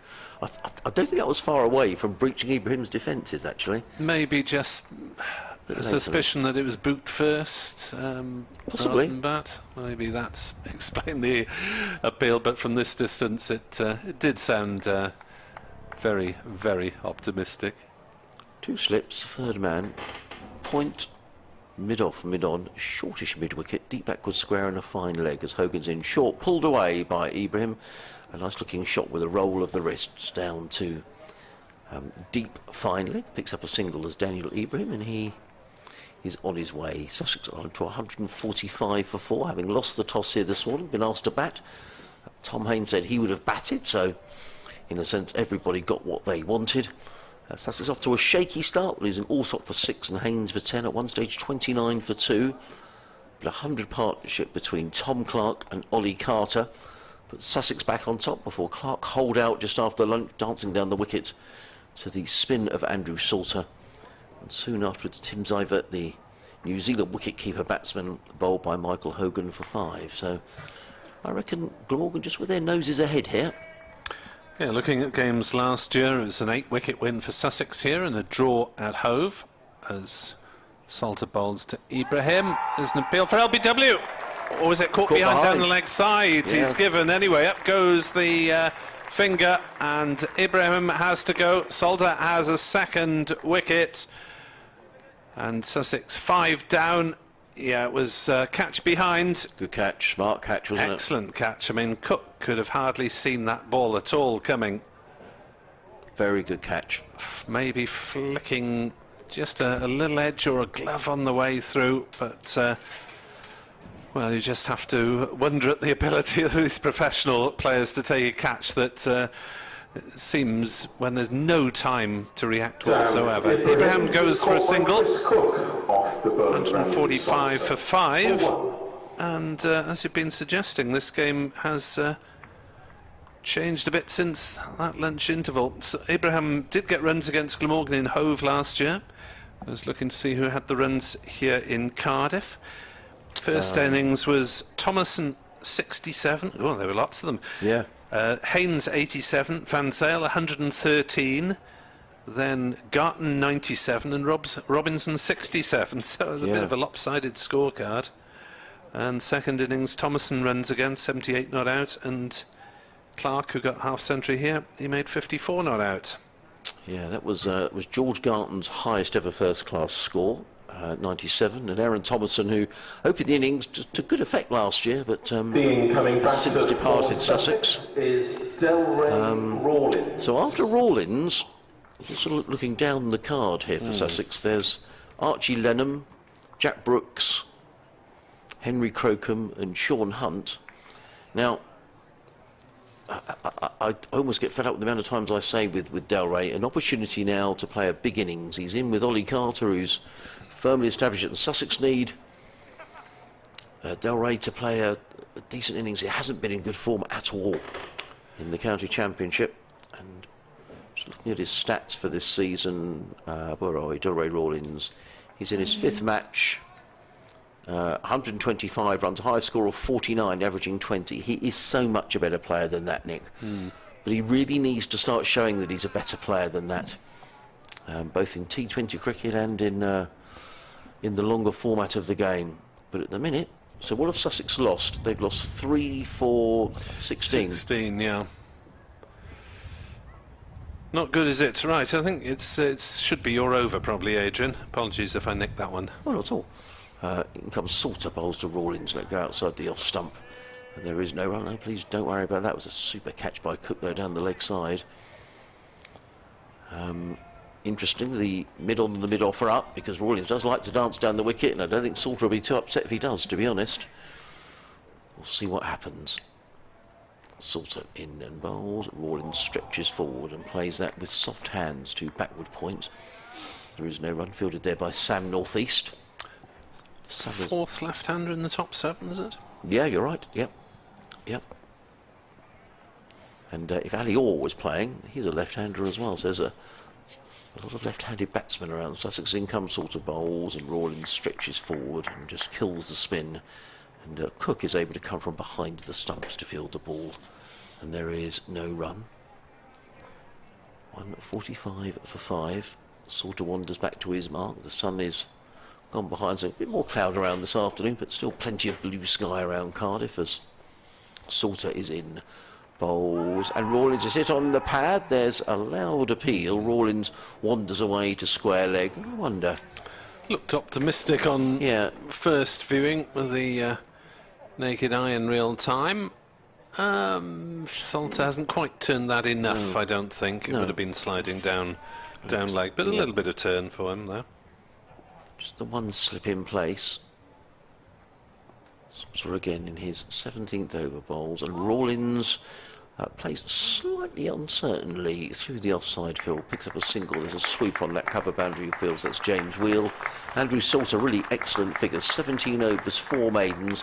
He's taken 2 for 24. And Sussex, having looked to be in a good position on 129 for 2, all of a sudden the game has got an entirely different complexion. Sussex are 146 for 5, with Carter still there on 63. Delray Rawlins on a single. And the rest of the Sussex batting order, we're not sure whether it's going to be in whether this will be the actual order, but Archie Lenham, who's certainly a very capable batsman, made 48 up at Leicestershire a couple of weeks ago. Certainly never gets out of the way. He's a good all-round cricketer, is Archie. Then we'd imagine Jack Brooks, presumably then Henry Crocombe and Sean Hunt. So not a huge amount of batting to come for Sussex, which I'm sure Michael Hogan is well aware of. Yeah, hugely youthful side, this Sussex lineup, isn't it? Yeah, it is. With lots of players in their early 20s or teenage, as the first ball from Hogan is turned gently on the leg side by Rawlins. I mean, There were times last year, Nick, when the average age was 21. I mean, it is incredibly young. Well, apart from Brooks, the oldest player is Alsop, 26 in this lineup. Brooks being 38, the lone man from. Yeah, I'm not sure actually. I made a note of Tim Seifert's age. 27, I believe. Okay. Oh, sorry. Yes, sorry. That's right. Can't read my own writing even. Hogan in to bowl down leg side. Carter making no contact as it goes through to Cook. But you're right. I mean, there's the teenagers are Ibrahim, who's 17. Archie Lenham is 17. Yeah. And was it 320-year-olds in Carter, Crocombe and Hunt, I believe. Yeah. Then you've got Clark is 21. Tom Haynes, the skipper's only 23.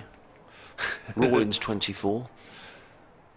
Hogan bowls and wow. Beaten him all ends up. That came back a long way. It was taken by Chris Cook going down the leg side. It's gone just past the off stump. Hogan had his arm in the air thinking that he might have bowled him. Wow, that was terrific, wasn't it? And it was a good take by Cook, one-handed, going to his left down leg side. Well, the last time Edward was on commentary, Glamorgan didn't take a wicket, so it was with great pleasure I'll hand the microphone to him. Oh, you did? Yes, you did have one. You got Tom Clark out.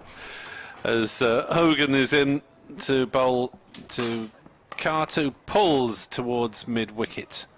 And we'll get a single square leg. In fact, the ball ends up. Byram does the fielding. 148 for 5, and since lunch, it's Sussex innings going nowhere in particular. But Carter is still there, battling away. Hasn't offered a chance. As Hogan will come around the wicket from the Cathedral Road end. Bowls to Rawlins, who works on the leg side. Carlson Fields has a shy, or there's going to be an overthrow here. As you thought Rawlins might have stretched forward a fraction, but not so. The throw missed the stumps. Cook didn't have time to get up to the stumps, and although it was backed up in the outfield, it wasn't stopped in time. 149 for 5. Rawlins moves to 3. Left-handed Bermudan. And Hogan comes back over the wicket to bowl to the right-hander. Just the one slip. The 57th over of the innings, so the scoring rate 2.62. Our screens helpfully tell us. Hogan bowls and Carter's forward defending. Back to the bowler. No run. 149 for 5. Edward Bevan, Glamorgan's slightly limited bowling attack. It's been doing a decent job at the moment, with Salter tying up one end and Hogan and Nisa blasting away at the other. Yeah, once again, Hogan, he's bowled superbly in this. I think it's his 3rd spell. And every time we've commented, and I've been listening mostly in the 20 blasts at home, and everybody says, can we go and knock at his door? I heard Mike Powell the other night saying, would you possibly think of it? Your reply always comes, no, you'll have to speak to Mrs. Hogan first. And I'm referring, of course, that sadly his retirement will be at the end of the year. But you would think, were you bowling like this in all formats, come on, Michael, we'll pay with the earth, we'll club up. But another thing, as well as Carter, I was just talking now to Adrian, as well as Carter is playing, you've got probably the last recognised batsman. I think he's got to try and get on with it just a little bit. I know how many fours he's hit as yet. Salter is continuing, unsurprisingly, and Rawlins, who likes to force the issue more. I don't think he's anything of a stayer in. He likes to get his runs quickly. It'll be interesting with the field up how he approaches Salter. 8 boundaries for Carter so far. Yeah. Here's the next ball. Rawlins is forward. Yeah, I haven't seen Andrew Salter bowl like this for many years. It's a rare chance on the first day of a match, isn't it, for a spinner? Hasn't quite bowled unchanged, but has from lunch. Salter very wide of the crease there and plays it out to cover. What I mean with Carter, of course he's got to play his own game, but the odd chance perhaps to hit a boundary, because he's been there some time. And as long as Clark would stay with him, because 3 wickets have now fallen for just 11 runs. No runs of this over. As Rawlins pushes forward, might have hit the pad because Cook and David Lloyd just raised their arms at half appeal to maybe a bat pad. New batsman, please can you have a short leg or a bat pad? Here's the next ball. Right forward, there comes Rawlings, left-handed. Joe Root's approaching his century in the Test match. He's on 92 not out. England 309 for 2. You can have a game there like you had at the Oval last year. Oh, that was deathly. Runs of this over. Oh, and he didn't know much about that as he pushed forward and they had to adjust at the last moment. That's a very good over yet again from Salter. Salter has bowled 18 overs, 5 maidens, 2 for 24. Hogan 17 overs, 3 maidens, 1 for 22. And really have put a break on the hold, if you like, that Sussex's third wicket pair had. 149 for 5. As Nick said, this run rate is well under 3. And it's been a good effort by Glamorgan's bowlers on what looks to be a placid pitch.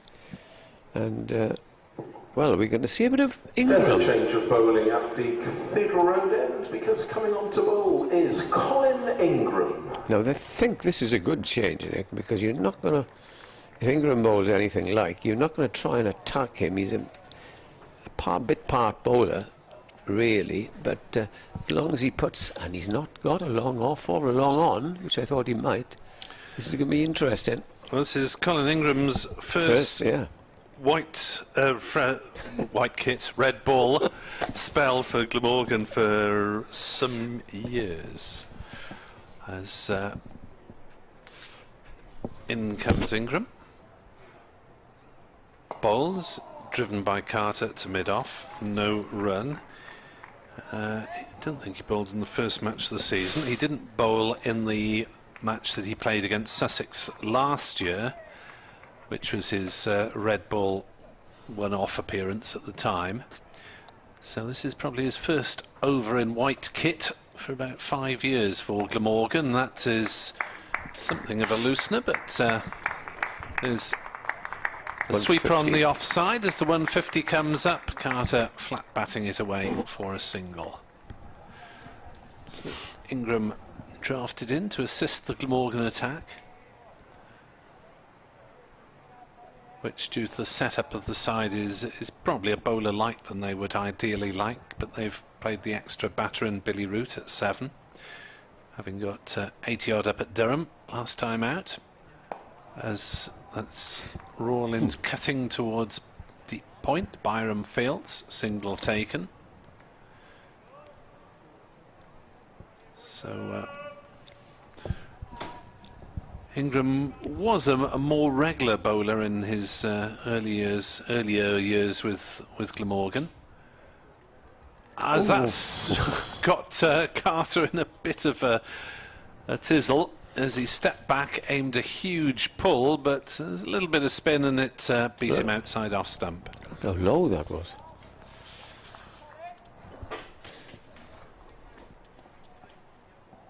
As Ingram bowls again, that's often leading edge, didn't reach back to the bowler, but Carter in a little bit of difficulty because he won't have seen Ingram bowl before, I don't think. His best bowling in first class cricket is 4 for 16 in for Eastern Province in South Africa, but that was 16 years ago, as he floats that one up. Tidy-ish opening over, a couple of singles off it. Sussex 152, 151 for 5. His best bowling for Glamorgan, 3 for 90 against Essex in Chelmsford in 2015. You mentioned there, Nick, you doubt if Carter had ever seen or ever faced. He certainly hasn't faced Ingram. He probably has seen him when he's about 12 years of age. Because what is he, 21? 20 is Carter. Yes, he is got one. It might have been the Google he was flummoxing. And they're a bit twixt in between. They don't want to try and hit Croft. Croft, what am I thinking of? Salter, these off spinners. Wrong generation, Edward. Off spinners are in my brain at the moment. I've spoken a lot about the off spinner from Sussex, Jack Carson. I got these off spinners. They don't want to try because they might get out and put them further in the mire. Anyway, yes, Salter bowls to Derry Rawlings, who exaggerately comes right forward and plays it away into the offside.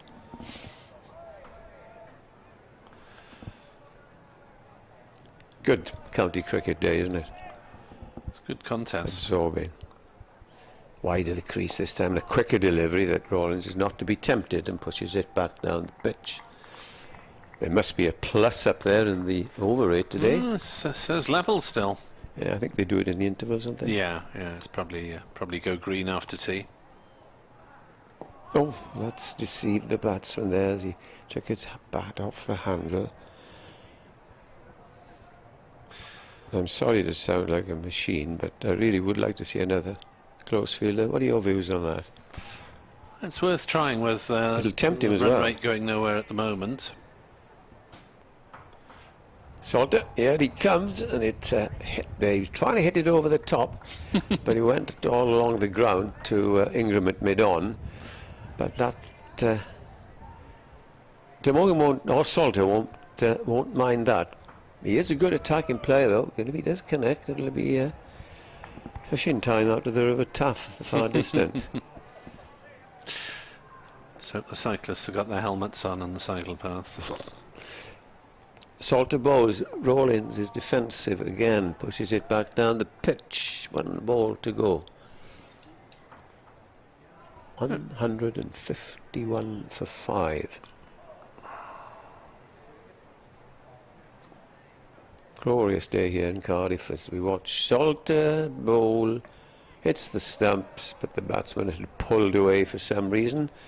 Maybe a little bit of chat at Slip and the keeper as he was coming up, and maybe something else. Who knows? Perhaps he wasn't ready. Has he broken the stumper? Or the bail? Yeah, the bail or whatever. Something has gone awry. The stump is broken at the striker's end. It wasn't bowled. Now, Yeah, calling for a new. they're calling stump. for a new stump, so there's going to be a bit of a hold-up. I thought we were going to get to tea on time, but after an excellent lunch of chicken curry half and half, which for Sussex listeners is half rice, half chips. I thought you said we had half of beer and half a lager with it. Oh dear. Would be the day. No. I wonder, how does that stump get I'll broken? just bring you up to date with the latest news from Trent Bridge. Yes. Third day of the second test. 317 for 2, that's what you're going to tell us, isn't it? Currently, after 70. Only in a lot more words. Let's turn him down. Steve West says on Twitter, to stifle the Sussex lads, we need to, as the film title goes, get Carter. Michael Caine, wasn't it? Michael Caine, he certainly was, Nick. So if you Any good? if you want to tweet us, NickWeb 2017, Adrian Harms, Ed Bevan, cricket. Oh, we're going to have a considerable delay. No, the new stump has arrived. I wonder how that got. Who's the last one to get bowled then? Well, there's only been one bowled today, and that was Hogan striking the stumps at the other end. So that must have been flicked onto the stumps, or a crack in the searing heat of Sophia Gardens. Well, maybe not today. I must confess, I missed Hogan's. I was walking outstairs with my newspaper to get a bit of fresh air for my It's break. a fine ball, Edward. I know, I've just seen it on the replay, and then I decided later to walk back to restart in here, and I missed the Ibrahim dismissal. Again, I've seen it, and Yes. there's no doubt that he did hit it. That's the. In comes Salter. Stump is fine.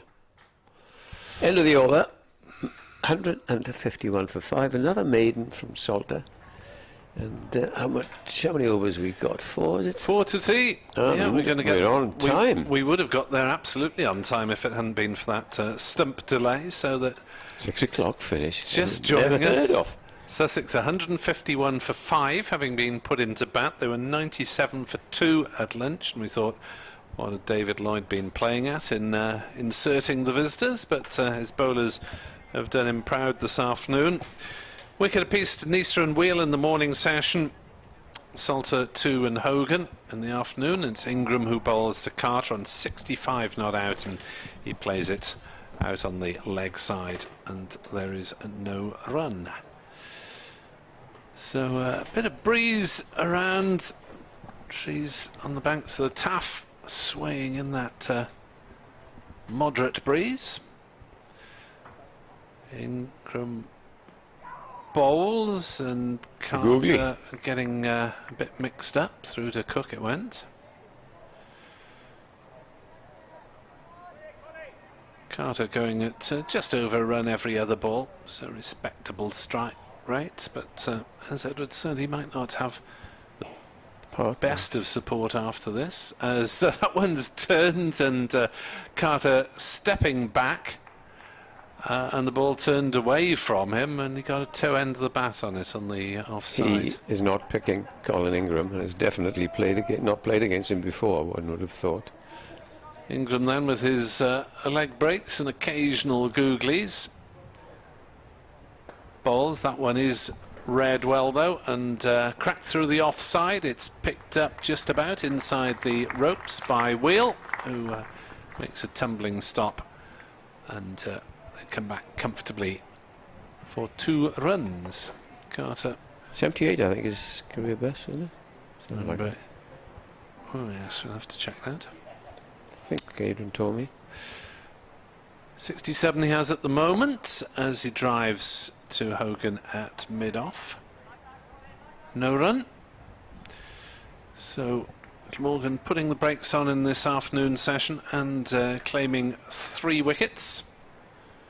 So first session to Sussex, second session advantage Glamorgan. Ingram bowls and forward comes Carter defending. End of the over. 153 for 5 are Sussex. Glamorgan therefore have the 1 bowling point with hopes of adding. Sussex 47 away from their first batting point. And I think on this wicket, Edward, batters are having to work for their runs, aren't they? It's not coming on that fast to the bat, so the impetus has got to be supplied by the batsman himself rather than using the pace of the ball that much. Yeah, you're absolutely right, Nick, because it's a slow pitch, and we saw there in the last over but one from Salter when the Rawlings tried to hit it over the top, not coming on. We saw it when Clark was caught at mid-on, not coming on. And here we have Salter again bowling. Although he doesn't give any signs of permanence at the moment, Delroy Loring's one field. I mentioned he's an aggressive player by nature. Is itching to get that ball over mid-on and mid-off, but it's not as easy as it seems, because they both of them have moved back a couple of yards. Here's the next ball. That's clipped off his legs for a single down to deep mid-wicket. It's fielded by Byram, and in comes the return on the full. 1 run to Rawlings, 1 run to the score. 154 for 5. Carter, 10th first class match, highest score 72. 72, okay. And he faces and drives powerfully. They go for the quick single. Hogan fields and decides no point in shying. I don't think he picked that quite cleanly enough. I mean, Carter has mainly been used as a middle order bat and wicket keeper with a batting average of first class batting average of 24, which is, you know, your 6 or 7, but today boosted up to number 4. Here's the next ball from Salter bowls, and is just treated with the utmost respect by the left-handed Rawlings as it goes back down the pitch. Isn't he Bermuda-born? Bermuda, yeah. What it was, yeah. Well, David Hemp played a lot of his cricket, the former Glamorgan batsman. He was born there as well, wasn't he? Here's the next ball. Again comes Rawlings forward, pushes it back. Don't think this is Rawlings' type of game. I wouldn't mind having 5p with you, that he will try an aggressive stroke in the next over or two. I don't think he's faced Ingram, is he? Salter bowls back down the pitch he comes and nudges it away on the onside as the overs go racing by. Looking at Rawlins' T20 international records, he's played 17 games for Bermuda in that short format. Made his debut against the USA, and his most recent one-day international was against Argentina. I didn't even realise that they Everybody's had that playing sort of these days, status. Are they in the ICC then? Well, they must Division have 2 or something. T20 status. Where in that match, the most recent match, played by Rawlins, as Ingram is in and bowls, and that's turned on the leg side by Carty. Once a single, Rawlins correctly sends him back. Bermuda were captained by Cam Leverock, who was educated in these parts. Do you remember that catch? That's he's 20 the stoner. nephew, I believe, of that gentleman. As Correct. Carter plays on the offside and there's no run. Remember that famous catch he took? Yes. It slip all 21 stone of him. Yes, Dwayne Leverock, wasn't it? Dwayne Leverock. The big man. I think he left arm spin he bowled as well. As Ingram bowls hoiked away on the leg side, it was there to be hit. It was hit, and it's a rare breakout. Very rare, in the isn't it? afternoon session for Ollie Carter, who moves into the 70s. He's on 72, so that equals his previous best first-class score. Yeah, so Cam Leverock, who played for Cardiff MCCU and was captaining Bermuda, at least he was at the tail end of last year. Yeah, Dwayne. You always do expect one bad ball and over from a leg spinner. Probably that was it. Ingram bowls. Carter stretches forward to defend. No run.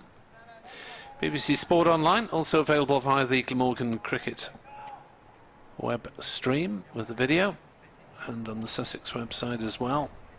Welcome along wherever you're listening or watching.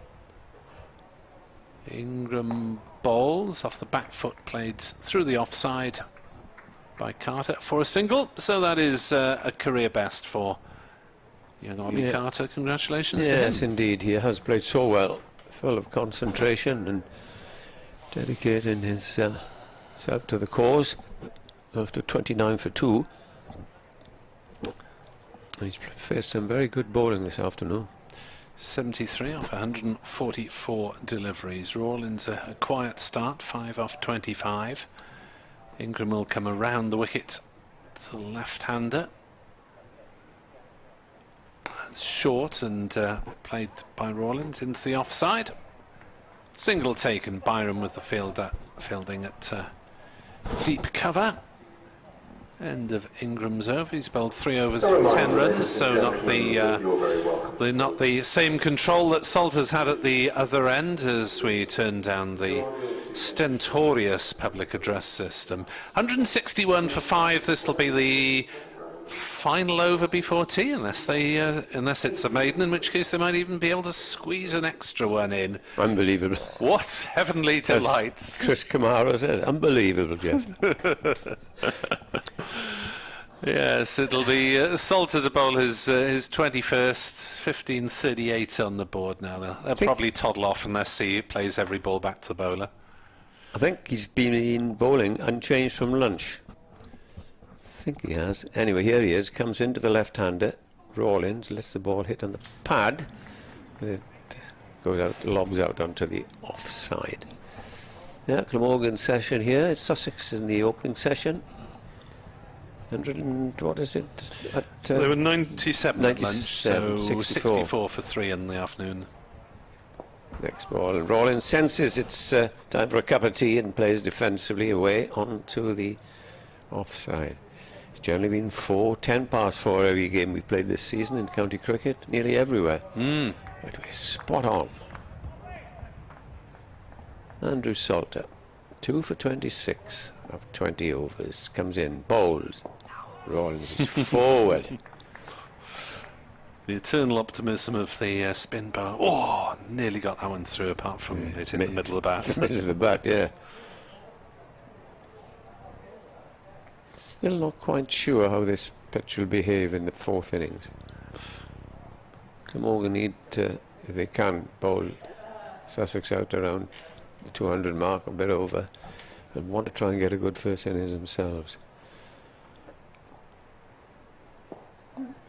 Down goes that right leg with Rawlings and pushes it back down. He knows that if he can block the next two balls, he'll come back after tea.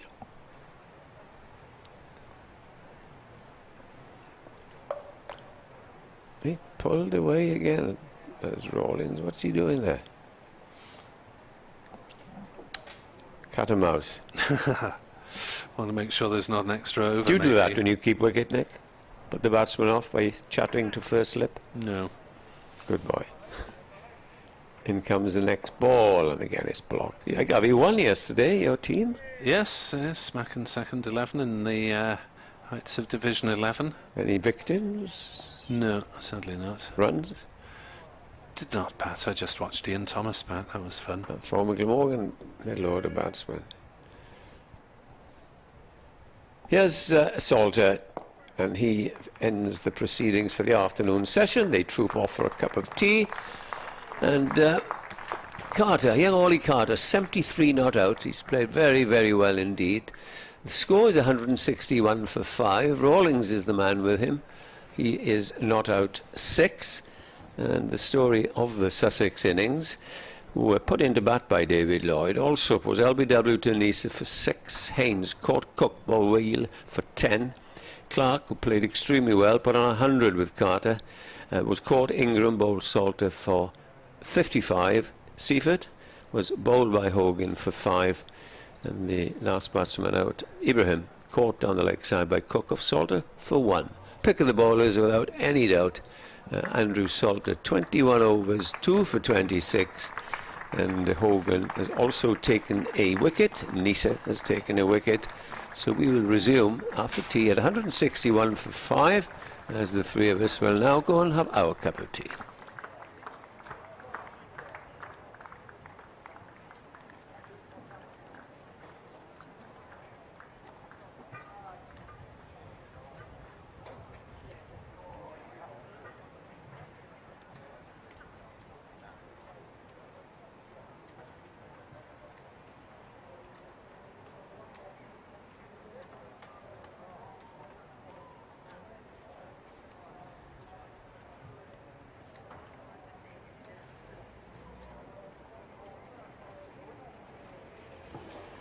I've got some latest scores from the other games taking place around the country in the LV Insurance County Championship. We'll start once again at the Ageas Bowl, where Yorkshire have moved on to 178 for 2. That's against Hampshire. At Taunton, Somerset are 147 for 8. That's against Surrey. At Edgbaston, Warwickshire are currently 172 for 5. Against Lancashire. At Chesterley Street, Durham are currently 238 for 1. That's against Worcestershire. At Leicestershire, 226 for 3 against Nottinghamshire. At Queen's Park in Chesterfield, Middlesex have moved on to 175 for 6. That's against Derbyshire. And at Canterbury, Gloucestershire are currently 228 for 4 against Kent. A reminder that the official Glamorgan website, www.glamorgancricket.com, contains details of how to purchase tickets for all forthcoming games here at Sapphire Gardens this summer. That includes the International T20 contest here on the 28th of July, when England meet South Africa. And also on the official Glamorgan website are details of the various matchday hospitality packages which are available for all forthcoming games here at Sapphire Gardens. That includes, of course, the remaining games in the Vitality Blast, as well as the Welsh Fire games in the 100. If you're seeking a copy of the Glamorgan yearbook or a scorecard or a copy of Michael Hogan's benefit brochure, all can be obtained by visiting reception situated on the ground floor of the Thatcher's Pavilion. If you're seeking refreshments, food and drink can be purchased using electronic means from the kiosk as well as the mobile unit situated in the concourse area underneath the pavilion's seats. And as far as members are concerned, don't forget tea and coffee is available in the Lewis Lounge until 4:30 this afternoon, and then again tomorrow morning between 10 and 11.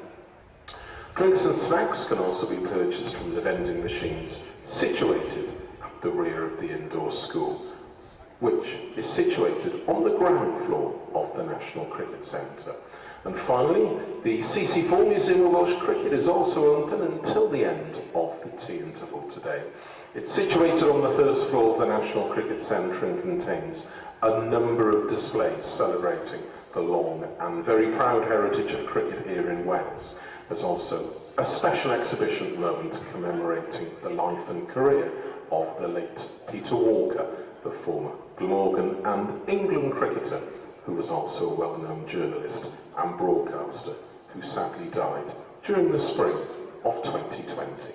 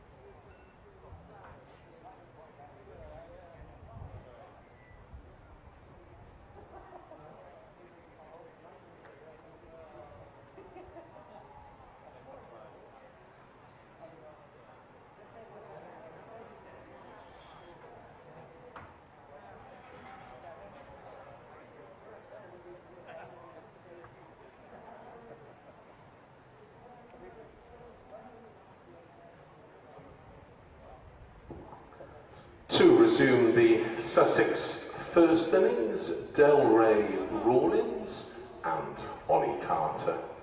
And to resume the bowling for Glamorgan at the Cathedral Road end, James Wheel. Very good afternoon, evening. Welcome to the final session, which we're into absolutely on time. Just a tad after 4 o'clock, and Sussex resuming on 161 for 5 in their first innings in this county championship game against Glamorgan. Be an update for BBC Radio Wales very shortly. 32 overs remain of the day's play, and Glamorgan's over 8 is +3. James Wheel will try to improve on his 1 for 41 so far. So a lot of spin between lunch and tea with Salter and Ingram. It's Wheel from the Cathedral Road end to Bowles, and his first ball stroked through the offside for 4 runs by Ollie Carter, who's already got a career best and is therefore extending it, and a rather friendly half volley first delivery after tea. Carter to 77, 165 for 5. Adrian Harms alongside me. That's a rather friendly ball, isn't it? First ball after tea. So Ollie Carter's best first-class score came at Leicester in the last game, and he'll have his eyes on 100 here. As Wheel is in again, Bowles outside off stump. It's a little bit tighter. Allowed to go through to Chris Cook. So round about an hour away from the new ball, you'd guess. Yeah. What, 14 overs, Nick? Yeah. 13, sorry, 16. What's the matter with my maths today? Just under 16. Yeah. Around about an hour away, depending on how much Salter we get from the other end. Maybe they'll try a blast of Nisor or Hogan, as that is a decent ball from Wheel, and Carter is stretching forward and defending on the offside. There is no run. Breeze blowing out the flags on top of the pavilion. Yeah. Sussex flag, Glamorgan flag, and the Welsh national flag.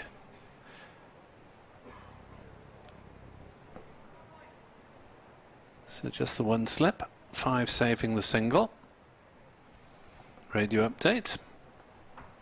Glamorgan Sussex are 165 for 5. Glamorgan dominated the afternoon session after Sussex had taken lunch on 97 for 2.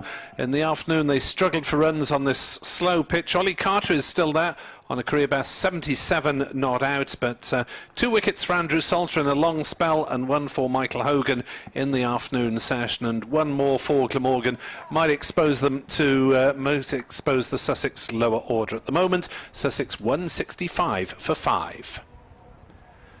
Full length ball from Wheel is driven by Carter to Nisa at mid-on, and there is no run. Yeah, I wonder whether Andrew Salter's bowled really well, Nick, hasn't he? But I thought Michael Nisa's looked really good as well. As you say, the new ball, not just around the corner, but you'd imagine almost certainly be taken by Glamorgan if it goes that far. Yeah, they're getting Wheel on now, maybe to leave Nisa and Hogan fresh for the new ball, as that is again outside off stump, half volley length, and driven hard by Carter, but Carlson at cover does well to take all the pace off the ball as it rolls up towards mid-off. There was no run, 165 for 5, and Wheel needs to tuck into a more consistent line and length than that, as the shadow of the floodlight pylon just pokes out onto the playing arena down in front of us, but still lovely viewing conditions around Sophia Gardens, and it will be Salter to continue this long bowl from the River Taff end. Yeah, he's got excellent figures, 21 overs, 7 maidens, 2 for 26, and he's bowled every bit as well as those figures would suggest. He's bowling with just the one slip to Delray Rawlins, who was very restrained before tea. As Salter comes in, that's a quicker, flatter delivery, played to mid-on, and Rawlins skips through for his 7th run. Sussex to 166 for 5. He's a batsman who likes to attack the bowling, is Delray Rawlins, but he's been very restrained. 33 balls for his 7 runs. And Sussex, well, they got really bogged down after lunch. Tom Clark then holed out to mid-on.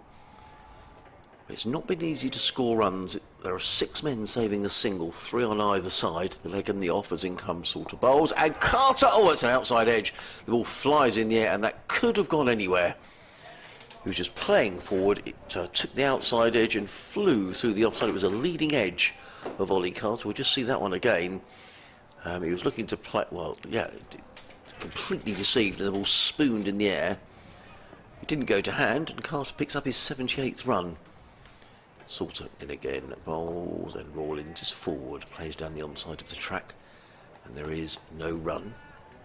67 for 5. So apart from that, those 6 men saving one. There is a slip. There's a fielder on the cover point boundary and a deep mid wicket.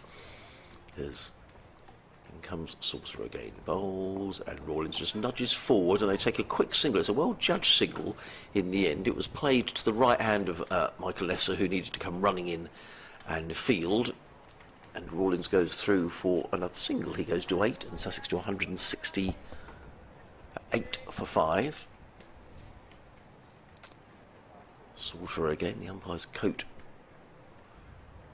whistling in the wind as in comes Salter again, and punched by Carter to cover, and there is no run, fielded there by Billy Root.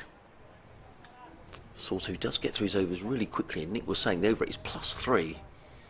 Salter in again, bowls, Carter forward, play down the offside of the track. Salter fields off his own bowling, end of another over. 27 overs, 7 maidens, 22 overs, 7 maidens, get it right, 2 for 29. Sussex 168 for 5, Carter on 78, Rawlins is on 8. So, 30 overs left of the day's players. The batters meet for a little mid-wicket consultation. Just a question of digging along, seizing on the odd bad ball, and not trying to force things too much on a slowish pitch, I guess. Yeah, and I just wonder how long Delray Rawlings' patience will last for, because he doesn't like being tied down. I mean, he's batted well within himself so far in this innings, but you think sooner or later he'll probably have to release some of that tension and have a dart at one. But we will see. No point in trying to release tension if you're back in the dressing room. No, for sure.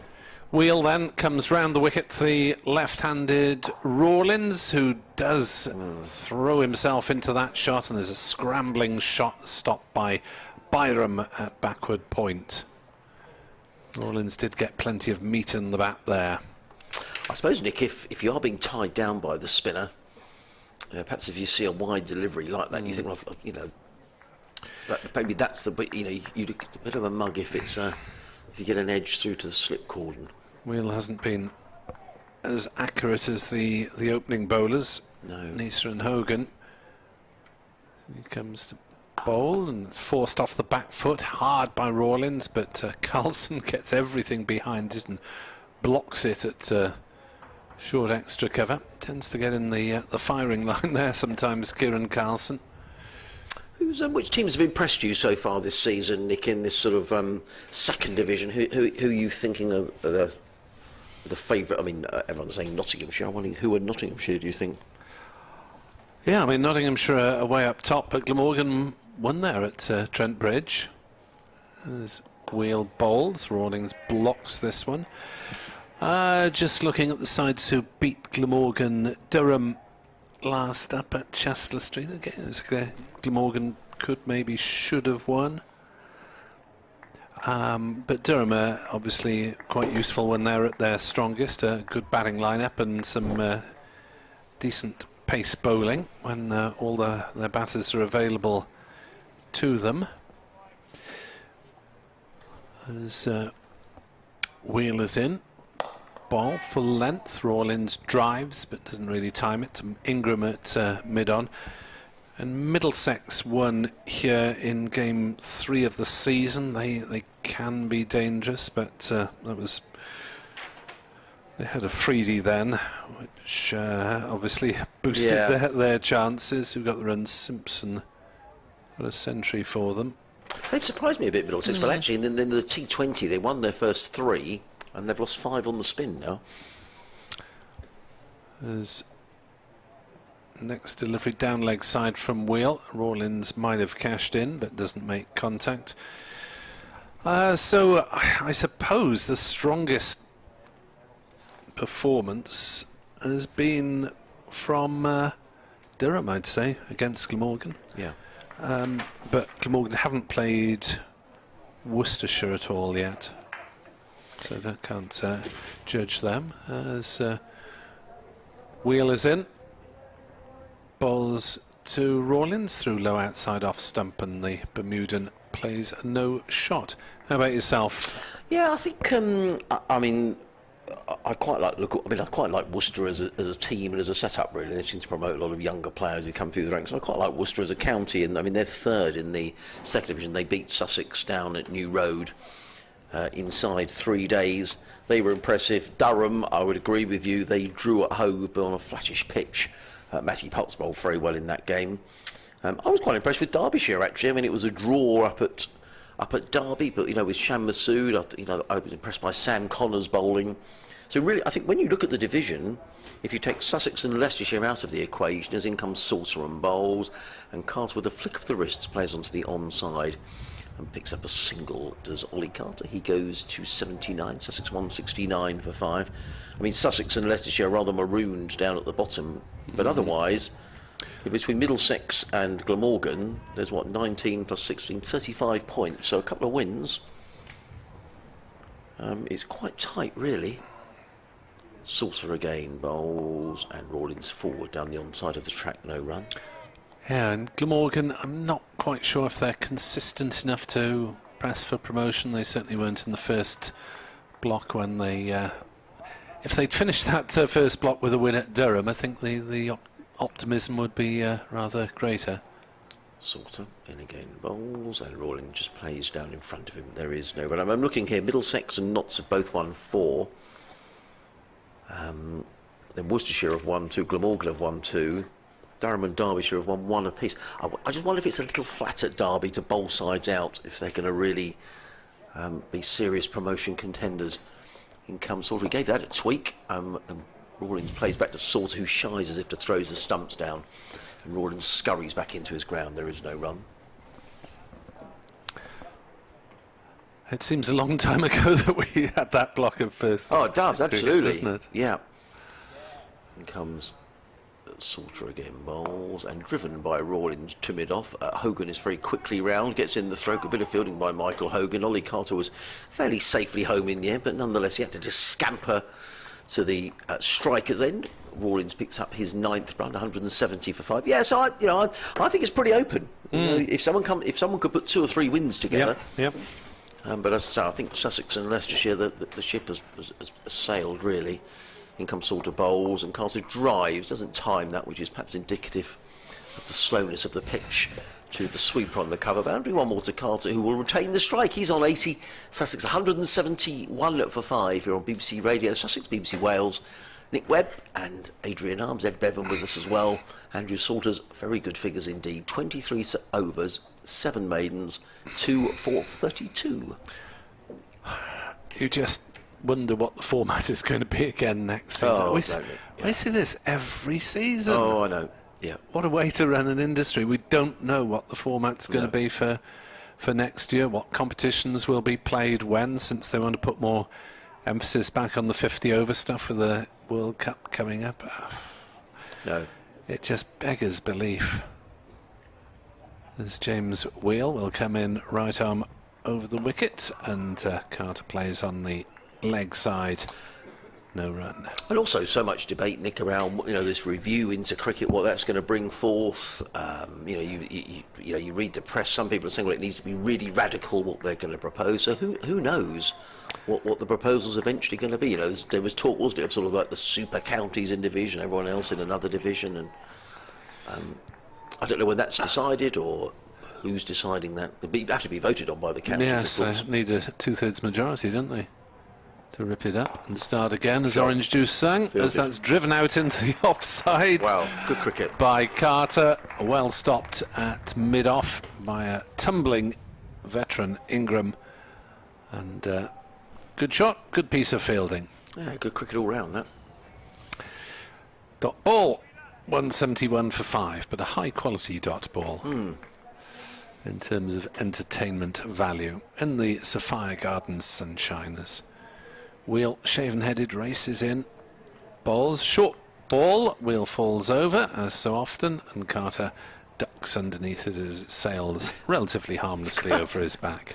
It's quite funny watching James Wheel when he falls over, because the first couple of times he did it today, I thought, oh, crumbs, and his teammates just sort of look to walk back to their fielding positions as if it's a fairly regular occurrence, which I guess it is. It is.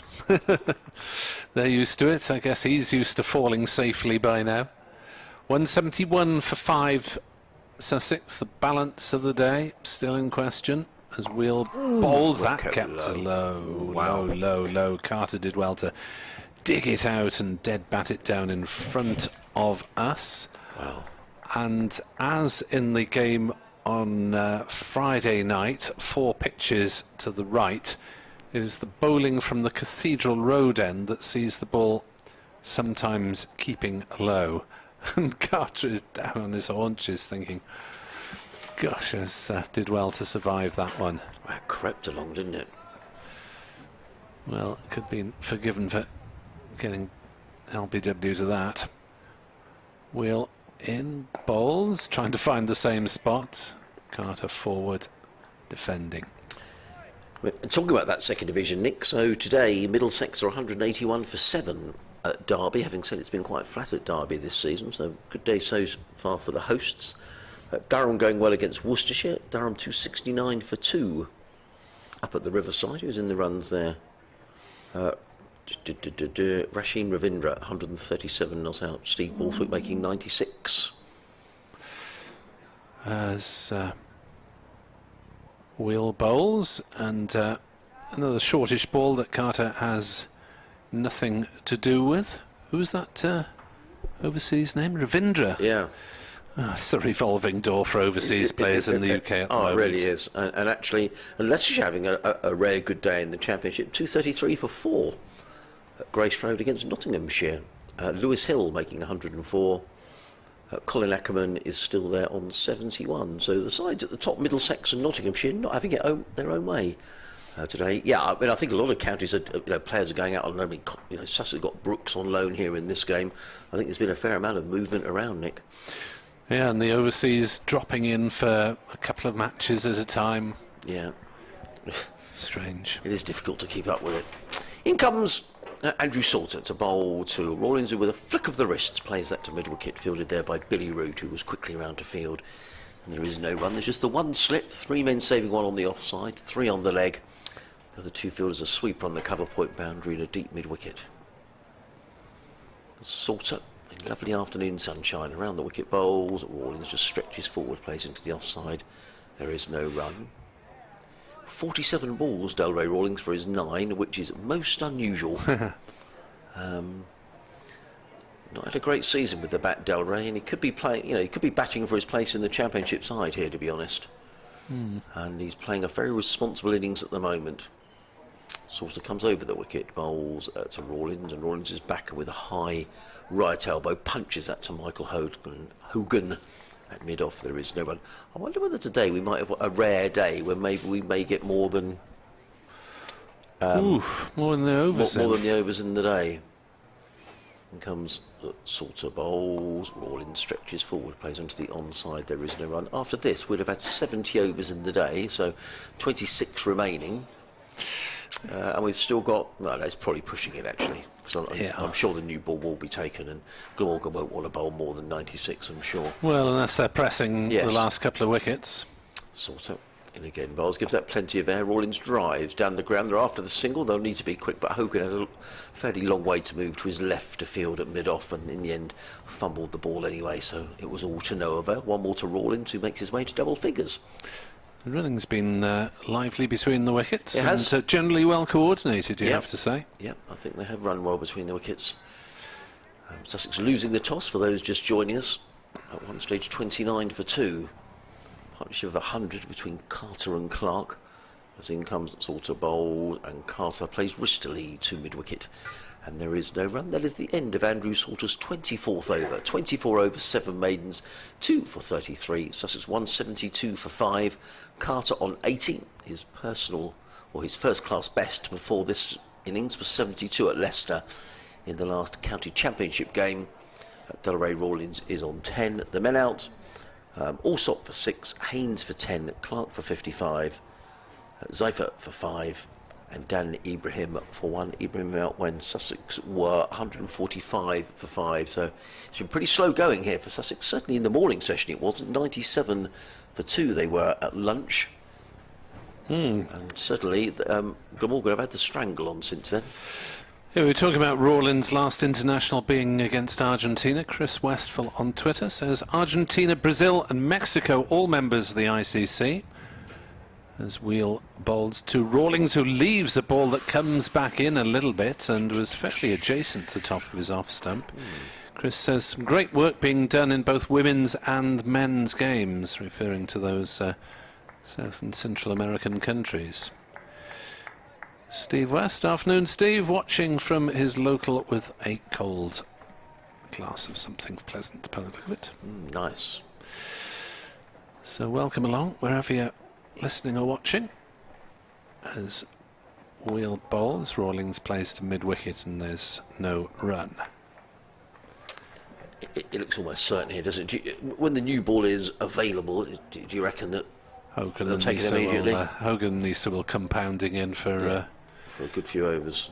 At least 5 overs each. Salter's quite likely to be bowling till then. As I say, so often this season he's been used between overs 70 and 80, but today he's had a good early bowl and a long bowl. As Rawlins plays that one to mid-off. Nisa fields, and there is no run. 172 for 5. Run rate has dropped to 2.44 runs and over, so it is a tense struggle. Sussex maybe a side not high on confidence in their earlier red ball games, and just looking a little laboured in the afternoon, but it's been a slow pitch and it's been hard work for the batsman. Wheel to Rawlins, who hits that one down into the ground, bounces up to Carlson at cover. Yeah, I think that tells you how slow the pitch is. He was looking to crack that one away through point, was Rawlins, in the end just clothed it really to cover. Not going to be easy for anyone to get big runs on this ground. People will have to work hard for it. As Wheel is in and bowls to Rawlins, who drives through the covers. He's got that one away wide of Carlson. That one will race away over the outfield and indeed carries on the extra 30 metres or so to the advertising hoardings on the grandstand side of the ground. Beautifully timed by Rawlins. Wheel just offering a little too much width on that one as Sussex move on to 176 for 5. Looks like a potential wicket in the test match. Someone's gone. It is 344 for 4 now, England against New Zealand. As Wheel to Rawlins again on 14 not out now with that boundary. Wheel bowls and Rawlins blocks it to Nisa at mid-off. There is no run. 176 for 5, 71 overs bowled here at Sapphire Gardens on BBC Sport Online and on the Glamorgan website. And of course these two sides will meet again here next Sunday when Sussex will be playing in the T20. And just looking at the respective positions in the table, Nick, that's a game where whoever loses is going to have a dickens of a job to qualify, really. I mean, it's an important game for both sides. Yeah, Glamorgan probably need 5 out of 6 to be in the shake-up, which, given their form, is improbable, but not impossible. No, and Sussex need the same. I think Sussex have only got 6 points. Glamorgan with 5 from 8 games. They've had a poor spell. Yeah, you won your first. Yeah. Very convincingly at Hove. Yep. Andrew Salter's going to bowl his 25th over of the day. He's had his money's worth as he comes in and bowls a short delivery that Carter was thinking about pulling through mid-wicket, but then adjusted his shot and just played it straight back down the track, and there is no run. There's a slip. David Lloyd is doing some warming up. I wonder whether James Wheeler's had his spell will end. And perhaps Lloyd's going to come on to bowl. Salter again in bowls, and Carter again forward, pushes into the offside. There is no run. Slow going here at Cardiff, as Nick was saying. Into the 72nd over of the day. Sussex 176 for 5. Carter on 80. He waits as Salter is in again of 5 or 6 paces in and bowls, and Carter cuts firmly only as far as backward point, well fielded by Nisa, low down to his right hand side, and again there is no run. So those 2 fielders out, there's still the deep mid wicket and the sweeper on the cover boundary. Sussex going to tee on 161 for 5 as Salter is in again. Carter forward, plays down the onside of the track, and there is no run. So 162, we had 15 runs since tea in 7 overs since this. So that rather brings out Nick's point about the over rate being about 2 and over, the run rate being about 2 and over. Salter bowls. Carter turns that to mid wicket. Again, there is no run. 5 dot balls in the over so far. Yeah, 2 wickets to Trent Boult then in the Test match, dismissing Ollie Pope for 145 and Johnny Bairstow given out on review, caught behind for 8. Root joined by Stokes. Root has 111.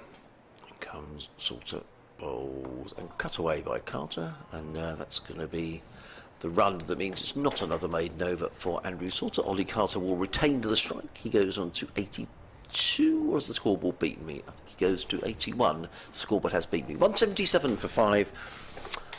Rawlins is 14. Carter is on 81. Salter 25 over 7 maidens, 2 for 34. I need to do an update, so I'll leave you in the capable hands of Nick and Ed. Returning to bowl at the Cathedral Road end, David Lloyd. And as forecast by Adrian and announced by Dr. Hignell, it's as far as Bridgend suggests, Mr. Bevan. Yes, you'll have to ask if your family can hear him in Trebanos, which is a little further west again. As David Lloyd sorts out his field, Edward Bevan sorts out his notebook. The gull down beneath us strolls across the outfield, obviously not thinking there are going to be any straight drives along the floor in the minutes to follow. David Lloyd, right arm medium pace, 6 overs, 2 maidens, 0 for 25, and Glamorgan with a little bit of a holding job maybe to do until the new ball. Sussex can't really go on the attack to cash in too much. As Lloyd bowls, that's pulled away towards mid-wicket. Shouts of catch, but it bounces out towards Byram on the ropes. Single taken. Carter to 82, 178 for 5. And this is the time when most counties would try and accelerate. The bowlers possibly just getting a little bit tired. Not so much Salter, he only takes a couple of steps.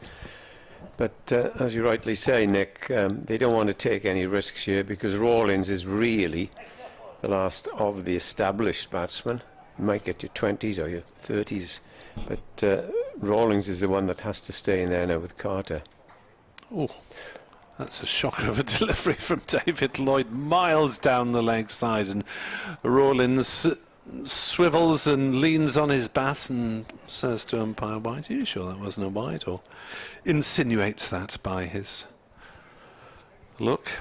Not allowed to insinuate much these days because Maybe at you, referee or the umpires seem rather keen on cracking down on dissent than in previous seasons.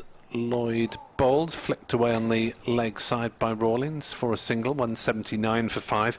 Glamorgan were bizarrely penalised 5 runs against Durham. just before the final wicket fell, when both Root and Nisa were judged to have Not agreed with it. not agreed with the umpire's decision, and maybe just gestured to, in one case I think, the bat when he was given LBW, and the other the pad when he was given court. As forward comes Carter, head down, textbook forward defensive to mid-on, no run. I don't think Glamorgan will be particularly worried at the position, because 179, and we're well into the last session. It's been very slow going, and they know that if we can nip 1 or 2 out of the new ball, then it'll be a modest total. As Lloyd bowls, and that's off a thick edge through that third slip down to the third man boundary for 4 runs for Ollie Carter. Maybe not his finest shot, but he went hard at it, and it was well wide of Ingram at slip. Carter to 86, Sussex to 183 for 5.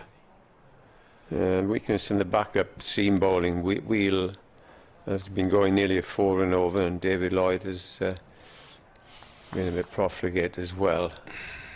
Yeah, he hasn't. As you said earlier on, perhaps the bowler short. Lloyd in to bowl. Carter blocks it back down the wicket. End of the Lloyd over. 7 overs, 0 for 31. England's 353 for 4, so they need 1 further run to avoid the possibility of having to follow on. They're on the 3rd day of that test at Trent Bridge. You wonder how a positive result might be obtained from there, Edward, in the test. As far as England, how far they want to bat, I suppose. They're not going to... they're leading 1-0, and I don't think they're going to declare in any way. So it could be rather a stalemate, or they might back the quickies. On day 4, On day 5. Day 5. Oh, yeah, if it's about equal, you'll be a bit nervous. It's not like as if you've got a 100-run lead, and they're not going to give it away on this pitch, which appears to be an absolute featherbed.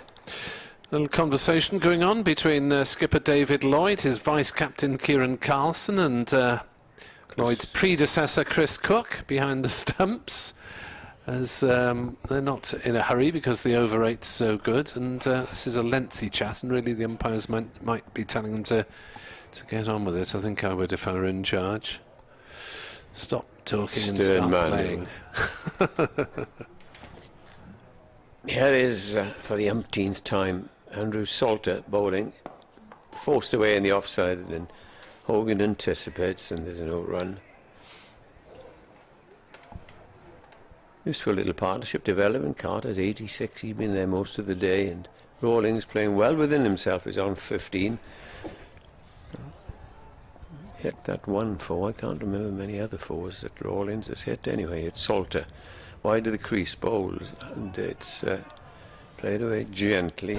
Carter wanted a run but was sent back. The reason you can't remember them, Edward, is because there haven't been any. He hit 1 through extra cover. Yeah, that was the only one. The only one, yes. Yeah. And now senior pro is coming up. Michael Hogan. He's not going to field back pad, is he? Leg slip? Possibly.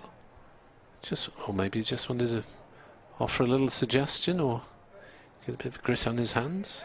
Well, I'll go back to this now. In comes Salter, bowls. The ball goes to Hogan. Do you remember 2 balls ago? It was hit firmly, and in came Hogan very quickly. And he was looking at his hand, whether he doesn't want to go back there where the ball would come quickly to you. And lo and behold, the next ball goes to him. Next ball. In the air. Oh, through. 4 runs. I think that was a slight misfield by Nisa at mid-off as well, who might have got to it. It just beat a diving Carlson at cover and probably might have been stopped. Yeah. Nisa with a scrambling effort, but couldn't quite get down in time. Confidence of shots, was it? It's 4 runs. Second boundary to Rawlins. Heard you complaining about his lack of boundary scoring. Yes. Here comes Salter, rare boundary off his bowling, and bowls again. Oh, that beat him outside the off stump. Beautiful delivery. Pitched. Might have just taken a little bit of turn there. Yeah, Yes. came in between bat and pad. Cook didn't take quite cleanly, but he didn't have much of a view standing up there. 187 for 5. Rawlings has moved on to 19. A fight back here from Sussex. Yeah, 42 in this partnership. Slow but worthwhile. Here comes Salter off the back foot, forced away down to deep extra cover, and they will take a single. Rawlings will take strike as he pinched the bowling, and the score moves on to 188 for 8. Glamorgan have picked up a bonus point, and Sussex yet to get a point. And Just 12 runs away from it. They're not going to get many bonus points, Sussex, even if they... If they bat out the 110, might get to 300. Gorvin was on the field briefly, I think, for Wheel. He's probably changing his boots. 188 for 5. David Lloyd to continue as we have 6 overs to the new ball. Yeah, I think the best thing that Lloyd can do is to set a defensive field, and this is what he has done, really. There's just the one slip as he's coming into the left-handed Rawlings. And the left-handed Rawlings is forward defending on the offside, and there is no run. Yeah, Lloyd just maybe looking to frustrate in these closing overs with the old ball. Interesting decision to insert. Didn't look justified at lunch, did look justified at tea. Sussex, as Edward said, fighting back.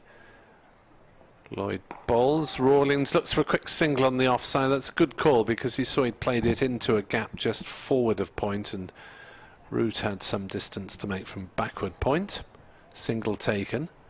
189 for 5 are Sussex on this fine Sunday afternoon. And you can see that Sussex just perhaps lacking a little bit of confidence. They're bottom, they haven't won a game this year, and they're not going to throw it away quite rightly and play shots which they shouldn't. Lloyd bowls. Carter drives to mid-off. Hogan fields. Their prime objective here will to try and get a couple of bonus points and try and get top of 270, 280, perhaps 300, and they're not going to give it away because there's a good pitch, a little bit on the slow side, but Carter now certainly showing the way with his undefeated 86. Lloyd into bowl to Carter, plays that on the leg side off something of an inside edge. There might have been a single there, but North East manages to backtrack running alongside the ball to suggest that he might pick it up at any moment, and puts them off from running. 189 for 5. And this partnership with 44 came together in the 56th over. Now in the 74th, so it's about 2.5 and over, as this is neatly deflected on the leg side. This time North East picks up and has a shy as they go through for a quick single, but Rawlings is safely home, backed up by Salter. 190 for 5. So Sussex ticking along nicely after that afternoon wobble. Much will depend on this new ball. As we all know, if you don't bowl particularly well with it, it'll fly to the boundary because it's a nice, bouncy, hard ball. You can get wickets, obviously. Lloyd bowls. Rawlings tries to slap it into the offside, set off, but saw that it was heading towards Nisra at mid-off and quickly put the anchors on. 190 for 5 are Sussex on BBC Sport Online. We are through 75 overs of the day's play. Yes, indeed. And 190 for 5. Just a 10 more runs for the bonus point. As the two batsmen confer. And what are they going to talk about here? Shall we play a few more shots before the new ball, or shall we just play as we are? The answer to that is play as you are. 4 full days of cricket in front of us, because the forecast is getting better and better as the weeks go on. Andrew Salter comes up for his 27th over as he bowls to Carter. Carter drives and is it's fielded by Billy Root in the covers. Batting at number 7 in this game, Root. Batting low are Glamorgan. Salter in pass umpire Billy Taylor and bowls, and this is played up towards mid-on. They go for a quick single and that hit. He would have been curtains, I think. Very risky run taken there by Carter. Yeah, Hogan has hit the stumps from that position on a few times this season. As I think batter was short there by the time the ball fizzed past the stumps. Oh yeah, I think he'd even go in then. Risky run. 191 for 5.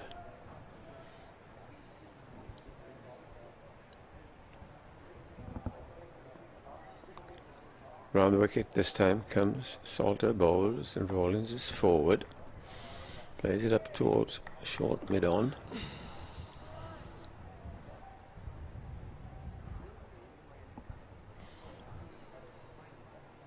Halfway, no, there are only 2 balls from this over gone.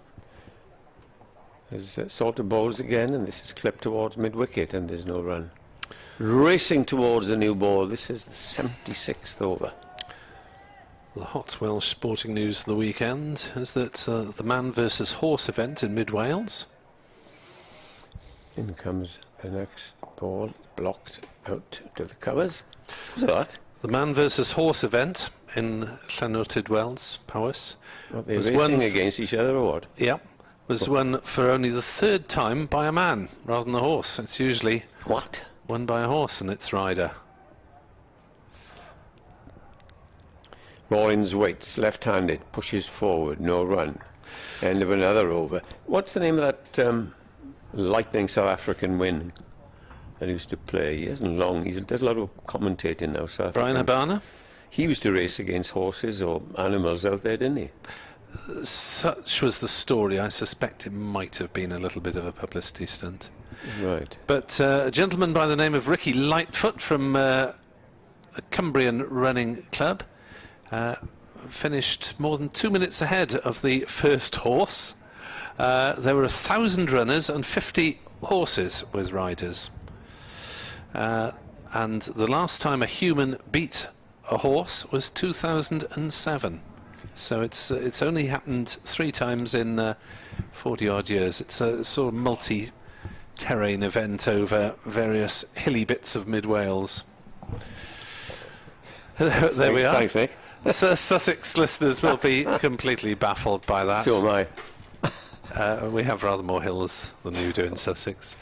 As Lloyd is in to bowl to Carter, who slaps it through the offside, but will only pick up a single because Wheel is sweeping on the pavilion boundary. Lobs in underarm to save his shoulder. 192 for 5. Feels like something of a little bit of a holding pattern at the moment before the new ball that it is, everyone's looking towards.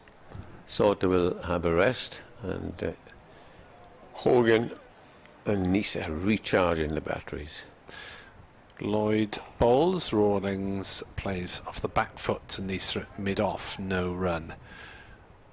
And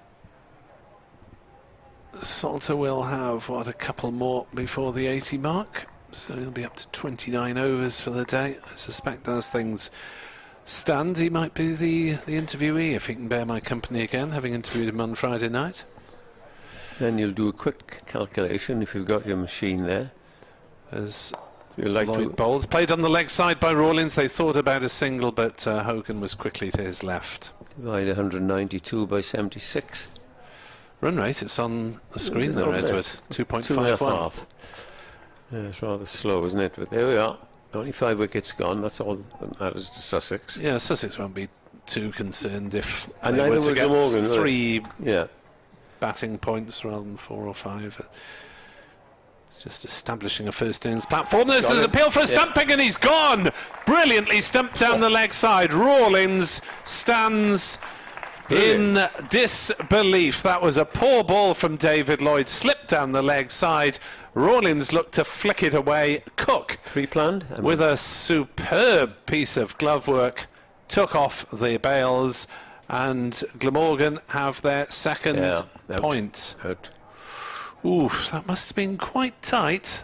Yeah, Umpire Taylor raising the finger at square leg. I think it was, because it's marginal. You couldn't slow it down. Rawlins wasn't out of his ground for that long, if at all. Just raises the back leg and then tries to pivot and tries to get the front leg back in his crease.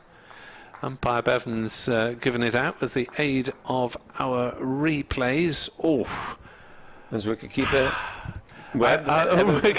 Done any of those in your career? Not down leg side, no, very rarely at all.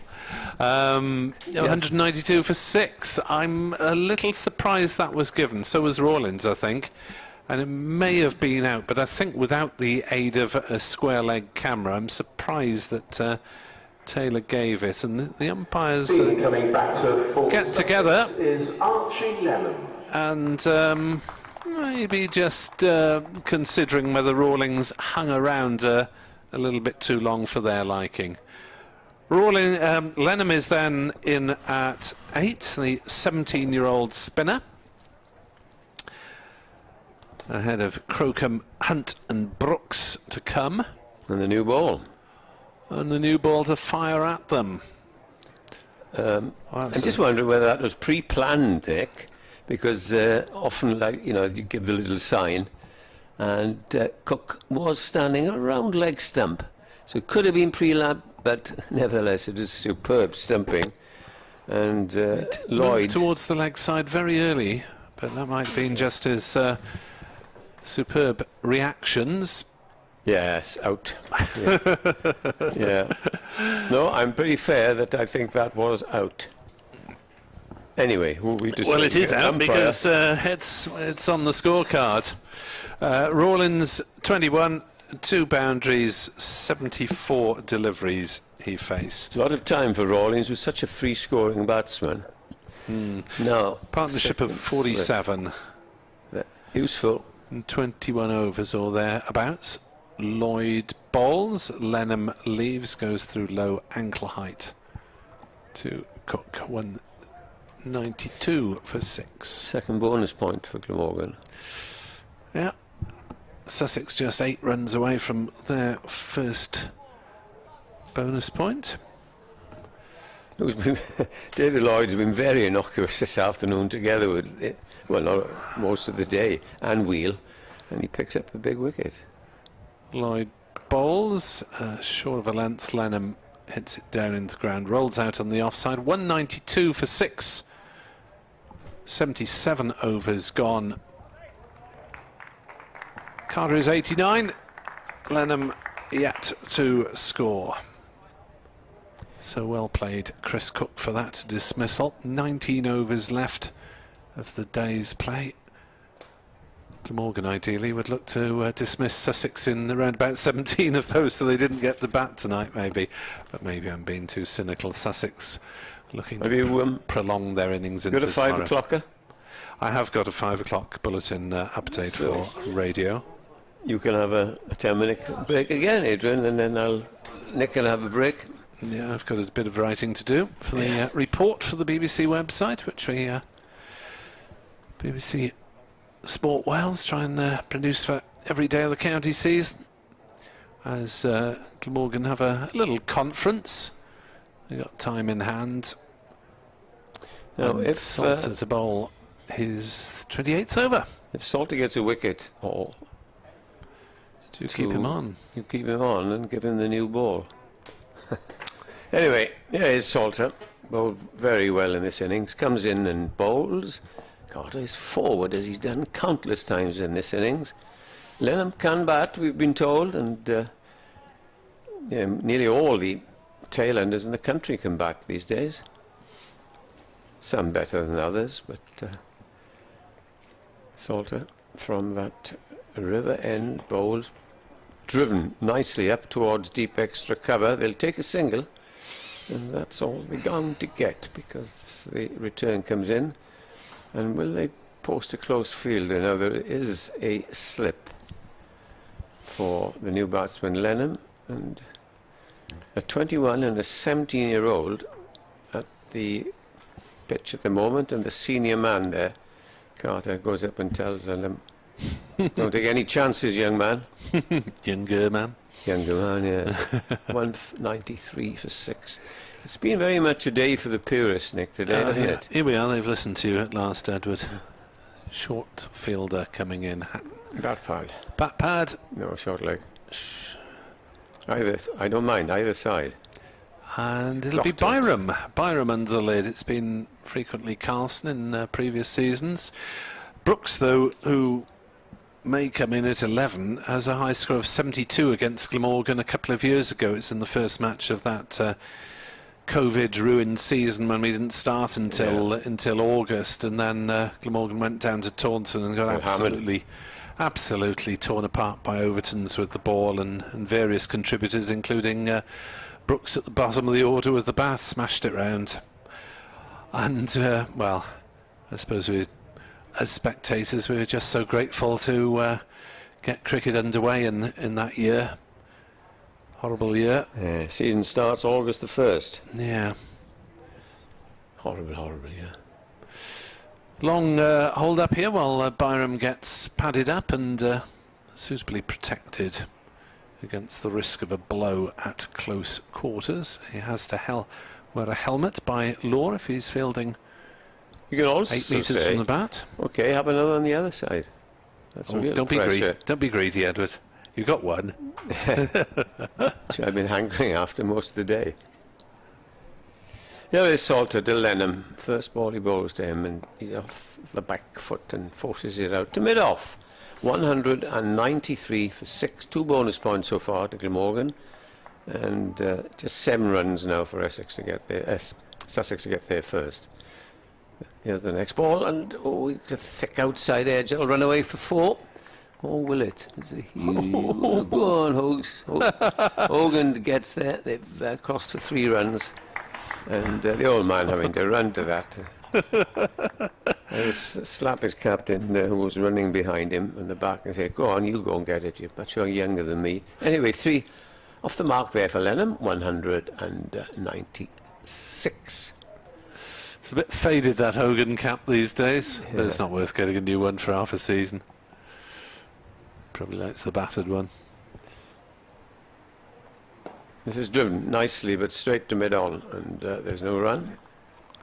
I want to try and stop any chance of a run from the last ball of Salter's over.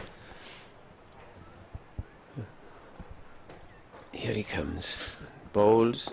This is blocked as he jumps up in the air. End of the over. Now, would they possibly give Nisa and Hogan an over here just to get into the thick of things? But he's not going to. He said, look, I got a wicket in the last over. Beautiful delivery it was too. Pitch middle at the top of off. Not quite. There's a stumping down leg side in case you've just tuned in, logged on, listened in, whatever. So 196 for 6 here on BBC Sport Online and on the Glamorgan video stream, where you have the delight of seeing what fashion-forward choices your commentary team have made today. Better put a suit on tomorrow, I think, and a tie. 196 for 6. David Lloyd from this Cathedral Road end into Lenham, who defends out on the offside. No run.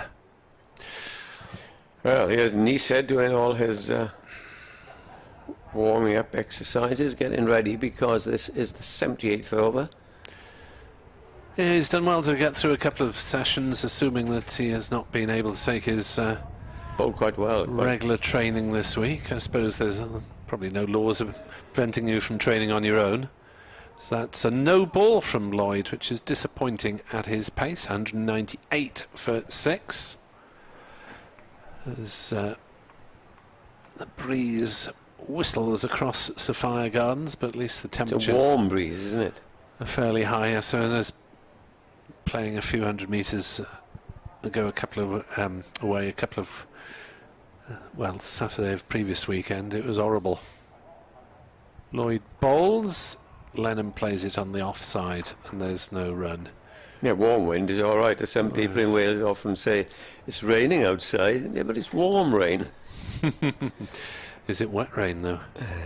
198 for 6. Sussex about to bag their first bonus point of the afternoon. And this game's somewhere near parity. Maybe Glamorgan just noses ahead at the moment as Lennon plays gently on the leg side to mid-on. No run.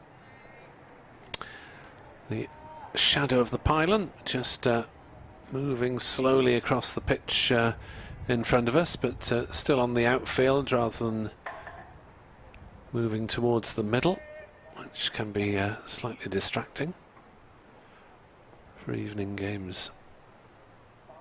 Lloyd bowls, played by Lennon, swivels the hips and punches to mid-wicket, but straight to the fielder, no run. Looking at Salter's 28 overs, I think it was 2 or 3 ball before lunch. So he's bowled 25, 26 on the trot. It was a good effort. And conceded just 44 runs, which is under 2. Commendable effort by the off-spinner. As Lloyd bowls full length outside off stump, Lennon has nothing to do with it, thrusting his first front pad forward. Playing no shot, and then playing a shot after the ball had gone through to keeper Chris Cook, who's had a profitable day with a couple of catches. One was a fine one down leg side, and then the stumping. He's gone well today. Lloyd bowls again outside off stump. Again, Lennon, well, that's the opposite really of the Marnus Labuschagne leave, the Archie Lennon leave. It's just foot forward, bat stationary in the air, as opposed to the Labuschagne mask of Zorro, flourish of the bat, yes, thrust of the rapier. Looks like a pull shot when he's left the ball. I often wondered if the ball would nip back. He'd really look odd. Well, he has got out once or twice not playing a shot. And this will be, presumably, unless they let him carry on with the new ball and bowl Nisa or Hogan this end, Andrew Salter's final over for the time being. And it will be his 29th. Salter from the river end. He comes in now and bowls the first ball of the over, which is pushed away onto the onside for a single.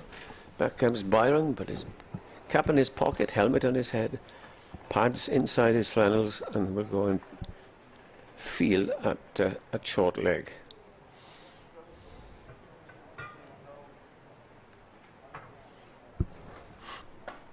Just 3 men on the offside now for the off-spin of Salter as he comes in. Bowls to Lennon. Lennon nearly gets one through, kept low, but he pushes his back down in time. Neil Thornycroft on Twitter agrees with your confidence about the roll-in stumping. There we are, Nick. You doubted it. I thought it was probably too close to be given without a video. Here's the next ball. Defensive response. Looking a little weary is Andrew Salter. Hasn't bowled this amount of overs for some time. His 29th, 2 for 45.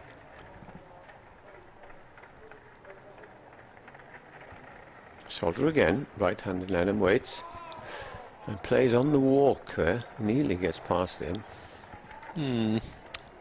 Looking a little bit jumpy there, Lennon, wasn't he? Yeah. Oh, I've had my wish. It's a bat pad, no more than 2.5 meters from the bat. Yeah, on the offside rather than the leg.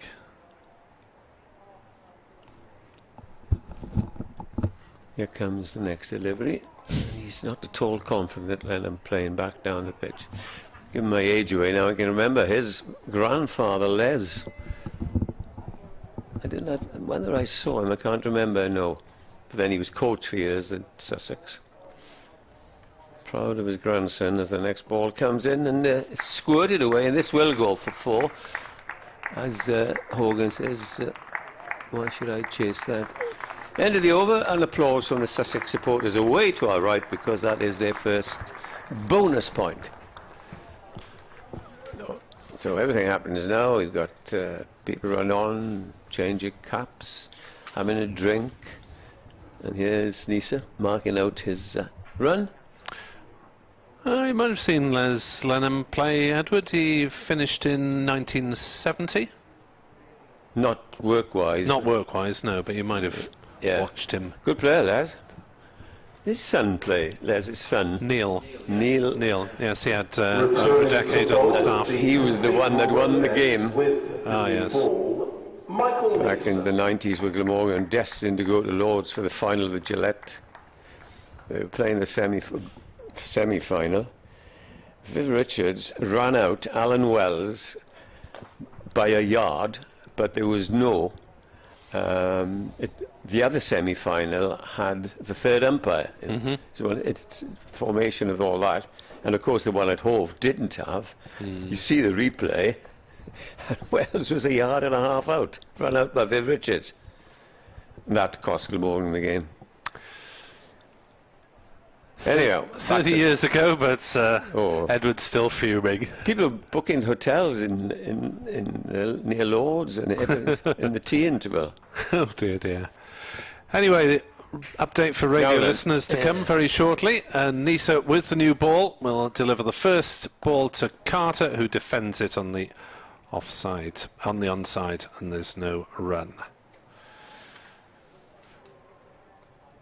So this game going along fairly quietly in the evening session. We've had an hour of it, and Sussex have added 42 runs for the loss of that one wicket, stumping down the leg side by Chris Cook to get rid of Delray Rawlins for 21.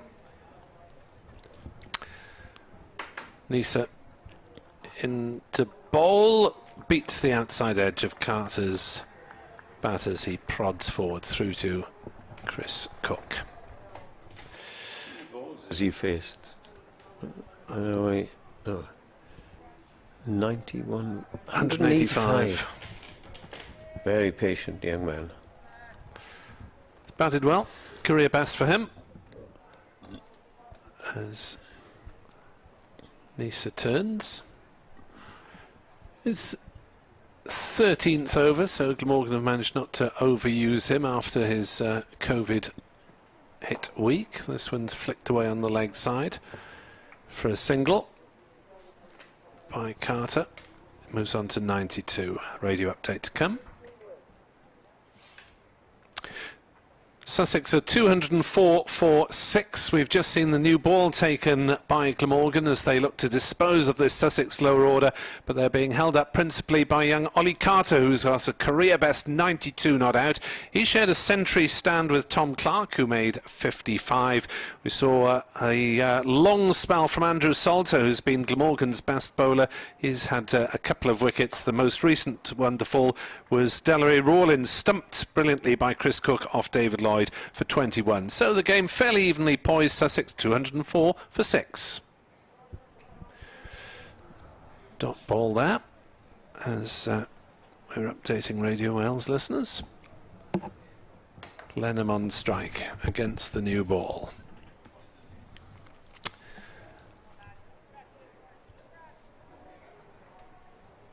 So 15 overs to go. He'll finish fairly close to 6 o'clock. Outside off stump from Nisa. He'll get nowhere with that because Lenham will not be tempted. Didn't even bother to get across there.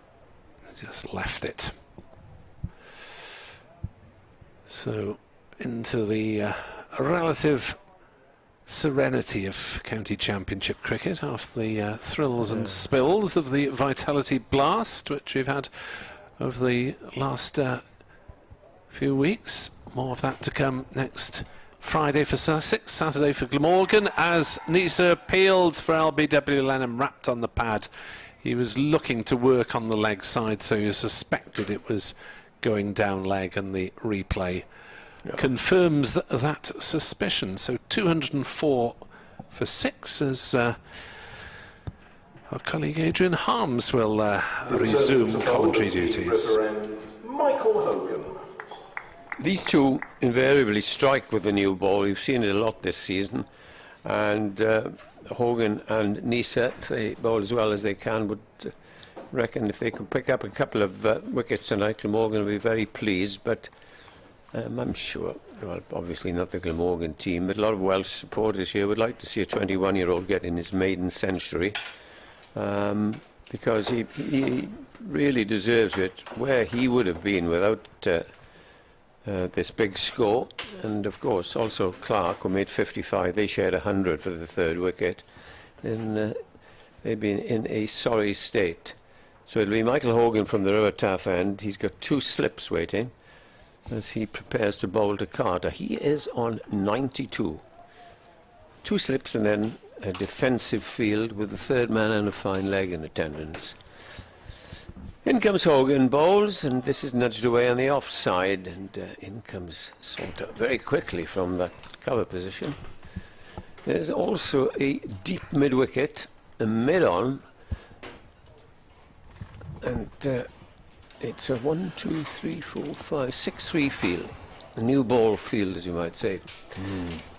Welcome back to Adrian. Yeah, thank you, Ed. Beautiful evening. Oh, it is lovely, isn't it? Absolutely lovely. Lovely cricket watching weather, not too hot. Very nice. Hogan in, bowls to Carter. Carter pulls out towards mid-wicket and is going to get probably 2 runs. Yeah, man out in the mid-wicket boundary has to run some 10 yards to his right. He'll have a few nerves, will Ollie Carter? 6 runs short of a maiden century. Came in at a tricky time, didn't he? 29 for 2 and done well. Batted really, really nicely. Here is Hogan in, bowls again. That time it's a better delivery and it's just pushed up to mid-off. And I no doubt that his family will be listening or watching earnestly. Yes, I'm sure they will. I will be walking around the house and doing other things when your nerves are up, probably not moving from where they have been for the last hour or so. Well, if they are listening, perhaps they'd like to get in touch. sussexcricket@bbc.co.uk. He's not 22, not 21, Ollie Carter, until November. 20 years of age. Yeah. Wonderful. Hogan bowls. This time it's pushed away on the offside. Might have hit the pad anyway. They quickly refused each other a run. 6 runs he needs them for his maiden 100. And from a Sussex perspective, it's a good job he's got them, because he and Tom Clark alone really, Rawlins with 21, but it's really all been about Ollie Carter today.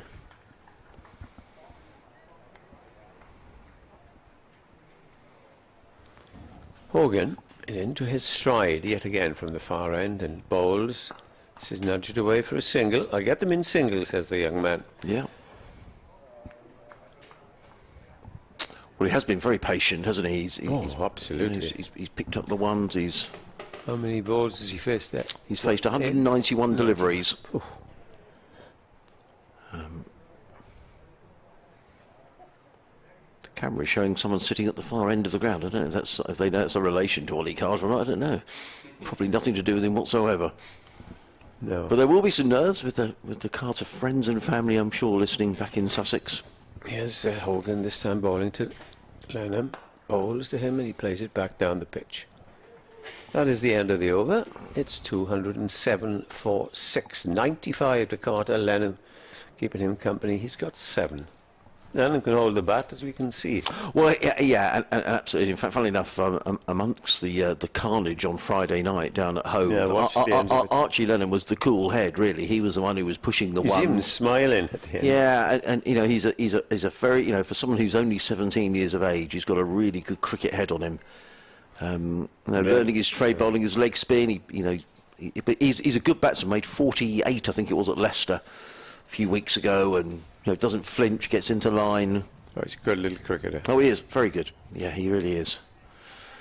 So Ollie Carter will have no concerns about Archie Lenham, but he takes me back many years Glamorgan assistant coach David Harrison. We were playing either Derby. Nissa is in bowls. DeCartry's forward, plays it down the offside of the track, and there is Halfway, no anyway, up the A52, between Derby and Nottingham. David Harrison was playing. We were staying in this hotel. The first match was rained off. So I was staying in this same hotel, and I went down to have a swim in the hotel pool. And there was a little bit of not an argument, a discussion going on with a chap holding out his arms. And I just wait for Adrian to describe this ball. Nissa in again bowls. Carter forward, plays to mid on, there is no run. I said, what's going on, boys? Well, it's David. They asked him his age, and he was only 17, and if he's not supervised, he can't come in the pool. You know, and David Harrison, what is he, next 6'5", 6'4", something like that. Yeah. I thought, well, there we are, rules are rules, or words to that effect. Yeah. Sorry, son. Nissa turns, runs away from us. In and bowls, and Carter places on the onside. They're going to get one. They might think about two. No, there's just a single to mid-wicket, fielded by Byron, who comes in. One more, he goes to 96, just a boundary away from this 100 is Ollie Carter. I remember Edward being in Florida at Disney World and going into a bar at an area there at Epcot, and it was London, and I went in to get myself a pint of Guinness, and I was 28 and got refused. Refused? Yeah, said I wasn't old enough. And I didn't have my passport on me. You had to be 20. Well, I should have been flattered, really. But you had to be 20-something. Anyway, I was refused. Oh! Didn't that cut back? Did cut back, yes. Just. Wow, I thought for a minute that a bowled Archie Leno. He's got his hands on his head, his Mike. Let's see this again. Wow, that did cut back. But you may believe this or not, but I promise you it's absolutely true. 3 years ago, I walked into our local branch of a supermarket with a capital T. There are other supermarkets available. And I'm just getting some people are coming down and getting a few bottles of wine in. And I swear this is true. Again. Nissa in and bowls to Lenham, and Archie Lenham has played on. Yeah. And he goes on his way, and I wonder if that last delivery almost accounted for him getting out in that way. It looked to me like he was almost trying to get the bat out of the way at the last moment. We'll see the replay in a minute. What we do know for sure is that Archie Lenham is played on, and he's gone for 7. Yeah, I think he was. I think he was looking to get out of the way. I'm not sure whether it ran down the bat handle or whether it just clipped a bit of his clothing and played on, but nonetheless... The new ball strikes. The new ball strikes, and you were saying how Nissa and Michael Hogan so often pick up wickets, and that's happened again. 208 for 7, and the new ball has done the trick. Invariably does with these two. And anyway, to end that story, there was a young lady at the till, and she started half smiling and said, I'm a student, she said, and I have to ask you, sir, you are over 18, aren't you? 3 years ago now. And I said, what do you think? I think you are. I said, you're dead right. Can we see your ID then? It was hard to believe. But no, it is extraordinary. It is. She tried to explain, though, that because she wasn't 18, that she wasn't really allowed to sell alcohol. I see. I'm with you. And called the supervisor, and she just laughed. Is Henry Crocombe. Right, well, 7 wickets have gone, and Henry Grogan is coming in. This is quite interesting because I presumed. I haven't looked up Jack Brooks's first-class average. He's not a bad batsman. Right. So I thought he might have come in ahead of Henry Crocombe. Nonetheless, Henry Crocombe will know Ollie Carter well, another young player in this side, and I'm sure it'd be wonderful because Henry Crocombe was also born in Eastbourne, as is Ollie Carter. So these two will know each other well. He'd be all right. And I'm sure he would. I'm sure he'd rather like to be in the middle with a. I'm not sure what you call someone from Eastbourne, whether you call yourself an Eastbourner or an Eastbourneite, I don't know, but I'm sure he'd like to be there if Ollie Carter. The old adage, just get behind it. Yeah, he's just 20, Henry Crocombe. And watch your pads. You've got two 20-year-olds here. Yeah, Ollie Carter is 20, Henry Crocombe is 20. It's extraordinary young side, isn't it? Well, it's very young, yeah. I mean, there were times, I think the average age in one of the games, I could look it back in my records, of average ages of 22. I mean, it's Average age of 20? 22. Not in this game. This game has been brought forward a lot because of Jack Brooks, who's 38. So he has upped the average age of the side. And old enough to be the father of a few of these. Almost, yeah. Latest news from Trent Bridge. The physio is on the field. In New Zealand, England currently 405 for 5. Oh, someone else. Pope was dismissed for 145. Joe Root is 126 not out. I mean, Stokes is out then. Yeah, Stokes was getting on with it a bit, I think. Yeah, interesting test match. It is. Still 2 days to go, aren't there? Yeah, What's going on here now, Adrian? Well, there's a delay. The physio's come out to have a word. I'm not sure whether it's to Chris Cook or quite who it is. But someone is getting a bit of attention. I think it is Chris Cook, isn't it? Is it the wicket keeper? It is, yeah. He's got a bit of cramp. I wonder if that's through. I mean, I'm sure he's very fit, but I mean, he's been standing up a lot today. I don't know whether that was. He's kept beautifully ever since he took over really from Mark Wallace. Well, the stumping was a terrific piece of work. First class. Stokes 46 off 33 balls. I thought 46 off 33. A few shots, the old boy. Well, it looked as if he was getting on with it. Do you know, going back to Jack Brooks, I remember him making his debut at Northampton, and he'd been scouted at one of his colleges at Oxford, not at Oxford University. Yeah, I think he's from there. And then he's moved about, doesn't he? He went up to Yorkshire, if I'm right. Somerset, yes. Where he is now. Yeah. So he's a journeyman, but he's a very useful cricketer. Well, and a case of needs must for, here we are, born in Oxford, you're quite right, on the 4th of June 1984, he's 6'2". Yeah, Northamptonshire, Yorkshire, Somerset, Oxfordshire. That's right, minor county. So yeah, he's played a cricket around a few counties. Now, the physio is still on the field. I'm surprised to see him, if he does come in, at number 11. Or whatever he said. Well, I'm sure, with no disrespect to Sean Hunt, whose parents are probably listening, I think that he will probably bat ahead of Sean. We'll see. Sean will probably open the bowling, I would imagine, and good to see him back in this game. Well, still a delay. I wonder if he's okay, physio, Chris. She's... Do you think he caught the ball? Is he? I mean, it always looks like it's a concussion check going on here. You know, that's the sort of thing that's going on. The physio is clearly out asking Chris. I'm not sure he's staying on. You know, does he look a bit groggy? He's taking off his inners. You know, Georgina there. I think he's coming off. Is he? Yeah, I think he is. You know, I think he's. No then. David Lloyd, Nick, I think has he's taken the pads off. Ingram has kept before. He's taken his pads off, is Chris Cook. Has he? No, I wonder, do you perhaps think... they'll play that. He might have just hit him as well, because if the boys next door could play the dismissal... Well, or perhaps it was before that, was it? I mean, first of all, I thought he had cramp, unless he has... Is he hobbling there? He is hobbling. It's his left ankle. So maybe whether he... Maybe ricked his ankle. He doesn't look in a great way as he makes his way off. He's walking off very slowly. Certainly the physio was having a chat. I wondered if it was... The way he's walking suggests that it's... Is he smiling?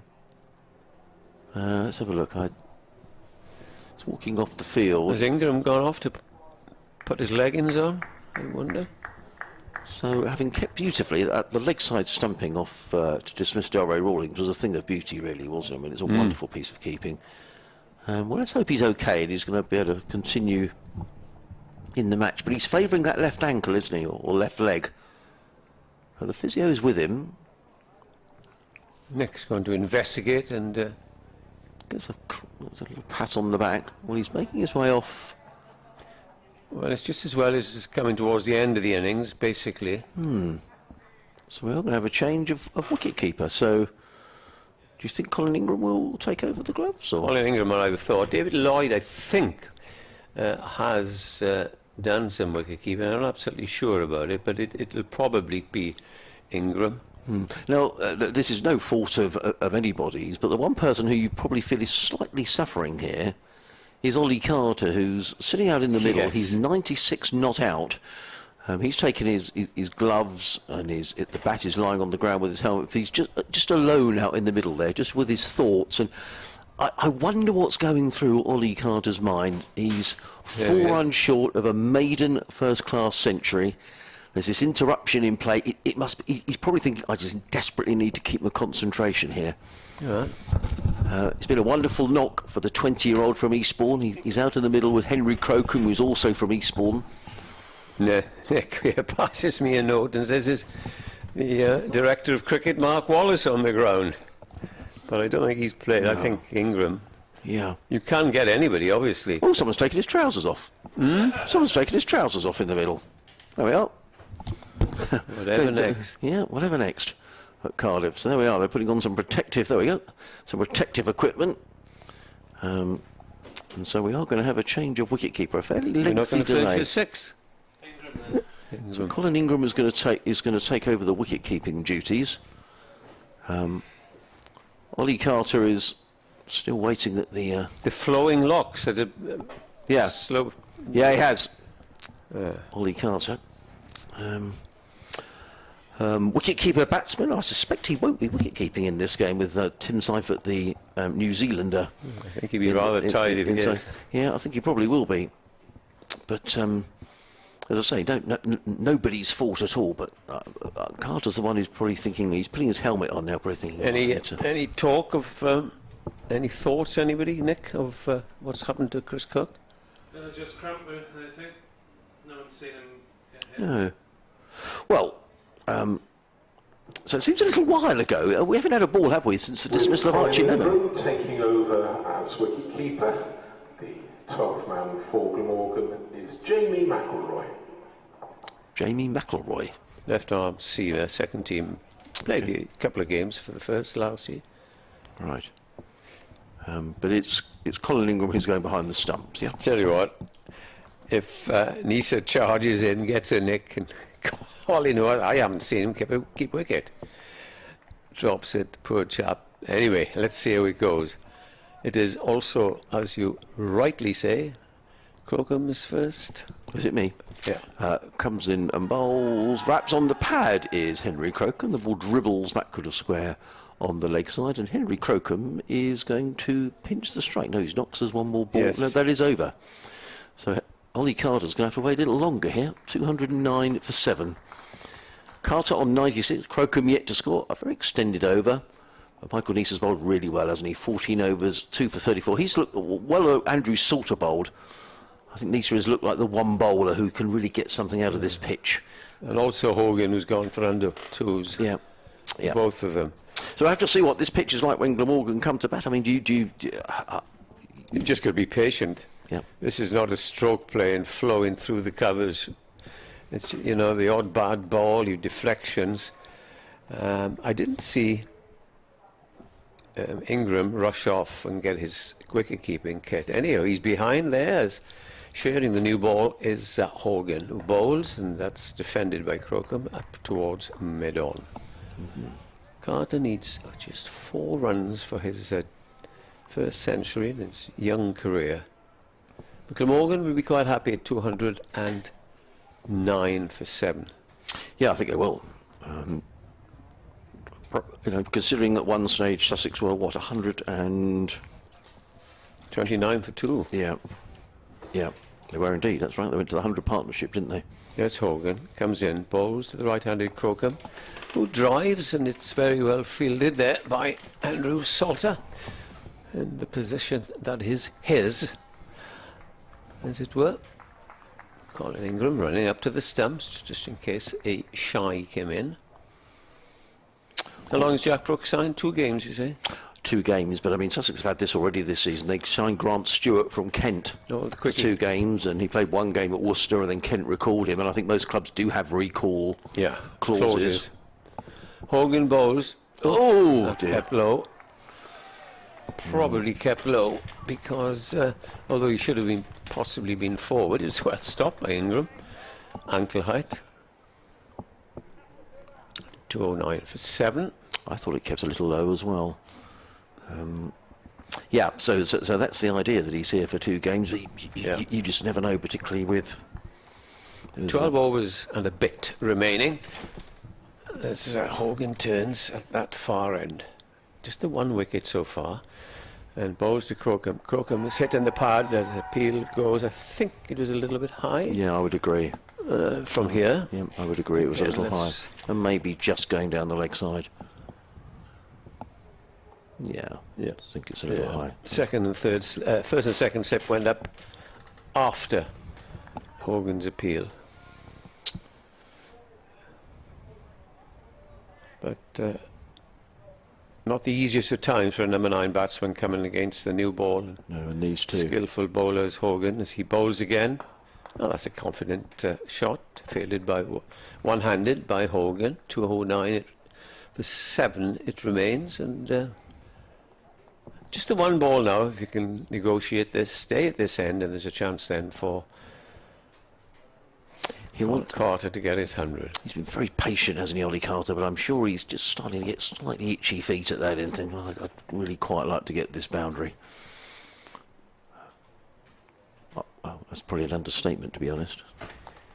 There's the last ball then, and that's clipped away down to fine leg. Another single. It just keeps Carter waiting because they're going to run for a single. Well, they do need every run, don't they? There's no point in hanging about and say get your 100.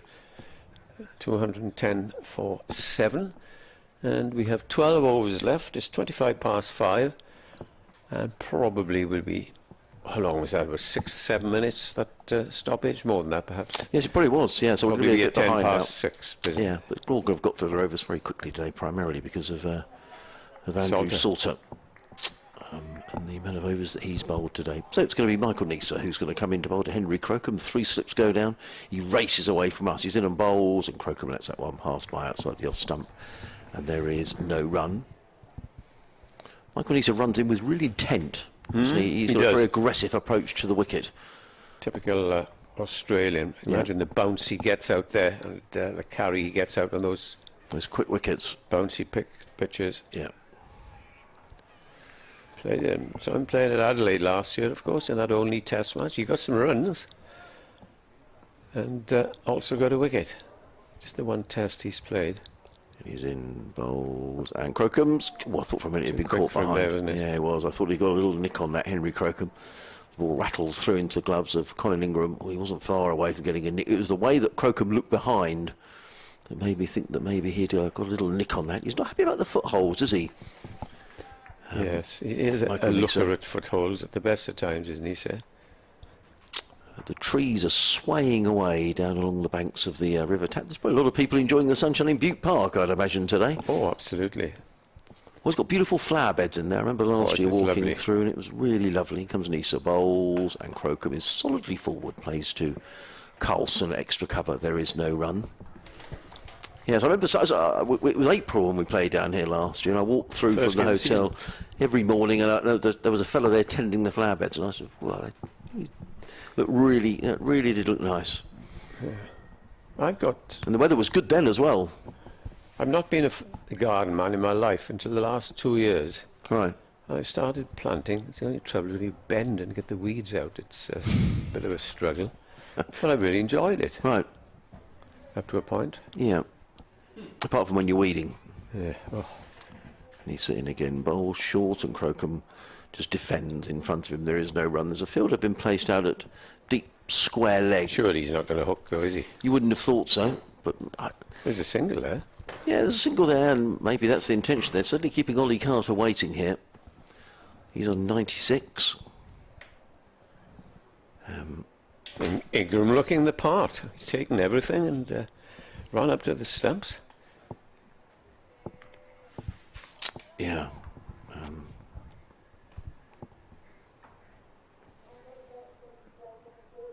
In comes Neser again. Bowls right up in the block hole. He hits Crocombe on the pads. He was going to clip that away to mid-wicket. There is no run. It is the end of the over. Now, will this be the over for Ollie Carter? Yes, he's been denied the strike for 2 overs. And I think I'm going to send a message to our producer to say I'm just going to wait until see if Ollie Carter does go through to this 100 before we nip next door and do the update. Well, you keep commentating. Well, we'll see what happens. I don't want to give him the the commentator's curse, as they say. But Oh, how many times that has happened? oh, I know. So I'll send a little note, but it's going to be Michael, and it's a test, isn't it, here for Ollie Carter. They've got plenty of men back on the boundary. There's 3 men back, saving the boundary. 2 slips in place as Hogan is on his way from the taff end. He's in and bowls to Carter, who's solidly forward, back to Hogan, who fields. And there is no run. They're making him work, Edward, as they should. They're making him work for this 100. Maybe we're making you work here, because it might take him 2 or 3 overs and you'll still be going on. Oh, well, what? I can take a nice rest. Yeah. I mean, it may not happen. We shall see. Hogan wheels around at the far end of the ground. He's in and bowls to Carter. Carter is forward and showing, in fact, he even offers to pick the ball up. Now he's played it in front of him, and the fielder says, no, that's all right. Andrew Salter comes running in. He's faced 195 deliveries, Ollie Carter. He came in when Sussex were in all sorts of trouble on 29 for 2. He hasn't shown any signs of nerves in the nervous 90s. What time did he come in, I wonder? Well, Haynes was out. That's a very good question. I reckon he's faced about 70, 75 overs, if not more. Yeah, More easily. certainly in the first hour. Haynes was out in the 9th. In comes Hogan bowls to Carter, who flicks that down towards fine leg. They've taken 1, and that's all they're going to take. He goes to 97, so he's inching his way there. 211 for 7.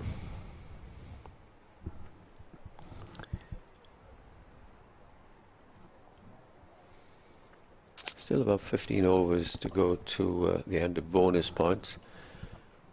Glamorgan will try and get their 3rd and final, and at this rate Sussex will try and get to 250. Yeah. Hogan on his way, bowls to Crocombe, who eases that one to backward point, and there is no run. Yeah, I still think it's it's Glamorgan's day, wouldn't you say? I would think so. To put a side in and to restrict them to just 204 at this stage, where we've had almost 86 overs, they'd be quite happy. They would like to have bowled them out for under 200. That's the yardstick when you put a side in. Here comes Hogan. Inden bowls. Crocombe again plays confidently enough to point, and there is no run. If you've seen Jack Brooks bat, he doesn't believe in blocking. Right, okay, that might be interesting. Yeah, he will if he comes in next, obviously, unless young Carter can get his 3 runs. Yeah. Don't think anybody's going to deny him his 100. There's your interviewee sorted out. Well, let's hope so. Yeah, I'm sure he'll. Yeah. Here comes Hogan bowls, and Crocombe's beaten all ends up. Outside the off stump, could have bowled him, could have got a nick. In the end, it rattles through into the gloves of Colin Ingram, and there is no run. Crocombe survives. He's on 1. Sussex 211 for 7. Carter now 3 short of his century. I mean, I guess we'll get an idea tomorrow of how good this pitch is. I mean, if Glamorgan come in and I don't think he can come in and just smack it around. Smack it around. It's not a smacking around pitch, right, as okay. I suspect. It's a nudge in, the odd ball, hit it for 4. But you're not sort of David Lloyd, Kieran Carlson sort of pitch where you can go in and hit freely. Well, it's kept low. It's been quite slow. The drives have often been cloth. Adrian will go on again. Well, perhaps we shouldn't really. But there's 2 men out on the leg side, 2 out on the off. So The bowler will be striving as well, isn't he? Yeah. As well as the batsman. Good battle. And he's running away from us in on bowls to Carter, who's beaten outside the off stump. That was a good delivery. It was a beauty, wasn't it? Absolutely beautiful. I mean, he's got a fine leg, a 3rd man, a deep square leg, and a sweeper on the cover boundary. So he's cutting out the areas, certainly backward of square. That is very close to Nick. Yeah, where Carter couldn't get, and that wasn't far away from the outside edge. Well, look at Nisa's shoulders, isn't he? Strong shoulders. Yeah, he is. He's a strong man and runs in hard. 211 for 7. Ollie Carter on 97 as Nisa is in bowls, and Carter is driving to extra cover, followed by Carlson. There is. He looks very composed, doesn't he, Carter? I mean, from this distance, he's not sort of fidgeting around at the crease. He's He's retaking his guard. Just, you know, he looks very calm. Inside, he won't be. I'm sure he's 20 years of age. What were we like at 20 years of age? Well, 3 runs away from 100. Oh, you know, at a test match ground. Yeah. You know, what a moment this Test will be. match, well, one test match bowler bowling at you. Yeah. Australian test bowler. Nisa bowls, and Carter, that was slightly wide of the off stump, and Carter thought about launching himself into that. There's the slowness of the pitch. Yeah. He's been in so long that he can time the ball perfectly, but there he went for the extra cover drive. did. And it ended dribbling up to mid-off. Yeah. So Glamorgan's batsmen should be just wary, especially the experience of Jack Brooks. Michael Nisa turns down below us, running away from us, in and bowls to Carter, who's beaten again outside of the off Nearly stump. bowled it. Yeah, my word, that wasn't far away. Careful, young man. We'll probably see a replay of that. Let's have a look. Here we go again. Here comes Michael Nisa in and bowls. Oh, Carter driving outside the off stump. So that did look a slightly edgy shot, didn't it? It looked a nervous shot. Yeah, as well. it did. He's looked very composed throughout, but he's been in the 90s for a long time here, not least during that delay, which was just unfortunate that Chris Cook has gone off the field, we think, for a bit of cramp. And it delayed play for a long time. And now there's another change in the field. And now they're going to deny him the single. It's good captaincy, this. You know, they're just keeping him waiting, so there's now, those outfielders have come in, there's now just 2 men on the boundary. 3 men saving 1 on the off, 2 on the leg. A nick past second sip we're doing. Well, yeah. Nisa in bowls, and Carter drives firmly down the ground, but it's a good bit of fielding at mid-off by Kieran Carlson. And there is no run. 1 ball to go in the over. Carter on 97, Sussex 211 for 7. I like this though, but you know, I don't think any first-class 100. You know, you should have to really battle away. He's faced 202 deliveries. Not if he's. You don't give anybody. Not if he's 15. As this young man is 20. I agree. No, absolutely with you. Just make him fight.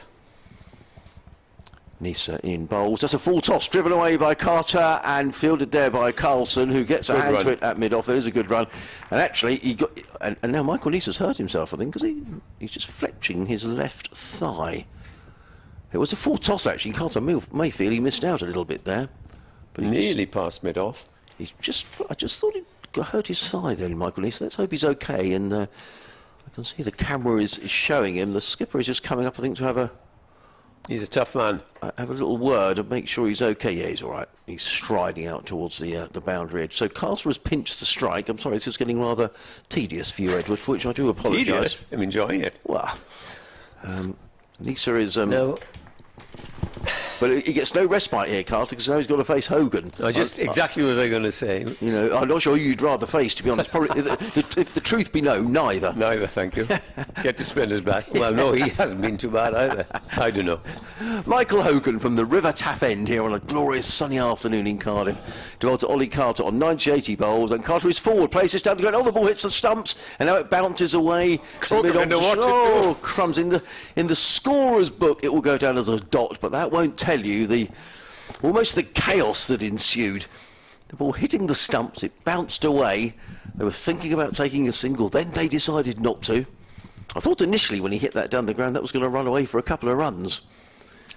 But there's a nudge on the offside where cover and extra cover would have been, but are not. Hogan again, bowls to Carter, who nudges this one down towards fine leg. It's just a single for Ollie Carter. I think you should do this next delivery, Edward. Well, I'll do Crocombe. Yeah, you do Crocombe. How about that? Yes. Cat and mouse. It is. Crocombe has just got the single, but he's doing his very best to help his partner. All the Sussex team and support staff on the balcony wishing this young man, well, he's on the verge of 100. Hogan comes into Crocombe and bowls to him. He drives, you're going to get 4 runs. He's going to get 4 runs. Shot. Takes pressure. What of... I thought for a moment he was going to get caught to give for that. Yeah, I thought for a moment he was going to get caught at mid-off actually, but it was a fair way wide of Kieran Carlson. Yeah, straight back down the ground. It's a nice shot. It was a good shot. Yeah. That's the first boundary for a little while, actually. Sussex, I mean, when do you think Sussex were 97 for 2 at lunch in 31 overs? That shows how the run rate has slowed. Hogan looking for revenge. Ooh. Oh, it's nearly bowled there. The ball again kept just a little low. And Hogan just turns round saying that there's no justice in this world.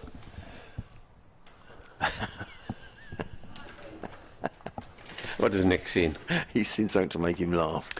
I've had a reply to my tweet, "Where's Wally?" referring to keeper gloves. He's a Cricket Wales pathway game in Aberystwyth, so the director of cricket is not available to keep wickets. Bit of a rush, doing about 3 hours in the car.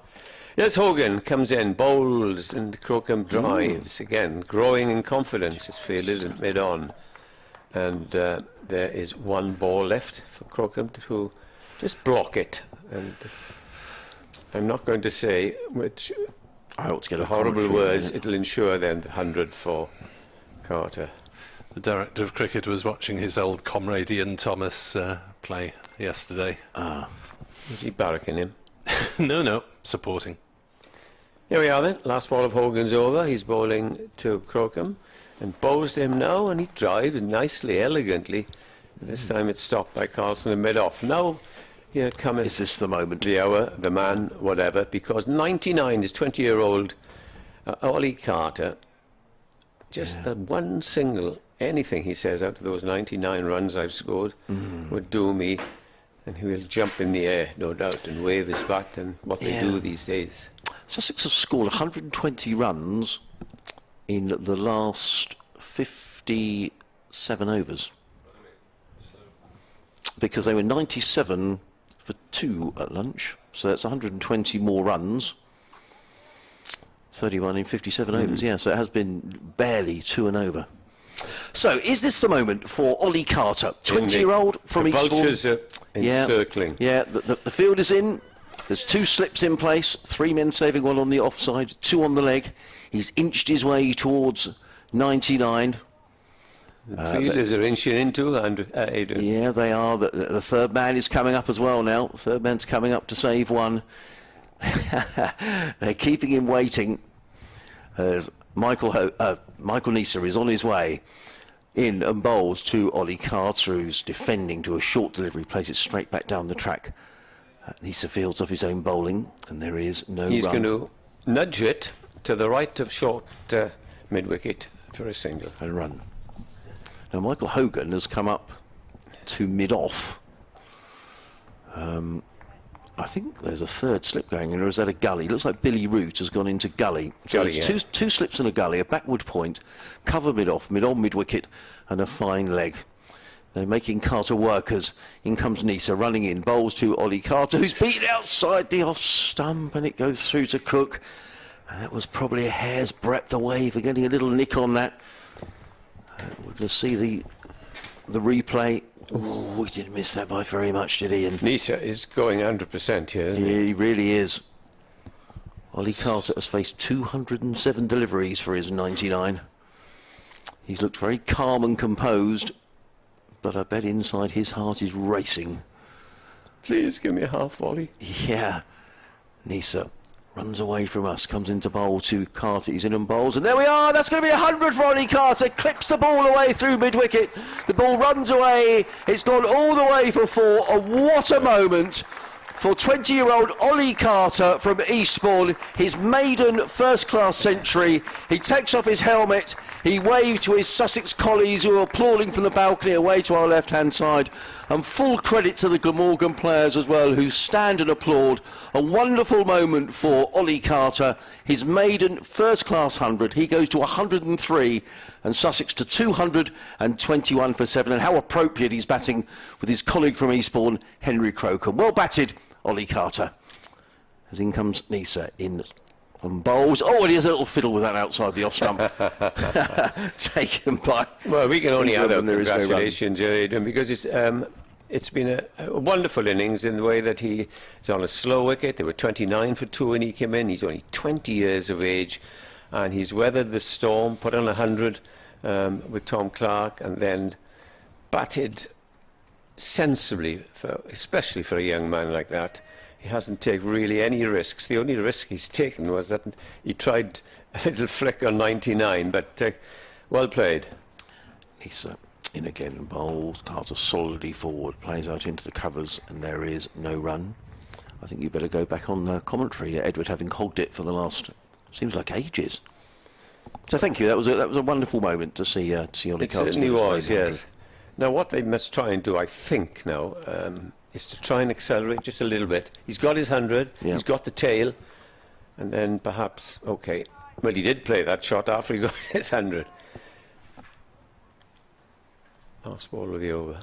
In he comes, and this is played into the covers. And we get his details, which all card, if we'll hear in just a moment. Carter's 100 came off 208 balls. It included 12 fours. 208 balls, 12 fours for the young man. Just to add, if you've just joined us, Colin Ingram is keeping wicket for Glamorgan because it looks as if, or it did look as if Chris Cook had cramp. It was the ball, in fact, after the batsman had been dismissed, and Delroy Rawlings, it wasn't Rawlings, Lenham rather, had to stand on his toes, deflected the ball onto his stumps. Andrew Salter. And back comes Andrew Salter into the attack. He's bowled 29 overs, taken 2 for 49, and he might be just the man for tail-enders, who might think now the pressure is off. The young man, and what I did like about him, because you generally see batsmen yelling and jumping on one leg, he just walked on the pitch quietly, took his helmet off, rose his bat to the pavilion and his team and the rest of the ground. In comes Salter, bowls to Crocombe, who plays it away for a single down to deep mid-wicket.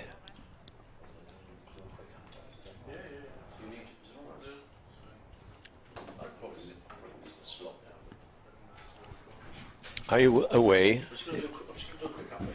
Okay. 2-2-2 for 7. In comes the next ball. And it's played away. Pass, fine leg. There'll be a couple here.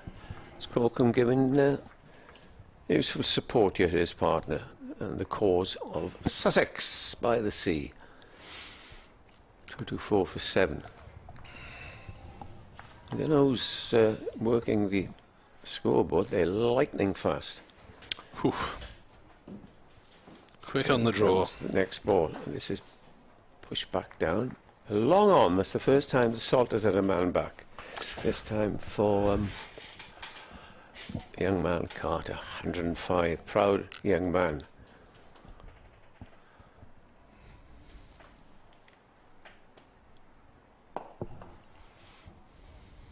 Salter bowls, driven back down to the man at long on, and there's a single there for him.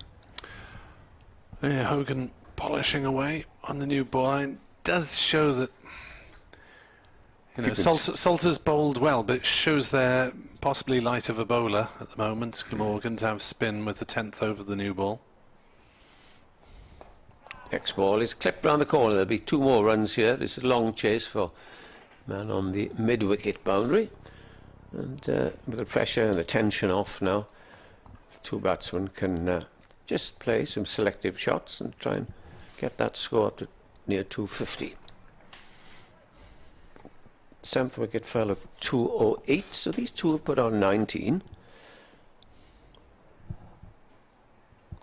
Crocombe on 8 will face Salter, and he's driven that down to long on. Quite a good over this for Sussex. That's the end of it. 2-2-8 for 7. And it will be Nisa. Will it be Nisa? Because he certainly deserves a wicket in this spell. He's beaten the bat often enough. It's the 2 batsmen to come, Hunt and Brooks. And I think Wales going to take over by the look of it. And returning to bowl at the Cathedral Road end, James Wales. Nisa's bowled 17 overs today, which is a decent workload. You get the feeling that just maybe they're protecting him for a little bit more than usual, Nisa, because he quite often bowled 22 overs in a day, but presumably having been confined somewhat with COVID, wouldn't have been able to fully train, so they don't want to overdo it. Wheel will have to come to the party. Got a wicket with his first ball, but since then it's just 1 for 49, 14 overs, as he will bowl to Henry Crocombe on 9 not out, and Wheel is in bowls and beats Crocombe's defensive prod outside off stump. Ball going through to Ingram. Yes, Colin Ingram is behind the stumps, a job that he did Done well. previously in his first-class career. I might have had the gloves on for I've seen him keep here. Glamorgan, Edwards, probably in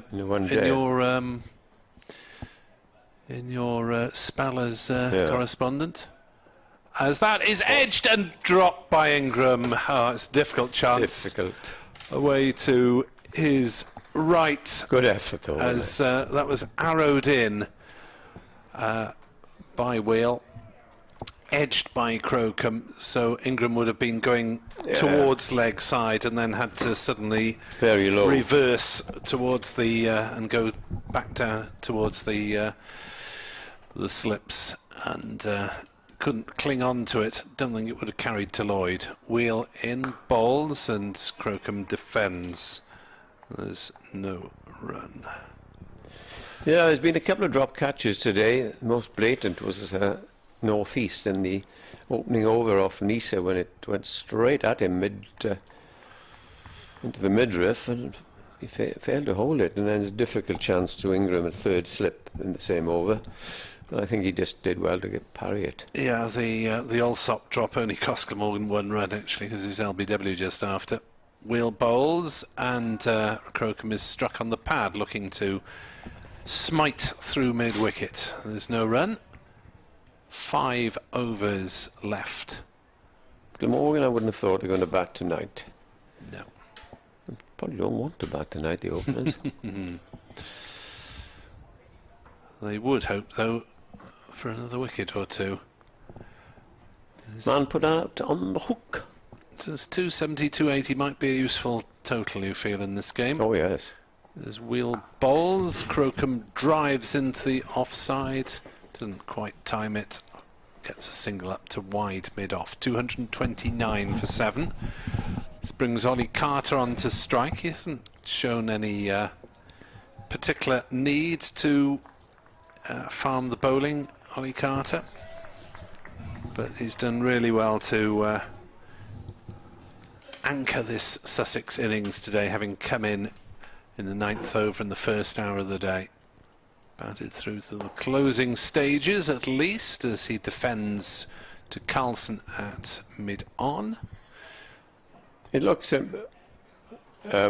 an easy, not easy, nothing's easy in this game, but it looks, if you can stay there and just play properly, okay, you may be slow and the runs don't come, but just to defend and get runs, that's fine. But if you're trying to attack, you're taking a bit of a chance, and unless you can clear the outfield, because how many drives through mid-off cover go for 4 we've seen today? Not many.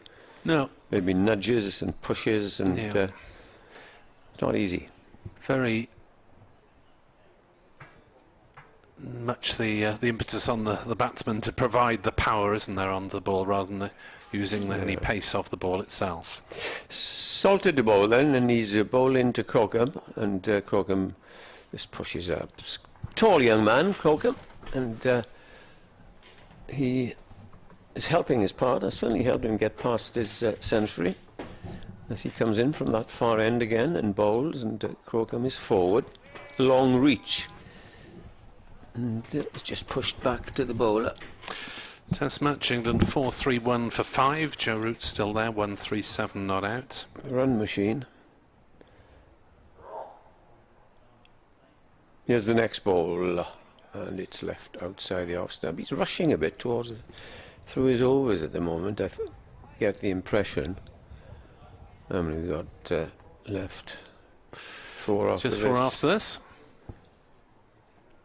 Here's the next ball. Crocombe is just nudging forward out the gully. Good day's cricket, actually. Yeah, it's been absorbing and closely fought rather than spectacular, hasn't it? Haven't had any particular bursts of runs. Here comes the next ball. A bit quicker this, and driven up to mid-off. 3 wickets fell for 16 at one point in the afternoon session, which is the closest that we've come to a flurry of wickets. But Glamorgan have had to work for everything. They may have to work for their runs too. Yeah. Jack Brooks is an useful operator. Last ball of the over. Blocked by the batsman. So it's all meandering rather gently towards the close of play at the moment. 12 overs into the new ball, which was taken Sussex 203 for 6. So with the new ball, we've had 26 runs and 1 wicket. Wheel will try to shake things up, bowling to Ollie Carter, who's 106 so far, includes 12 boundaries. He's going along at more or less a run every other ball, which is respectable in Championship cricket. Salt is still under 2 and over. Yeah. Admirable. 2 for 56 off 31. He'll sleep well tonight, you would imagine. As Wheel will run away from us at the Cathedral Road end, bowl a full-length ball that's driven by Carter, but finds the fielder at mid-off. No run. So we'll be back at 11 tomorrow morning with full commentary. Would you suspect, or would you think 40 wickets can fall on this pitch? I perhaps have my doubts. Depends how batters play it. If they've got the patience. Everyone's got the patience that Carter's shown. His Wheel bowled a short delivery that's gloved just over Ingram for 4 runs. Carter went for the hook shot. Looked like a glove anyway, flew well over the stand-in keeper's head. And away it went to the fine leg boundary for 4. So 233 for 7. With Carter 110. Crocombe is on 10. Adrian Harms is back with us. Did you make the airwaves, radio airwaves, Adrian? No, they were busy doing other things, unfortunately. Which is a shame. I'm on the right one, sorry. Yeah, so it was disappointing, never mind.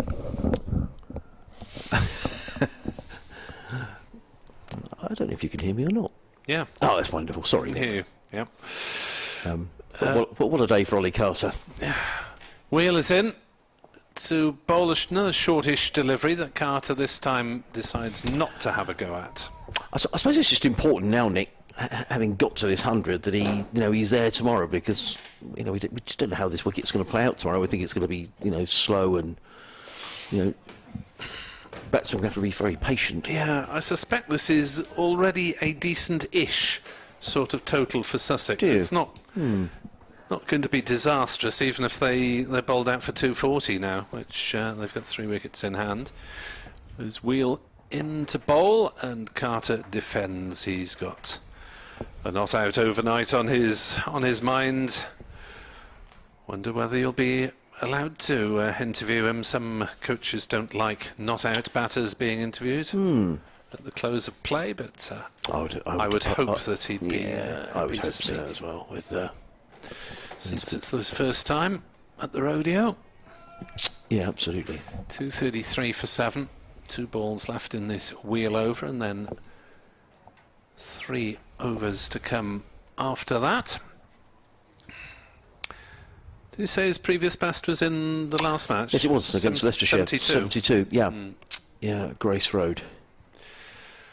So he's improved again by some distance as he turns that one on the leg side from Wheel. No run. And has been keeping wicket. I suspect he's not going to keep it in this game with Seifert or Seifert. We'll get the correct pronunciation when a little later perhaps, but you know, perhaps maybe relieved of the gloves. I don't know if that's helped him or not. Perhaps a question to ask. Well, you've had quite a few wicket keepers, haven't you? For Well, Sussex crumbs, this season. yeah. Will bowls. Thought that was down leg side, but it's run out on the offside, and they've dashed through for a quick single. Carter onto 111, 234 for 7. I'm just going to cough, Nick. I apologise.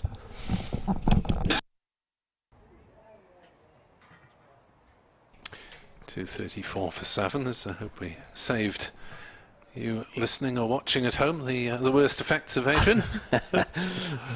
I'm sure it's nothing to worry about. It was a.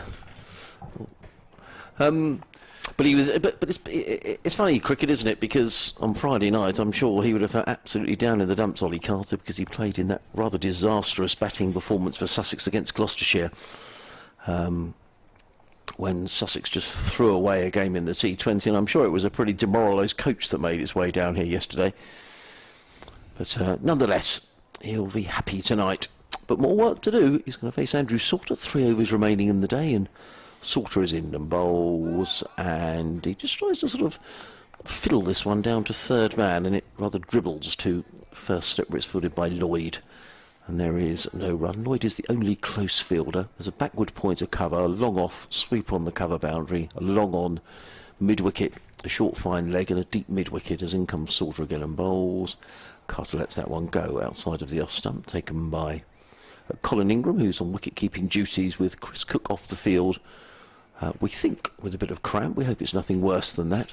A quite brilliant leg side stumping today to get rid of Delray Rawlins as in comes Salter again, bowls, and Carter just punches that to long off and picks up his 112th run. Sussex to 235 for 7. Andrew Salter in his 32nd over of the day, so he's going to bowl a third of the overs permissible in the day. So he's had a busy day and very fine figures as well. 8 maidens, 2 for 57. Has done exactly what you want your spinner to do to keep an end quiet. He's in again, bowls, and Crocombe is forward, plays to mid-wicket, and there is no run. And we were talking earlier, Ed was talking about Jack Carson and the fact that he hasn't played for Sussex so far this season. It's exactly this sort of ability that Sussex have missed. Someone who can take wickets but also keep an end quiet. Salter in again, bowls, Crocombe drives, Salter fields off his own bowling and makes as if to shy at the stumps, but then decides not to. And there is no run. The long on has gone back on the boundary for Henry Crocombe. So Michael Hogan all the way out there as in comes Salter and bowls, and Crocombe hits in that direction, but he's going to get 4 runs. Hits an over wideish mid-wicket for 4 runs. There was no one out there and it was a safe shot.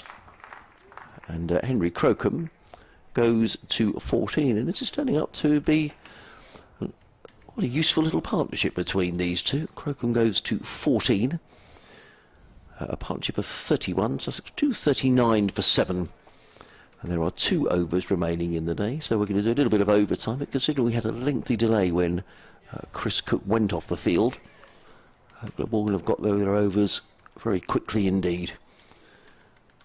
James Wheel's going to bowl the penultimate over from this end, the Cathedral Road end of the ground, and he's going to be bowling to the Centurion and the man of the day, Ollie Carter. Can I prevail upon you to describe it as well? Of course you can. Wheel runs away from us. He's in and bowls, and that always tumbles at I reckon that James Wheel has fallen over probably half a dozen times today as he's run in. And he's splayed all the way across the wicket, and he's rather hobbling as well as he wanders back. He goes hurtling through the crease and just completely loses his balance. And it's happened on several occasions. Haven't added them all up, but I'm going to guess half a dozen, and that won't be too far out either way. The ball whistled past Carter and into the gloves of Ingram, and there is no run. A bit more cloud around today as a helicopter passes over the ground. You can probably hear that in our effects microphone as Wheel again is in the ground in shade, bowls. That's wide of the off stump and cut away by Carter. It's just going to be a single. Rather got away with that, did James Wheel, because it was very wide, but Carter picks up a single to the sweeper on the cover boundary. He goes to 113. I'm sure he'll be quite pleased to be at the non-striker's end. Ollie Carter, he's faced 226 deliveries Sussex 240 for 7, so inching towards another batting bonus point. The 2 slips are back in place for Henry Crocombe. 3 men saving on the offside, now 2 on the leg side. The mid-wicket has taken closer order. In comes Wheel bowls, and Crocombe plays confidently enough to point where it's fielded by Salter. And there is no run. James Wheel in his 17th over. Figures of 1 for 56. He's been the most expensive of the seamers. Nisa and Hogan have been very miserly. In fact, now the mid-wicket has gone to deep backward square. That's Byron all the way out there. As in comes Wheel bowls, and Crocombe solidly in behind that, plays to mid-off, fielded by Michael Nisa. And again, there is no run. Glamorgan winning the toss this morning, asking Sussex to bat, and that looked a very good decision when Sussex were 29 for 2 with Allsop for 6 and Haynes for 10 back in the pavilion. But then a 100 partnership between Carter and Clark really turned things around for Sussex. Tom Clark making 55. In comes Wheel bowls. Crocombe lets that go outside of the off stump, and there is no run, but that precipitated a bit of a collapse from Sussex with Zivert and Dan Ibrahim following very shortly afterwards. Ibrahim to a terrific catch down the leg side by Chris Cook, who'd really had an excellent day behind the stumps. Delray Rawlins followed for 19. But all the time Ollie Carter stood firm, and he's still there on 113. This partnership now between these pair is worth 32, as in comes Wheel and bowls, and clipped away down the leg side. Is that going to be signalled a leg by? I think it is. I think my I'm not sure if you can hear me through your headphones. Yeah, oh, yeah, right. lovely. Oh, it's got a bit weird. You're tidy. Crack on. For some reason I couldn't hear anything. Anyway, it's the end of the over.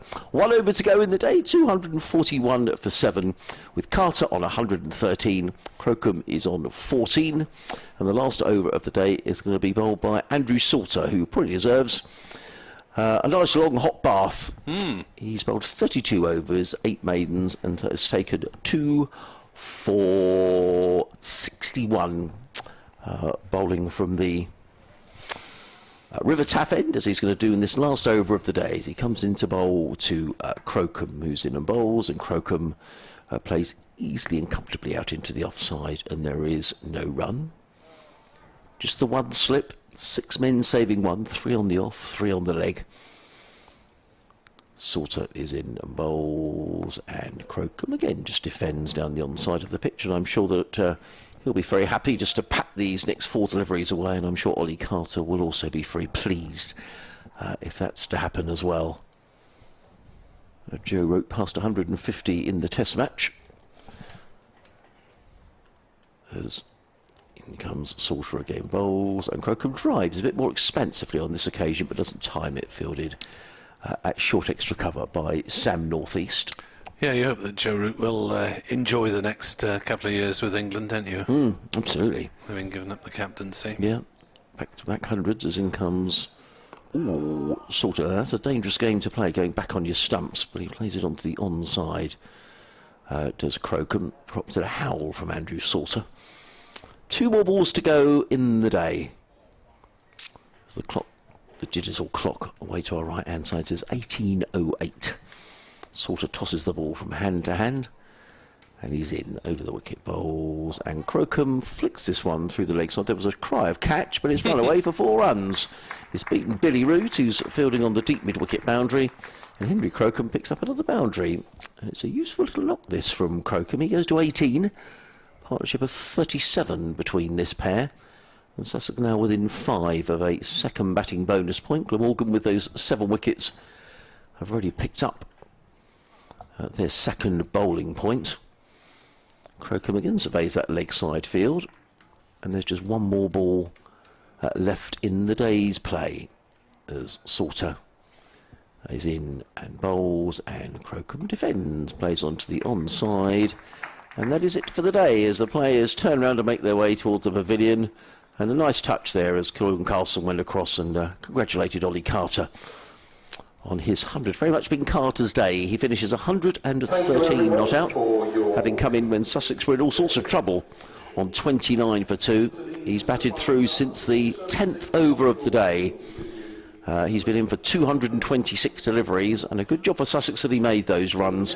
The only other sizable contribution coming from Tom Clark, who made 55. As far as Glamorgan are concerned, well, excellent bowling from Andrew Salter, 33 overs, 2 for 65, well supported by Michael Nisa and Michael Hogan, who goes away and just congratulates Ollie Carter, who makes his way off. And so a good round of applause for those that are in the ground, and good to see the Glamorgan players applauding as well as he makes his way up the steps. I don't know, I reckon we're about even Stevens, Nick, at the end of day one. Yes, I would have thought so. Sussex must be reasonably satisfied with 245 for 7. It doesn't sound a lot, but on this pitch it's probably worth 40 or 50 more, I would venture to suggest. So they've done reasonably well, largely thanks to Carter and with a bit of backup from Tom Clark in that century stand for the 3rd wicket. Glamorgan have had some fine bowling from the openers, Nisa and Hogan, and lengthy 33 overs from Andrew Salt, who's bowled really tidily. Maybe a little bit light on bowling resources, and game's fairly evenly poised going into the second morning. It is. Well, thank you, Nick. Been great company today. Thoroughly enjoyed it. Always enjoy trips down here to Wales. So Nick and I back tomorrow morning. Look forward to it.